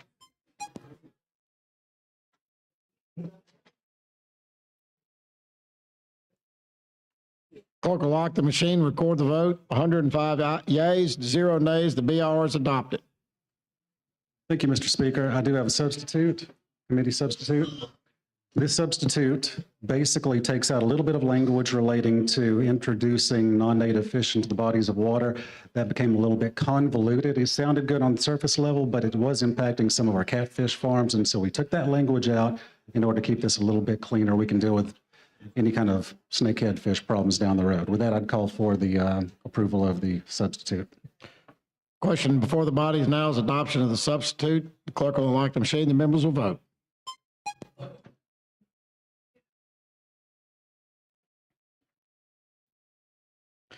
Clerk will lock the machine, record the vote. 105 yeas. The substitute's adopted. Thank you, Mr. Speaker. With that, I'd ask for final passage. Question for the body is final passage of House Bill 248 is substituted. Clerk will unlock the machine and the members will vote.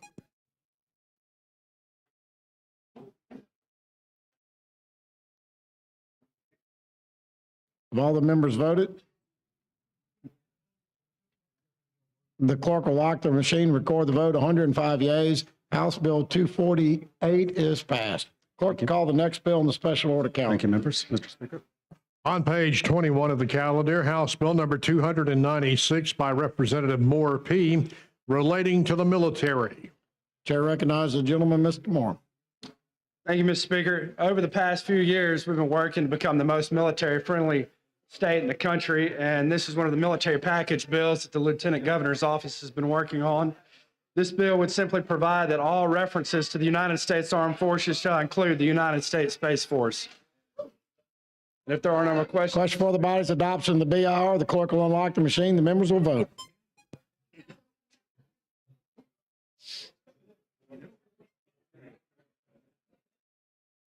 Clerk will lock the machine, record the vote. 105 yeas. The BIR is adopted.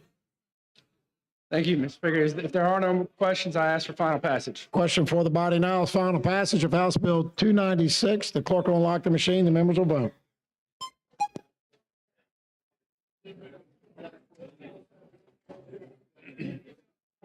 Clerk will lock the machine, record the vote. There are 102 yeas.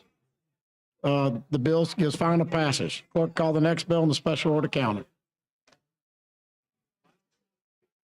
On page 27 of the calendar, Senate Bill number 98 by Senator Gavan relating to homeowners associations. The chair recognizes the gentlewoman, Ms. Almond. Thank you, Mr. Speaker. This is SB 98. This is Senator Gavan's bill dealing with homeowner associations. Currently, we have two statutes in our code that deal with homeowner association laws, and they conflict with each other. And so all this bill does is take out the conflicting language and hopefully clear everything up for people trying to file homeowner associations with the Secretary of State. I move for the BIR. Question for the body's adoption of the BIR. The clerk will unlock the machine. The members will vote.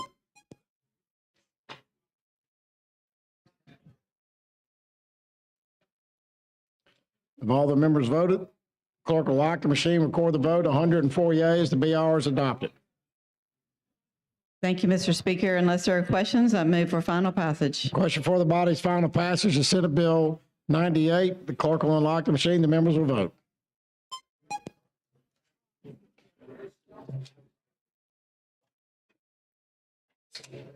Clerk will lock the machine, record the vote. 104 yeas, no nays, and Senate Bill 98 passes. Clerk will call the next bill in the special order calendar. Thank you, Mr. Speaker. On page 18 of the calendar, House Bill number 230 with substitute by Representative Simpson relating to crimes and offenses. Chair recognizes the gentleman from Baldwin. Thank you, Mr. Speaker. This bill would create the offense of chemical endangerment of a first responder. Would we have escalating penalties based on the injuries suffered by the first responder in response to contact with other drugs like fentanyl. What we come across with the fentanyl issue is officers would make a traffic stop. As they become into contact with this, they have injuries that they suffered. And I'm being told to vote. So, Mr. Speaker, at this, I'd ask for the BIR. The chair recognizes the gentlewoman, Ms. Gavan from Jefferson, to be the first speaker on the BIR.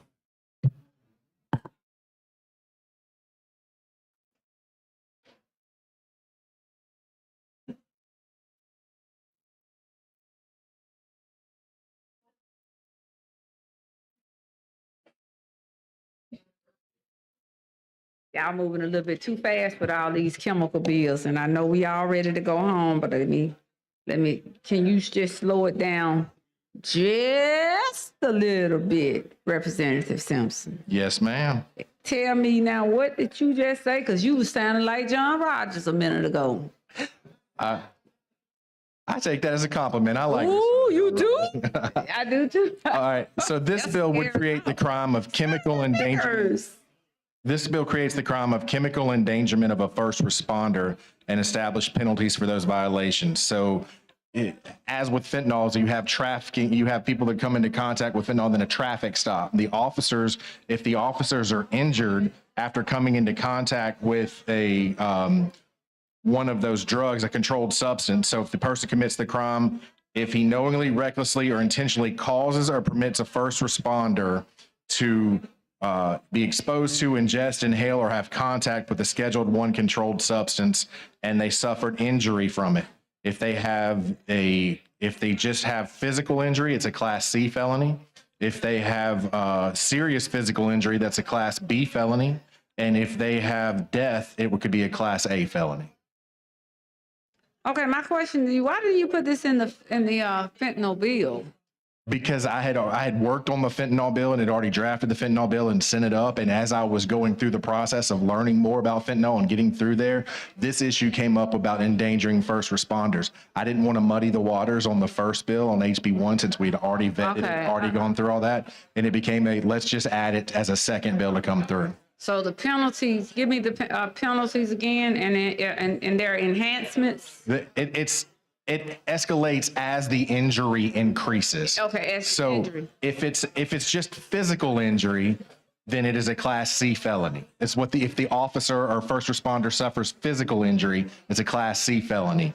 If the first responder suffers a serious physical injury, then it's a Class B felony. And if the first responder, if this results in death of a first responder. Is there a negligence standard in there? Or is it just, are you just... There's an amendment that's coming from Representative Hall that's going to talk about what they have to do as far as the contact they have to have. But this requires that if they knowingly, recklessly, or intentionally cause or permit the first responder to have contact.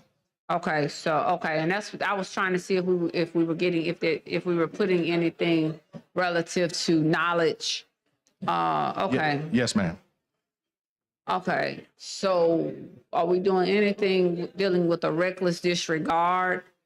Or are we just sticking with knowledge? This is just knowingly, recklessly, or intentionally. Okay, I'll wait for, and you said Hall's bringing an amendment to talk about the levels of contact, because we wanted to make sure that it wasn't just being around it. You have to have the contact. And I guess I'll ask, is that going to be for each offense? Will it be the level of contact for each offense, or you're taking them? That's the definition of what the contact is. What the you contact have to have. would be. Yes, for the purpose of this section, serious physical injury includes exposure, ingestion, inhalation, or contact with fentanyl, any mixture containing fentanyl, or any synthetic controlled substance, fentanyl, and fentanyl analog. So this Representative Hall's amendment is going to address, and I can tell you exactly what it is. It's going to address the contact version of that. Okay. I'll wait for the amendment, and then that will probably answer my questions. Okay.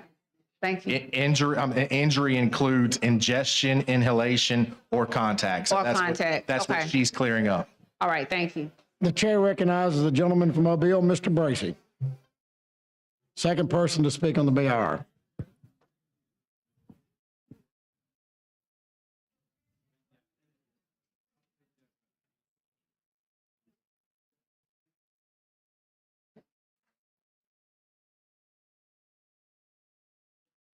Thank you, Mr. Speaker. Was the gentleman you? Yes, sir. Matty Ice. Mm-hmm. How you get so many bills up today, man? This one, the first two were Senator Chambliss's. That's not me. That's Senator Chambliss that got this. This one rolling today. This one was part of a group that we, after we had done HB1 to get that fentanyl through, I didn't want to add something to it and throw something amendment later on. Just wanted to pass that bill clean as it got through. Okay. This came up in discussions as you're talking with law enforcement, as you're talking with everything about the exposures that they have to fentanyl. What protections do we have to look out for our first responders? Because so many of them, I can tell you stories, countless stories all over Mobile, Baldwin County, where an officer or a deputy comes into contact with fentanyl. Even just on the skin, just doing the Miranda search, and they have to get Narcan hits. They have to be taken to the hospital. Some have some very serious illnesses from this. I remember my sister a few years ago passed away from cancer, and she had to use these patches. And I can remember my wife's an RN, and she had on gloves, and she had to put these pain patches on her, and she could still feel it through the gloves, and you know, it was pretty serious. Tell me a little bit about it. I'm not gonna take all the time. I mean, it's not that kind of effort, but I just want to know, who are we considering first responders? An individual who rapidly receives and responds to emergency situations to protect life and property. Law enforcement officers, firefighters, rescue squads, emergency medical service providers, public safety telecommunicators, and any other emergency management providers responding in an emergency situation. Okay, so what about like people in hospital situations? Where would they fit into this? I could see them as emergency medical service provider. You know, if you're providing a medical service as they go through this, generally this is going to be contact with the fentanyl, with the drug itself as it's being transported. So they're not going to take the drug to the hospital. Well, we never know, you know. I mean, you never know, but because, you know, sometimes, you know, you can have a crime scene type situation that spills over to other areas. And you never know what somebody's got in their pocket. You never know what they have to go through that. But the intention of this one is for first responders. Okay. And I guess I'm just thinking that medical professionals, even though they may not be EMTs, right? You know, they could very well be in a vulnerable situation. And I think rather than have everybody be confused, we just wanted to limit to the definition of what people consider first, what the official definition of first responders would be. Okay. Now you mentioned that it could be in somebody's pocket, but we were also talking about something dangerous to the touch. And, you know, if you're working in an emergency room or you're working in, you see what I'm saying? Mm-hmm. No, I understand exactly what you're saying. Okay.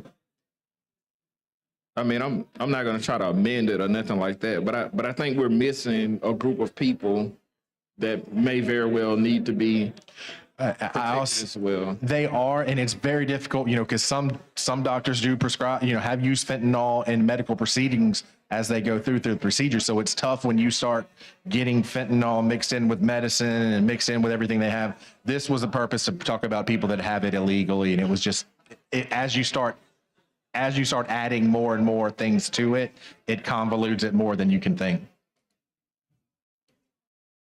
Okay, I guess I don't necessarily agree with that because I'm not saying add us to it.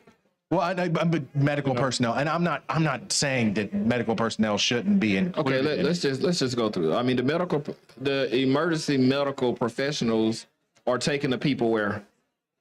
Emergency medical professionals are generally taking them to the hospital. Okay, so that's what I'm talking about.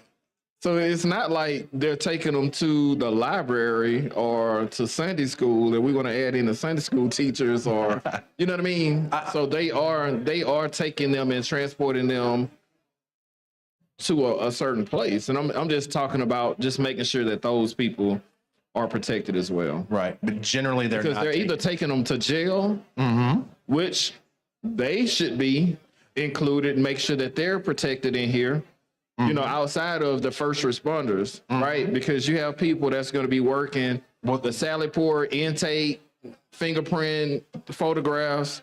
You know what I'm saying? It's another layer of people. It's only going to be going two places. They going to the hospital, or they going to some psychiatric, some type of psychiatric treatment facility like that we've been fortunate to get recently in our area, or to jail, to the county jail. So it just seemed like we would have something in place to include them in this scope. Because I can't see them. Well, you know, that one time they did take this one guy that had shot up a bunch of people to get a hamburger. You remember that?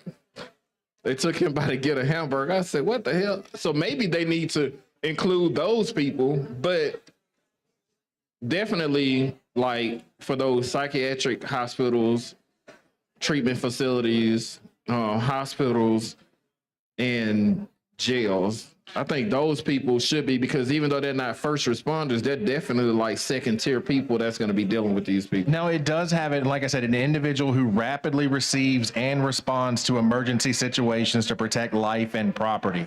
including law enforcement, firefighters, rescue squads, emergency medical service providers, public safety telecommunicators, any other emergency management providers responding to an emergency situation. I believe the emergency medical services providers, in my reading and my understanding, what you're describing would fall under emergency medical service providers. So it fall under there now, but it didn't fall under there a few minutes ago when you just told me that we wouldn't include them because we didn't want to. No, you wouldn't. I wouldn't include them in. For dinner. There's a catch-all at the end that says any other emergency management providers responding to an emergency situation.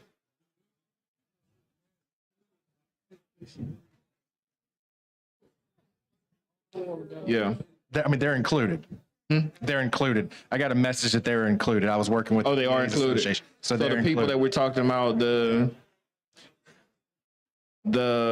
nurses in the Sallyport would be law enforcement personnel. Okay, Sallyport, good. Their Sallyport's good. Medical teams at the hospitals would be good. What about like the mental health facilities? I would say if they're providing emergency medical service, then they're emergency management providers. So I mean, you know, can I tell you exactly how that's going to go? I don't have all of those answers. It's kind of a catch-all from everything through this. Okay. All right. Well, man, I appreciate it. I think you answered my question. I definitely understand the intent of the bill and I support it. I just want to make sure that all the right people that need to be protected in this, you know, would be protected. You got a wife to look out for. And not just her, it's a lot of people out there. So thank you. I'm trying to help you out. The question now before the body is adoption of the BIR. The clerk will unlock the machine and the members will vote.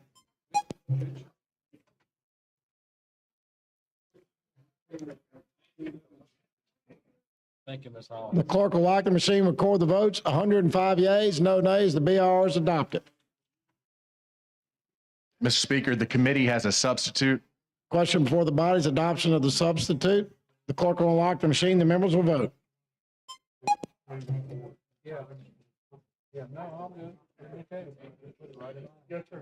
Clerk will lock the machine, record the vote. 104 yeas, no nays. The substitute's adopted. And I have the chair now recognizes the gentlewoman from Madison, Ms. Hall, for an amendment.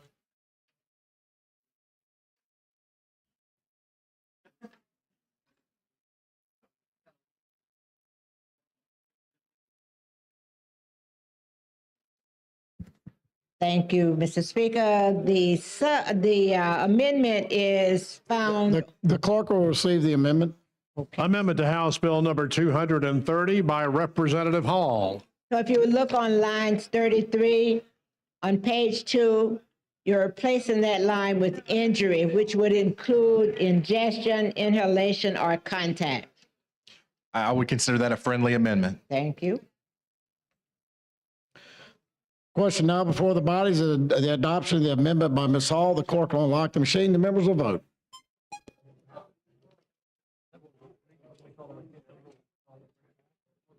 Clerk will lock the machine. Record the vote. 105 yeas. The amendment's adopted. Thank you. Mr. Speaker, if there are no further questions, I ask for final passage. Question for the body's final passage. HB 230 is amended. The clerk will unlock the machine and record, and the members will vote.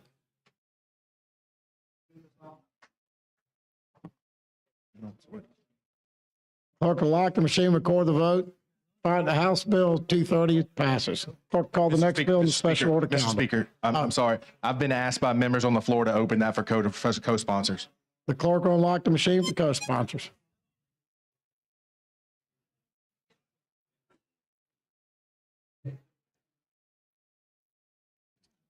Clerk will lock the machine and record the co-sponsors. There are 83 co-sponsors. Thank you, Mr. Speaker, and members of the body. Thank you, Mr. Simpson. The clerk will now call the next bill in the special order calendar. On page 42 of the calendar, House Bill number 352 with substitute by Representative Baker relating to amusement rides and water slides. Chair recognizes the gentleman from Escambia County, Mr. Baker. Thank you so much for the recognition, Mr. Speaker. Members, Alabama is one of only 3 states without any amusement ride safety regulation or legislation. And so what this bill would do, this bill would codify existing best practices that have been presented through the International Amusement Park Association and their standards. It does three primary things, and that is that this would be to provide for inspections as well as for liability insurance, and also providing for the rider conduct as well on the rides. There is, at the appropriate time, there would be a sub out of the committee. At this time, I'll move for adoption of the BIR. Question for the body's adoption of the BIR. The clerk will unlock the machine. The members will vote.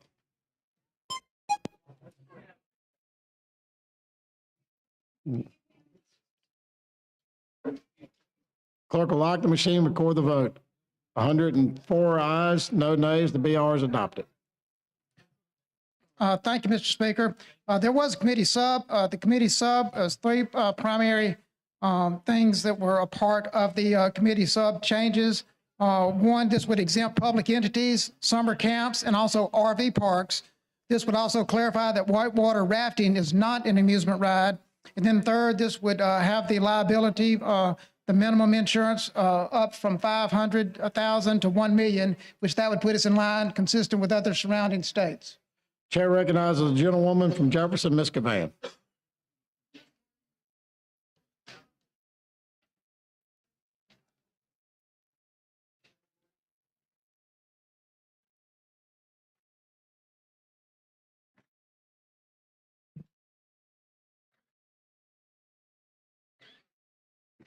Get a number on that. I'll be quick. But first of all, thank you for bringing this bill. I didn't realize until just a few weeks ago that we did not have these laws and standards in place. After so much publicity on the young man that was killed, the 14-year-old that fell from the amusement ride, I think maybe a year ago in Florida. I think it was Florida. And I know the family had just reached a settlement just a few weeks back. But just tell me, just for my own consumption, what are some of the safety requirements that are being put in place into law? This would be more, one, it would identify, the things that would qualify as rides that would be part of this according to their standards and such. This, in regards to, one of the things it does is the patron safety, the rider safety does have some responsibilities. The latter part of the bill, a full section devoted to the patron, the rider safety on this. This does require an annual, it can be more than once, but at least requires at least once per year, then an inspection by a qualified inspector to ensure that these rides are safe. And then the safe practice would be such as the daily operator then making sure that the rides have been inspected on a daily basis. And I think the only question I had and what was critical and what I've seen just in some of my research with these rides across the country, again, whenever I look at legislation, I always say or see things that are sensationalized in the media. If not now, it's a matter of when. When does it happen to us? When will we have that one test case? Unfortunately, it does happen. And that's why we have the courts. Ultimately, settlements are reached, and a lot of things are not brought to our attention until there are lawsuits and litigation.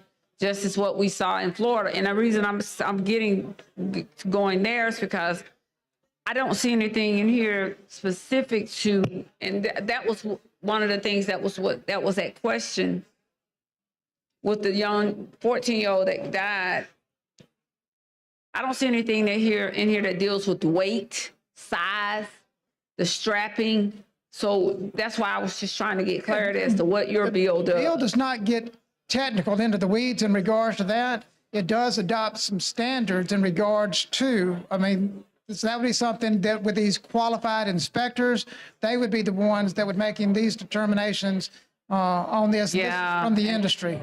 And that's how the amusement company, and I think I want to say it was Florida. That's how they got jammed up. And the reason, and I mean, everything's a first step, and I'm hoping we'll come back, because ultimately that was a part of the issue, that they didn't have those requirements and even the strapping based upon the weight. This young boy was a certain size. So making sure that there are certain apparatuses under the law that are in place. And again, my memory escapes me, so I don't want to say that I'm just 100% proof positive and certain. But I would hope that in the future we would come back with something, because ultimately that would be the meat of the bill, to make sure that we're putting those types of requirements in place, because we're about saving lives. And this bill should be more or less about really saving the life of someone, to put those standards in place, the proper strapping, and not just relying on a tech or someone on the job to say, you know, that this may look, no, he should have a standard that he should have to follow.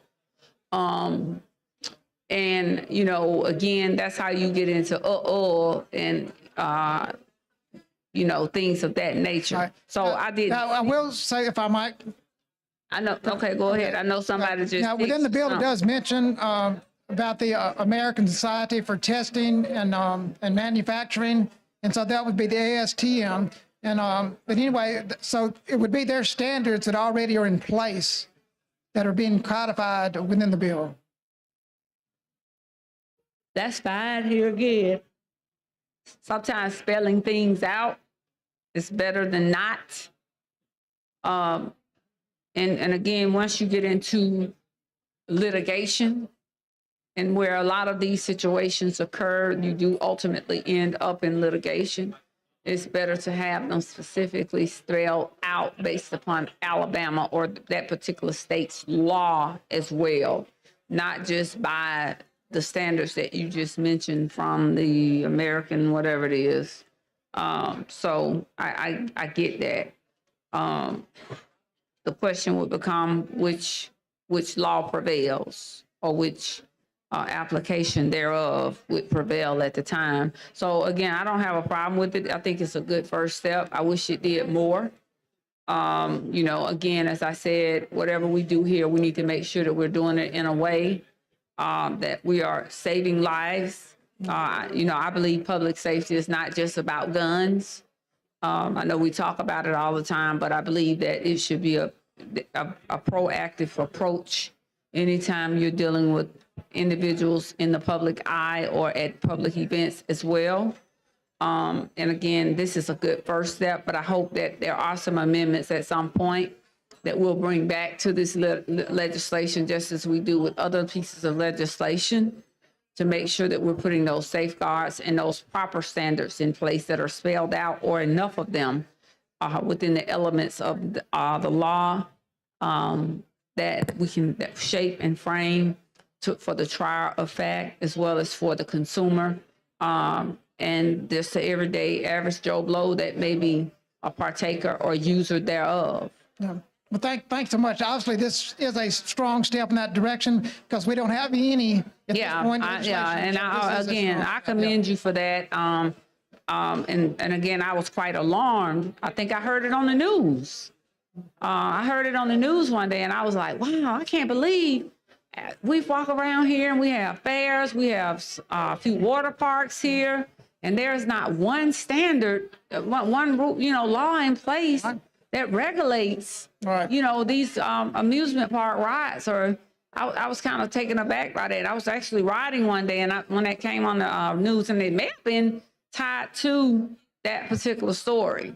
So again, I commend you for your efforts again, but I hope at some point that we do consider adding something else a little bit. Maybe there might be more to come as we move forward. Yeah, definitely. I think it will be. I think everybody in here is, again, for public safety, and making sure that we put those standards in place. I appreciate the opportunity to come and talk with you about the legislation. Thank you so much for your comments. Question for the body is adoption of the sub. The clerk will unlock the machine. The members will vote.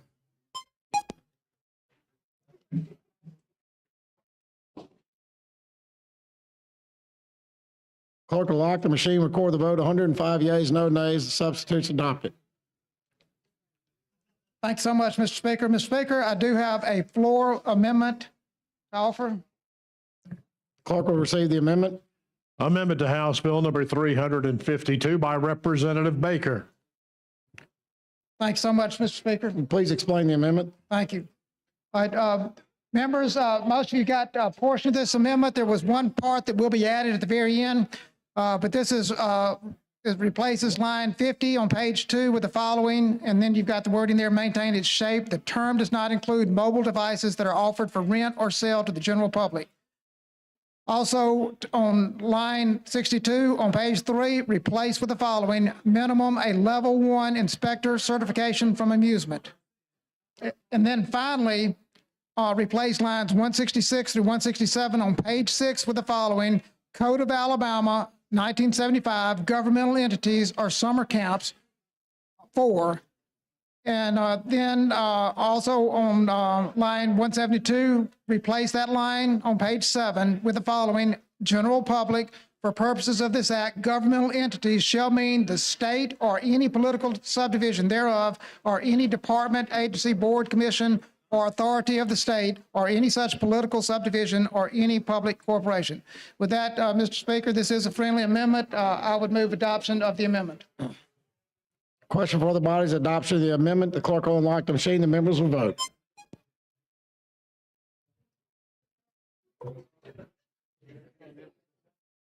Clerk will lock the machine, record the vote. 105 yeas. The amendment's adopted.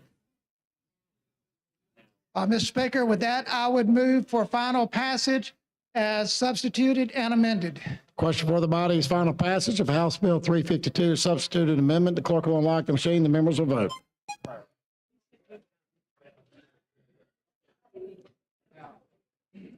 Clerk will lock the machine, record the vote. 105 yeas, no nays. The bill passes. Thank you so much, Mr. Speaker and members of the body. Thank you. The clerk will call the next bill in the special order calendar. On page 35 of the calendar, House Bill number 217 with substitute by Representative Daniels relating to the income tax. The chair recognizes the esteemed and distinguished gentleman from Madison, Mr. Daniels.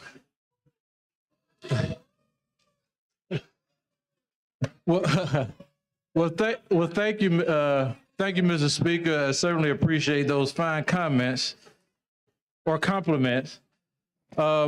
Members, this is the a very important piece of legislation that has broad support in this chamber, but it's a bill that really addresses the working class people in the state of Alabama.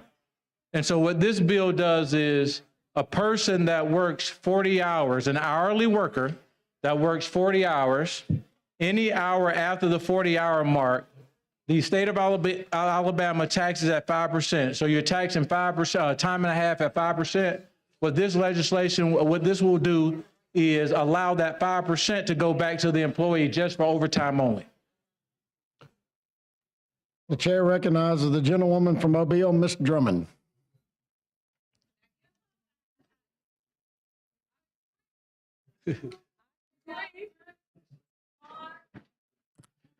I'm waiting, Mr. Speaker. I recognize you, the esteemed and distinguished gentlewoman from Mobile. The wonderful gentlewoman from Mobile. Tell him how to do it, Minority Leader. Thank you, Mr. Speaker. Will the gentleman yield? Yes, ma'am, absolutely. You know, this bill came through committee, and when it came through our committee, I was sitting there. You know, I told you that, you know, how people say you got to think outside the box. Well, you've created a box that is so innovative that I think it's going to benefit not only those employees, but tell us a little bit more how it's going to work. I really want you to give everybody the committee assessment, because it was just extraordinary for me to hear how this will work. So what this particular piece of legislation will do on a number of fronts, this is just one piece of legislation that's going to really focus on increasing our participation rate in the workforce. course, the child care tax credit bill is something that'll be coming. So together, these pieces of legislation will really drive our economics in the state. I will tell you that I heard from one of the employers from down in Mobile, Alabama, yesterday on last evening that talked about how this piece of legislation will allow them to be able to save some of the employees that are going over to Mississippi to work, and how this will give them an opportunity to be able to provide an incentive, income incentive to their employees. So the 5% will basically go back to the wages of the actual employee instead of going to the state of Alabama. I think that's the part that I like so much, because with our low unemployment rate right now, it's going to help us to retain employees. Absolutely, and increased production for industries as well. It's increased production, and I also think that in the long run, it's going to help us with our recruitment effort of getting industry here. Absolutely, an industry that's in another area that's looking to relocate. I think this gives us another feather in our cap. Give the Department of Commerce to be able to use this as a part of the recruitment tool. So you're absolutely correct.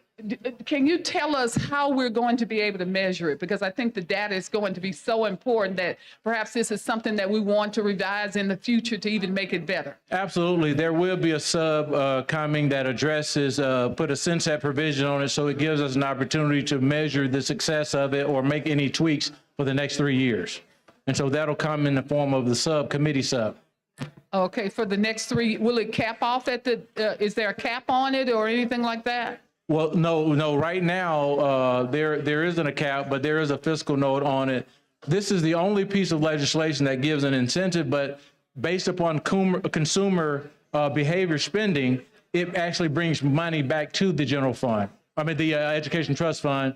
And so local sales tax will benefit from this, because consumer behavior, they're going to spend these dollars back into the economy anyway, because their hourly workers have that type of, their consumer behavior is a lot different than folks that are at the higher income mark. So they're putting money back into the economy. And so this will put money back into that local economy from the local and county sales tax, as well as some money back in the state sales tax, for state sales tax as well. Well, there again, I just want to say that you not only thought outside the box, you created a box that I think Alabama has never experienced before. And I am so anxious to see how this is going to work for Alabama, because I think it's going to be good for the employee, it's going to be good for business, and overall it's going to be good for our economy, not just locally, but Alabama as a whole. So hopefully we can stop the bleeding from people going elsewhere. And I think it also helps our hourly workers that are in our school system. Our ESPs, we know that we've been fighting to try to get them more money, but I think this is an opportunity, and this piece of legislation rewards hard work. And that's the intent of it, and that's what we need in the state of Alabama. Have you seen it work anywhere else? I mean, is this totally new to Alabama? This is a new idea that had never been tested, which is why we put some security measures in place. But based upon where employers are saying a lot of their employees won't work overtime because it's not an incentive to do so because of the tax piece. And so with this barrier being removed, it's going to create an opportunity for them to work, be encouraged to work overtime, but also it'll drive, from an employer standpoint, it'll increase, put them at or ahead of schedule from a production standpoint with a lower number of employees. Do you think that with young workers who are very microwavable in their mentality for work, do you think that this will have a measurable impact upon them? Absolutely, because it brings in the on time and a half, 5%. You're getting back the 5% that's been taxed in the state level. So absolutely. So it doesn't matter if you're in brick and mortar or working from home or wherever, how mobile workers can be today. Long as you're an hourly worker. Well, again, since the speakers called you the honorable and the esteemed, I want to stand here and say to you, and with all seriousness, I meant this, that you have created a box that no one else in this whole country has done, and it's going to make Alabama stand out. So for that, I say that you deserve to be called the honorable. The honorable on this day in the Capitol, for Kappa Alpha Psi, the man of the year for his fraternity. Well, don't do that, Miss Representative Drummond. You're so nice, but we certainly value you and certainly appreciate all that you bring to the process, and thank you for the fine compliments and Well, compliments on this. seriously, I really do think that this is a good bill, and I hope the body votes favorably for it. Thank you. Thank you, Mr. Speaker. Thank you. Chair recognizes the gentleman from Jefferson, Mr. Garrett. Thank you, Mr. Speaker, for the recognition. Representative Daniels, I want to compliment you on this bill. This bill, I think, is really unique. It's the first one we've seen like this in the country. It's an incentive to get our labor force participation up, incentive for people who are already working to work more. So we really appreciate that. I think it's a great bill. Appreciate you working with the committee. We did put a 3-year sunset to make sure we have a chance to evaluate it, but I applaud you for thinking out of the box, and I'm just very happy to stand today in support of this bill. Thank you, Mr. Chairman. Chair recognizes the gentleman from Mobile, Mr. Bracy. Be the third person on the BIR.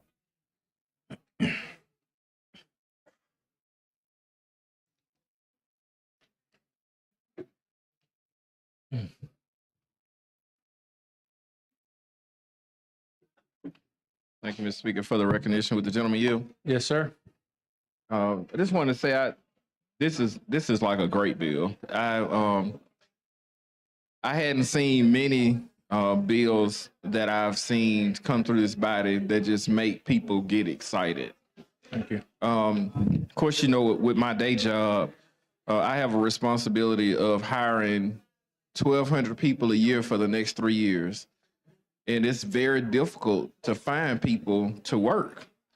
And with the state having this record unemployment rate of we're at 2.3%, we can't find people. And I know I've had the opportunity to allow our HR vice president to speak with you yesterday. The president of our company was excited about it last night. I just think this is just an amazing bill. Thank you, Because, so for instance, the craft workers that work at our company, they work 4-10 schedule. They work Monday through Thursday, and they're off Friday, Saturday, and Sunday. We can't find people to work on Fridays and Saturdays because the tax burden is so heavy on them that they don't get to take home the funding. They don't get to see the incentive for going to work. So to a lot of them, they'll rather just not go to work for overtime and just do like little side gigs on the side and things like that. But this is giving them the opportunity for real, true, skilled labor men and women to be able to work and get extra pay. And it's a real incentive that we think is going to be used for recruitment. I mean, this is something that we're going to really be able to use to battle the different companies that we compete with on the Gulf Coast, because this is beyond wages. Like, this is not, you know, some people will leave a job for an extra quarter an hour, but this is giving them something that no other state is doing. And I just think it's amazing. And I don't know if anybody in here are talking to different companies in your area that hire hourly workers, but this is something absolutely amazing. Even the hospitals are excited about it, because hospital workers, when they hit that 40 hours, it gives them an extra incentive. Can you imagine an employee that's making time and a half or double time to not have to be taxed on their state taxes on that? That's an amazing thing and an amazing incentive. So thank you for bringing this. I think it's going to help tremendously, because for all the openings that we have with these jobs, we can't find workers. But this gives us incentives for the workers that we already have in place to just do a little bit more. We don't have to train them anymore. We don't have to pay for training, all these different incentives for them. We're just doing what we're already doing, offering them the opportunities that they already have. But now they're able to take more of that home, which is going to help the economy here in the state of Alabama as well. So on behalf of industry, you know, thank you for this. I'm proud to be a co-sponsor of this legislation. I've never seen anything quite this creative since I've been here, and I'm happy to be a part of it. So thank you. Well, thank you, Mr. Chairman. And Chair recognizes the gentleman from Morgan, Mr. Stadthagen, for the fourth and final person on the BIR.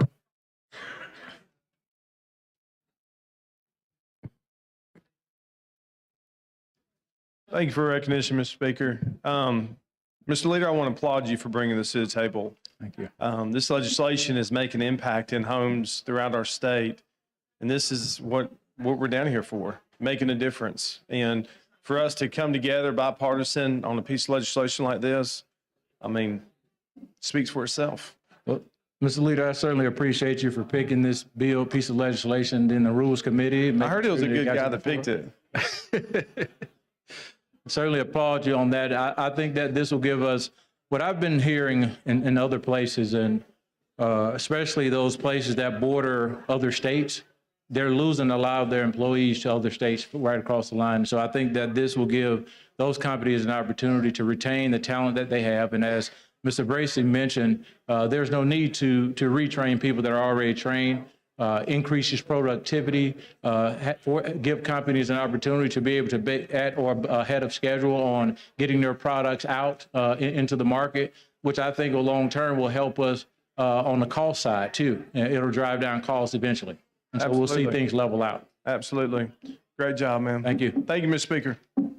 Thank you. And the question for the body is now on adoption of the BIR. The clerk will unlock the machines. The members will vote.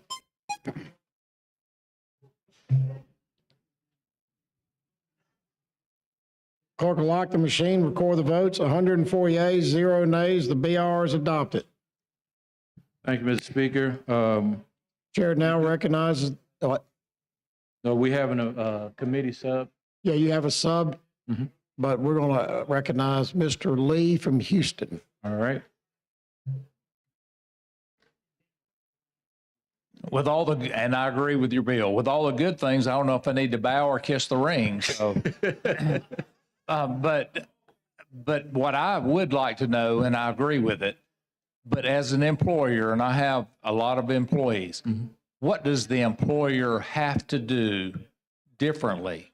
And if they don't do it by mistake, somewhere it's going to happen. What are the repercussions? Will there be some sort of fine? Will there be some sort of thing to come after them? Well, there are no fines or anything associated with this. I think that once the Department of Revenue create a process, those of us that are on the legislative council will be able to evaluate whatever rules that they come up with to make certain that it fit the intent of the bill. So once the employee hits 40 hours and they go over, what does the employer do? Will they be instructed how? Will there be some format? Tell me about that process. The Department of Revenue will develop that. That's why there are some administrative costs in here for the overhead from a system standpoint. So the Department of Revenue will make certain that because this won't go into effect this calendar year, it'll start the next calendar year. And so the Department of Revenue will create the process and procedures in the interim and direct companies on how to take advantage of this.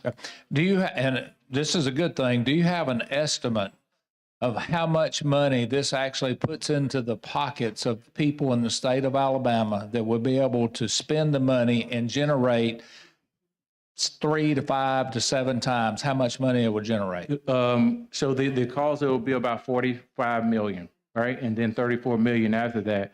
When you look at the breakdown from where the spending, based on the spending, consumer spending behavior, you'll see on the 2% on some cities, I think some of the estimates are around 1.2 million. So the local economy will benefit the most from this, more so than the state. And so you'll see that the local economy, let me look at these figures.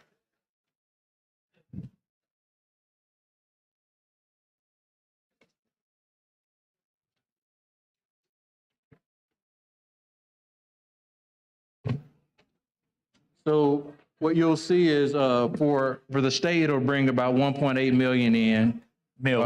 For the county, it'll bring 900 million in. And for municipalities, it'll bring in 1.8. What was the first number? 1.8 million.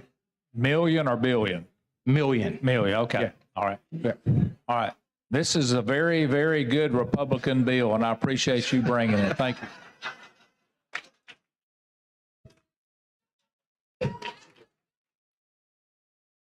Look, this is an Alabama bill, buddy. The question is now before the body on adoption of the substitute. The clerk will unlock the machine. The members will vote. I think we share that. Clerk will lock the machine and record the vote. 105 yeas, 0 nays, the substitute's adopted. The chair now recognizes the gentleman from Jefferson, Mr. Rogers. Mr. Rogers, welcome to the neighborhood.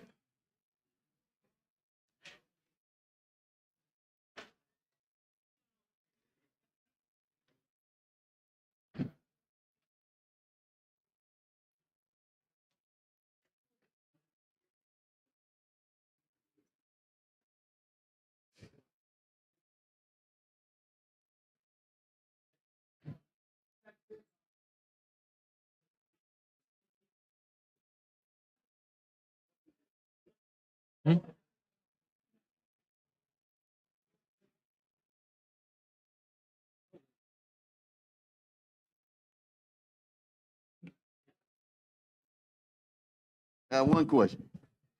It's a good bill. Everybody excited about it. But tell me, how much it's gonna cost the employer? Somebody got to pay. The employer or the employee? The employer. It's going to cost them anything because they do, when you're an employee, your pre-tax, the employer is taking out the 5% on the front end. So you don't see that in your check, right? And so the employer, the benefit that they have is to have trained workers working beyond the 40-hour mark. So it's a productivity thing for them.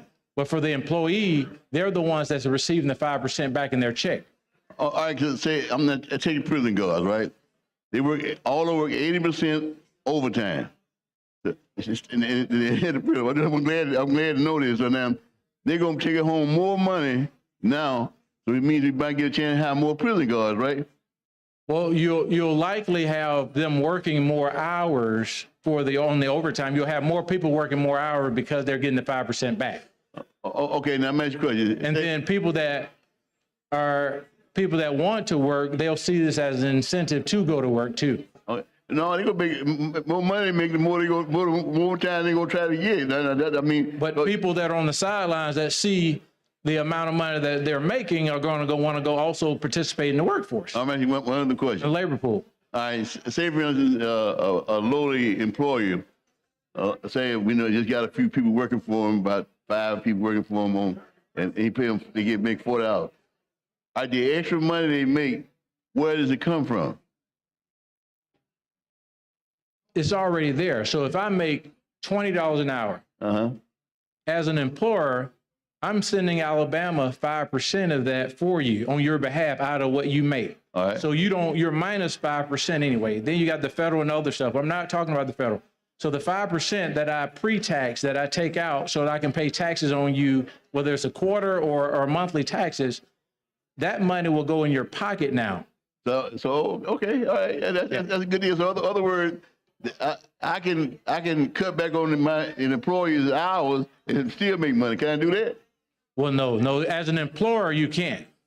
This is only an employee benefit, an hourly worker benefit. I'm trying to flip it the other way now. I know the employee gonna get some money, but what about the employer? If I'm gonna give him extra money, can I cut his hours back and then he make money? Well, you just let him work 40 hours then. You don't have to have them. It's not a requirement that you give overtime. Every company doesn't provide overtime. All right. So now if I'm an employer, trying to maximize my dollar as an employer, I would work him 15 hours instead of 40 hours, 2/3 instead of 40 hours, right? But it's nothing that comes from you as an employer, though. Okay. It's the state that it comes from. It doesn't come from you. You're just taking what you were going to send to the state. You're just putting it back in their check. So it's not going to penalize the employer. I'm trying to say. Oh no, absolutely not. So in that case, it's a fantastic bill. I'm trying to see was there any downside. I mean, everybody praising so much. I said, it got to be some kind of downside. I can't see. Well, look, I've been thinking through this process since last summer, trying to get folks to shoot holes through it, and we just hadn't been able to think tanks everybody and vetted it up and down, and so that's why we're putting the sunset provision on there just to test it out in case we need to make some tweaks. Well, I usually find a pinhole everywhere, every now and then in all bills. And I've been sitting trying to say, it got to be a pinhole somewhere. I want you to shoot holes through it. That makes it a stronger bill. But I've sent it to everybody that agrees with me and disagrees with me. I think it's fantastic idea. I'm just trying to find out how is the employer can maximize the amount he can make, he or she can make. But in this way, it doesn't affect that. Yeah, this does not provide a tax incentive to the employer at all. It's only the employee. So now, any other states doing this? No one else is doing this. This has never even been thought of. Okay, that's unusual. So anyway, I want you to come in for, I don't care who they're bringing good bills, because there's always a somewhere behind I can't see. But I've been trying to figure out what the loophole was back there for the last 5 minutes. And I've been trying, I thought I had one deal. I said, well, what about the poor employer? Because if I'm employing 5 folks, let's say I go 5, and I'm working those 5 folks, and I'm working 40 hours, then I said, I need 20 more hours. I don't have to pay anything for the other 20 hours. They get paid anyway, right? Well, they're going to get the 5% back. So right now, you don't have to tax them at the 5% on the overtime. So if it's $300, right, that you're sending to the state of Alabama based upon what they made just in overtime, if that's what the tax, so you send that, if the Alabama collected $300 from you, you send that back to the employee's paycheck. It don't go to the employer. It only goes to the employee, an hourly worker. And you don't lose. I mean, the employee don't lose any money at all. None whatsoever. It's all employee driven. Yes. And that's unusual. It surprised me somebody coming to be able to help somebody sometimes. I'm really astounded. I'm gonna commend you if this what you say is true. My hat's off to you. And I believe you telling the truth. I've been trying to figure a way how it worked, but now I see how it works. It sounds fantastic, and nobody's doing it anywhere in the state in the United States. Not at all. Well, how did you tell me? Let me ask you a question. I know you're quite a brilliant young man, but tell me, how did you come up with the idea? Trying to when I see all the prices going up, and whether it's a grocery store or retail or wherever it is, and it's just really solving the problem. I was trying to figure out how can everybody's now hiring signs from Mobile to Huntsville, and trying to figure out how do we use the existing workforce, incentivize them to produce at the same level that they were pre-COVID, so that it can eventually drive down costs. And this is kind of what I came up with to do that. It's rewarding work. I'm gonna give you congrats. You laid in bed one night and bingo, you figured it out, right? I don't know if I was laying in the bed doing the thought. I could have been driving. Okay. Well, I'm just trying to. Yeah. I'm not insinuating you lay in the bed, but you arrested at some arresting point when the idea crossed your mind and you wrote it down and said, I'm gonna present that, right? And it could have been when you called me one night. I thought of it. Well, okay. I think it's a good idea, and I'm just trying to figure out. It got to be some other way it's functioning. So, but if it's functioning that way, and it's already all employee driven, and so it's employee driven, right? Yes. So now, if he works 20 hours overtime, 40 hours overtime, it doesn't matter how many hours overtime he works. There's no limitation. There's no limitation on the hours overtime he can work. That's all depending on the employer. That's all depending on the employer. Yes. All right. So he can work as long as he wants to. Yep. All right. So anyway, it's not gonna cost the state government one dime, right? Nope. No, it's not going to cost the employer one dime. What's going to cost? Well, the tax you're collecting the 5%. So you're already collecting 5% on the 40 hours, the first 40 hours. So on the overtime, the state of Alabama still taxed at 5%. Okay. So that 5%, instead of being sent to the Department of Revenue, is being sent back to the employee. So it's not cost state any money either, right? Yeah, it costs the state. It does cost the routinely what an ordinary would cost, not any extra, right? Yeah, so it's the income tax side it'll cost, but you're getting a lot of it back on the sales tax side. So when the guy get ready to file his income tax, you don't even file that, right? Not on the 5%. On the 5, you don't, because if they're not collecting, no, you don't. Okay. Just on that overtime side, but the other one, the 40 hours, you do have to file. It's overtime. He doesn't have to file that at all because there's no tax on it anyway. So he's routinely broke even on the overtime. Mm-hmm. That's unique. Okay, congratulations. Thank you. If I can shoot a hole in it, thank you. I was thinking real hard about how I can figure out how it would work. Thank you. Thank you. The time for debate between the two dapper gentlemen has come to a close, and the question for the body now is final passage of House Bill 217 as substituted. Clerk will unlock the machine. The members will vote.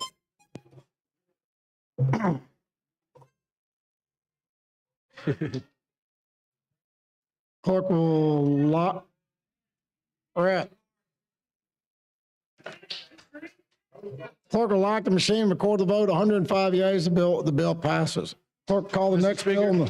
Mr. Speaker, there was some folks asked for co-sponsors. Want to open up for co-sponsors. Clerk will open the machine for co-sponsors.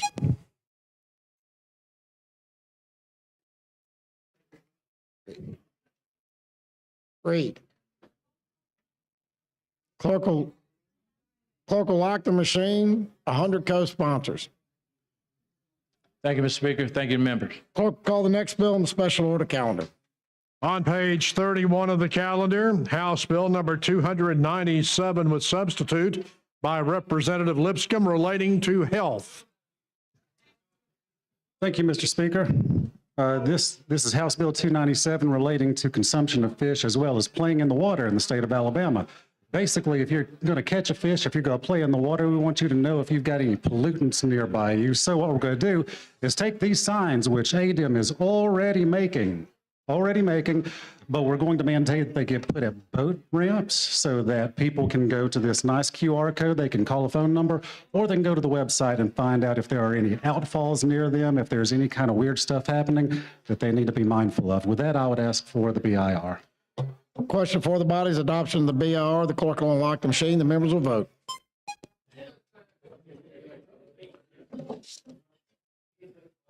Clerk will lock the machine and record the vote. 105 yeas, no nays. The BIR is adopted. Mr. Speaker, I have a substitute. It takes a little bit of language out of this bill that was making it a little bit difficult to post these at some locations, such as outfalls. We don't want it in those areas because it's very difficult to place them.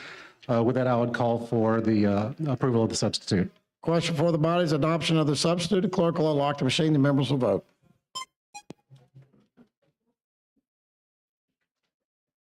Clerk will lock the machine, record the vote. 104 yeas, no nays. The substitute's adopted. Thank you, Mr. Speaker. With that, I'd call for final passage. Question for the body is final passage of House Bill 297 as substituted. The clerk will unlock the machine. The members will vote. Sure. The clerk will lock the machine and record the vote. 104 yeas, no nays. The bill passes. Thank you, Mr. Speaker. Members. Clerk, call the next bill in the special order calendar. This week. On page 15 of the calendar, Senate Bill number 11 by Senator Barfoot relating to the Alabama Uniform Trust Code. Chair recognizes the gentlewoman, Ms. Almond. Thank you, Mr. Speaker. This is SB 11, which is identical to HB 47 regarding the Alabama Uniform Trust Code, which we've already passed on this House floor. Identical bill. I move for the BIR. Question for the body's adoption of the BIR. The clerk will unlock the machines. The members will vote. All right, so I can tell him he knows. Clerk will lock the machine, record the vote. 105 yeas, no nays. The BIR is adopted. I know. Thank you, Mr. Speaker. I move for final passage if no questions. Question for the body is final passage of SB 11. Clerk will unlock the machines. The members will vote.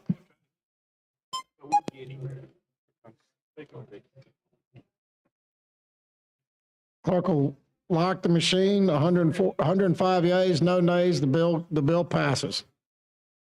Clerk, call the next bill on the special order calendar. On page 29 of the calendar, House Bill number 280 by Representative Rigsby relating to the military. Chair recognizes the gentleman, Mr. Rigsby. Thank you, Mr. Speaker. This is House Bill 280. It's another bill to make Alabama the most friendly state when it comes to our military and families. What this does is it allows for the spouses of the personnel to take an occupational license and reciprocate that license to Alabama in a more efficient and quicker manner. And with that, I ask for the passage of the BIR. Question for the bodies on adoption of the BIR. The clerk will unlock the machines. The members will vote.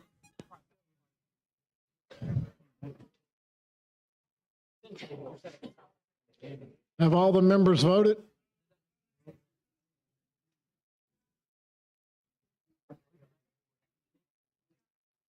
Clerk will lock the machine and record the votes. 104 yeas, no nays. The BR is adopted. Mr. Speaker, I do have a floor amendment. Do you have a floor amendment or a Senate sub? It's an amendment. You got an, okay. Well, you got, yeah. We'll get to that. in a Okay, second. all right. Does the clerk have the amendment? Amendment to House Bill number 280 by Representative Rigsby. Very quickly, what this does is it actually makes the language that came out of Senate bill and mirrors that language. So in just a second, we'll do a Senate sub. But to make that very clear, in the original bill, it used the words or the phrase occupational license board, which they thought was a little too narrow. And it explains that out to say board, agency, or commission in the state pursuant to temporary permits, so on and so forth. So it just changes out that language. Chair recognizes the gentlewoman from Jefferson, Ms. Cavan, on the amendment. Thank you. I had my light on for the BRR.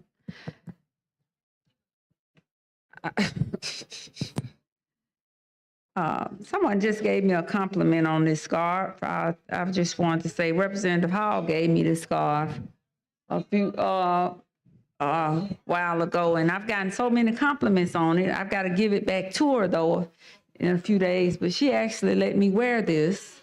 What do you think I look like? I'm sorry, Mr. Chairman, but I just was, yeah, Jermaine, I just got a compliment walking up here. I was coming up here on the BRR. I'm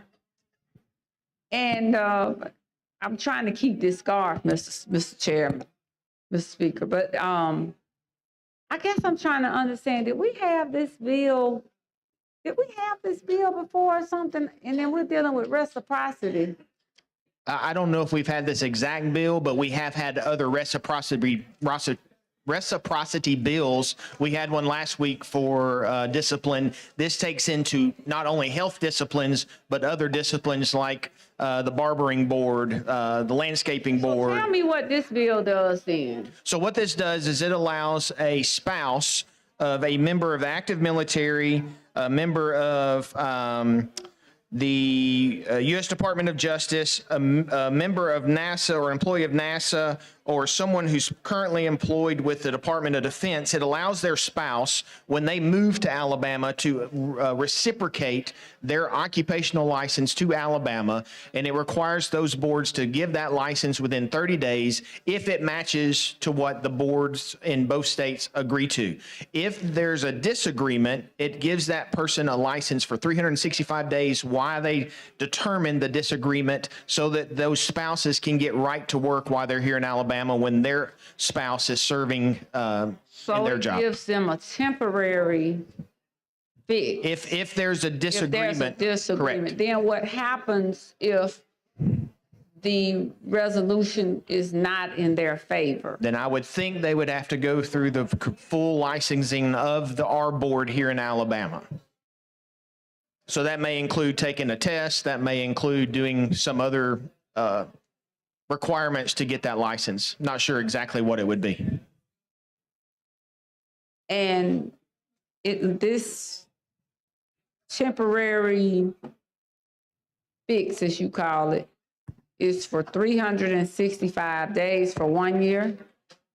365 days is what it says. 365 calendar days. Correct. And this is reciprocity for all or any of the 50 states and territories? That's the way it reads, yes, ma'am. Unless there's already a reciprocity agreement or a compact. And that's what I was going to or ask you, if something there was like some that in type of place. compact or Yes. agreement. And there's a few to state boards that otherwise. don't fall into that, like the Board of Law, the Peace Officer Standard and Training Commission, the Board of Pharmacy, Optometry, Dental Examiners, State Board of Chiropractic Examiners, Liquefied Petroleum Gas Board, and State Board of Medical Examiners, because they already have reciprocity rules and agreement for those boards. This basically establishes reciprocity for those boards who currently don't have that already. And there's a list of those that I won't bore you with reading. Oh, no, I could never be bored. Well, I knew. I have 10 minutes to take every time I get a chance to come here. That's all I have is 10 minutes twice on each bill. So I never get bored when I come to this microphone. I just want to be able to not be rushed through the BRR. So would when you my like light to- is on, and even if it's the only light, I should be acknowledged to at least come to the BR when on the BRR, and that's happened like 3 times today. And that's germane to the bill. But anyway, I digress. Okay, I just wanted to get the clarity. Anything else you want to add? No, unless you have more questions. I'd like to wear that scarf though.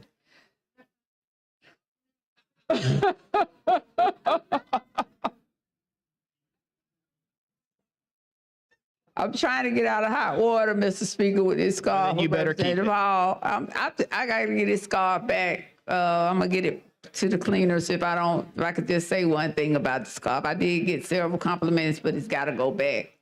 So thank you, Mr. Speaker, for allowing me to say that. Thank you. Thank you. Thank you, Ms. Cavan. And with that, the question for the body is adoption of the amendment by Mr. Rigsby. Clerk will unlock the machines and members will vote.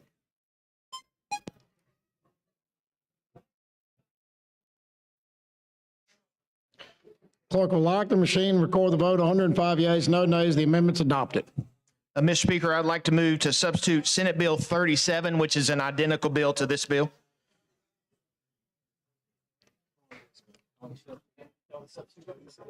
The question is, before the body is on the adoption of the substitute. All in favor say aye. All opposed say no. Ayes have it, the bill substituted. Mr. Speaker, I recommend the passing of the BIR for Senate Bill 37. Question for the body's adoption of the BIR and Senate Bill 37. The clerk will unlock the machine. The members will vote.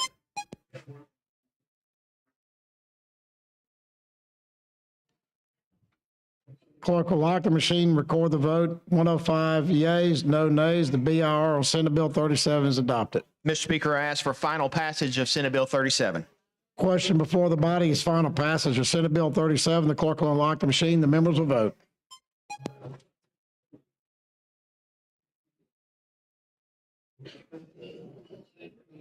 The clerk will lock the machine and record the vote. 105 yeas, no nays. Senate Bill 37 is given final passage. And with that, Mr. Speaker, I ask that we indefinitely suspend House Bill 280. Question for the House is indefinite postponement of House Bill 280. All in favor say aye. All opposed? Ayes have it. House Bill 280 is indefinitely postponed. Thank you, Mr. Speaker. Thank you, members of the body.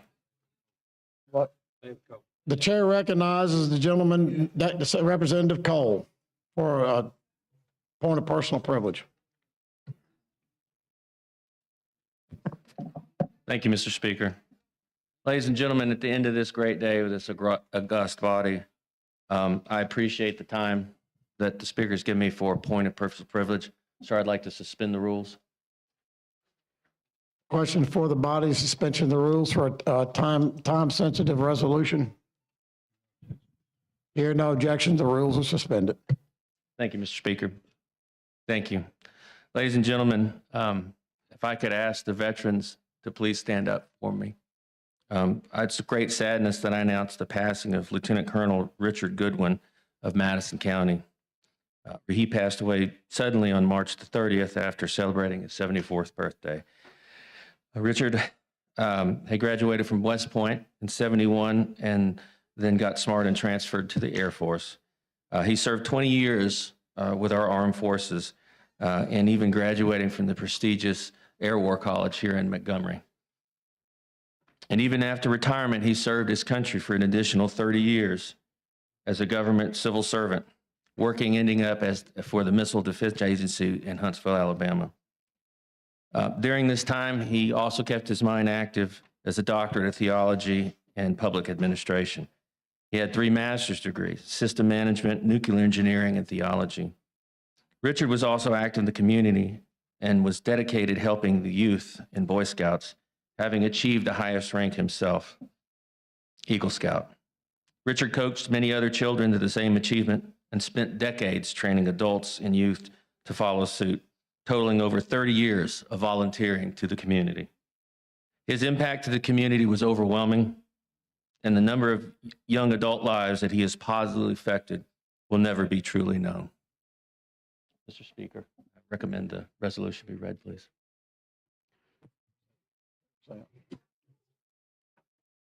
All in favor, say aye.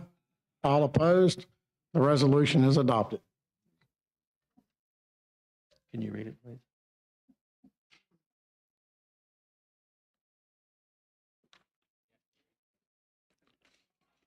The clerk will read the resolution. Whereas it is with profound sadness that we note the death on March 30th, 2023 of Lieutenant Colonel retired Dr. Richard Doc Goodwin of Huntsville, Alabama at the age of 74. And whereas his passing leaves a void in the lives of his loving family, many friends, and the entire community where he was highly regarded. And whereas Dr. Goodwin's passion for continued education and community service never waned, he graduated from the United States Military Academy at West Point in 1971 and transferred service to the United States Air Force. Later, he taught physics at West Point and attended the prestigious Air War College in Montgomery. Now therefore be it resolved by the legislature of Alabama, both houses thereof concurring, that the death of Lieutenant Colonel retired Dr. Richard Goodwin is recorded with deep sadness, and this resolution is offered in tribute to his life and with heartfelt sympathy to his family, whose grief is shared by many. Thank you, Mr. Speaker. Thank you, ladies and gentlemen.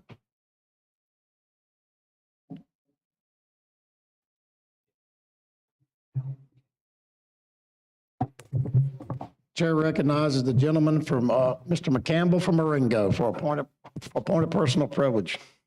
Thank you, Mr. Speaker, for the recognition. Today, ladies and gentlemen, we have I think this is her 5th year as a freshman.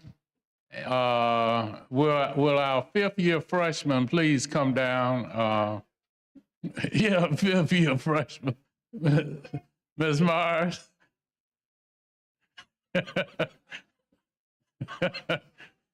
Will you come down here, our 5th year freshman?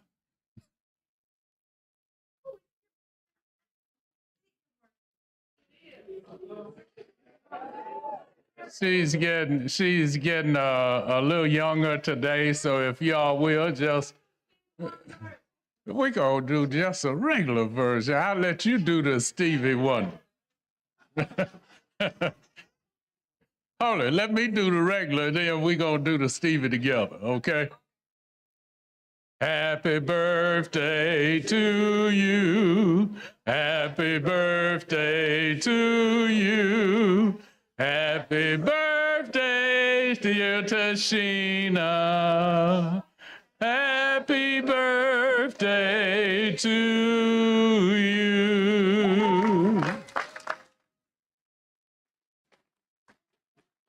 Happy birthday to ya. Happy birthday to ya. Happy birthday to ya. Happy birthday to ya. Happy birthday.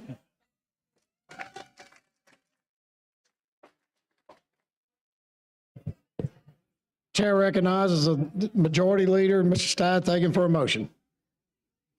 Mr. Speaker, I move that the House stand adjourned. You heard the motion. All in favor of adjournment, say aye. All opposed? Ayes clearly have it. We are adjourned.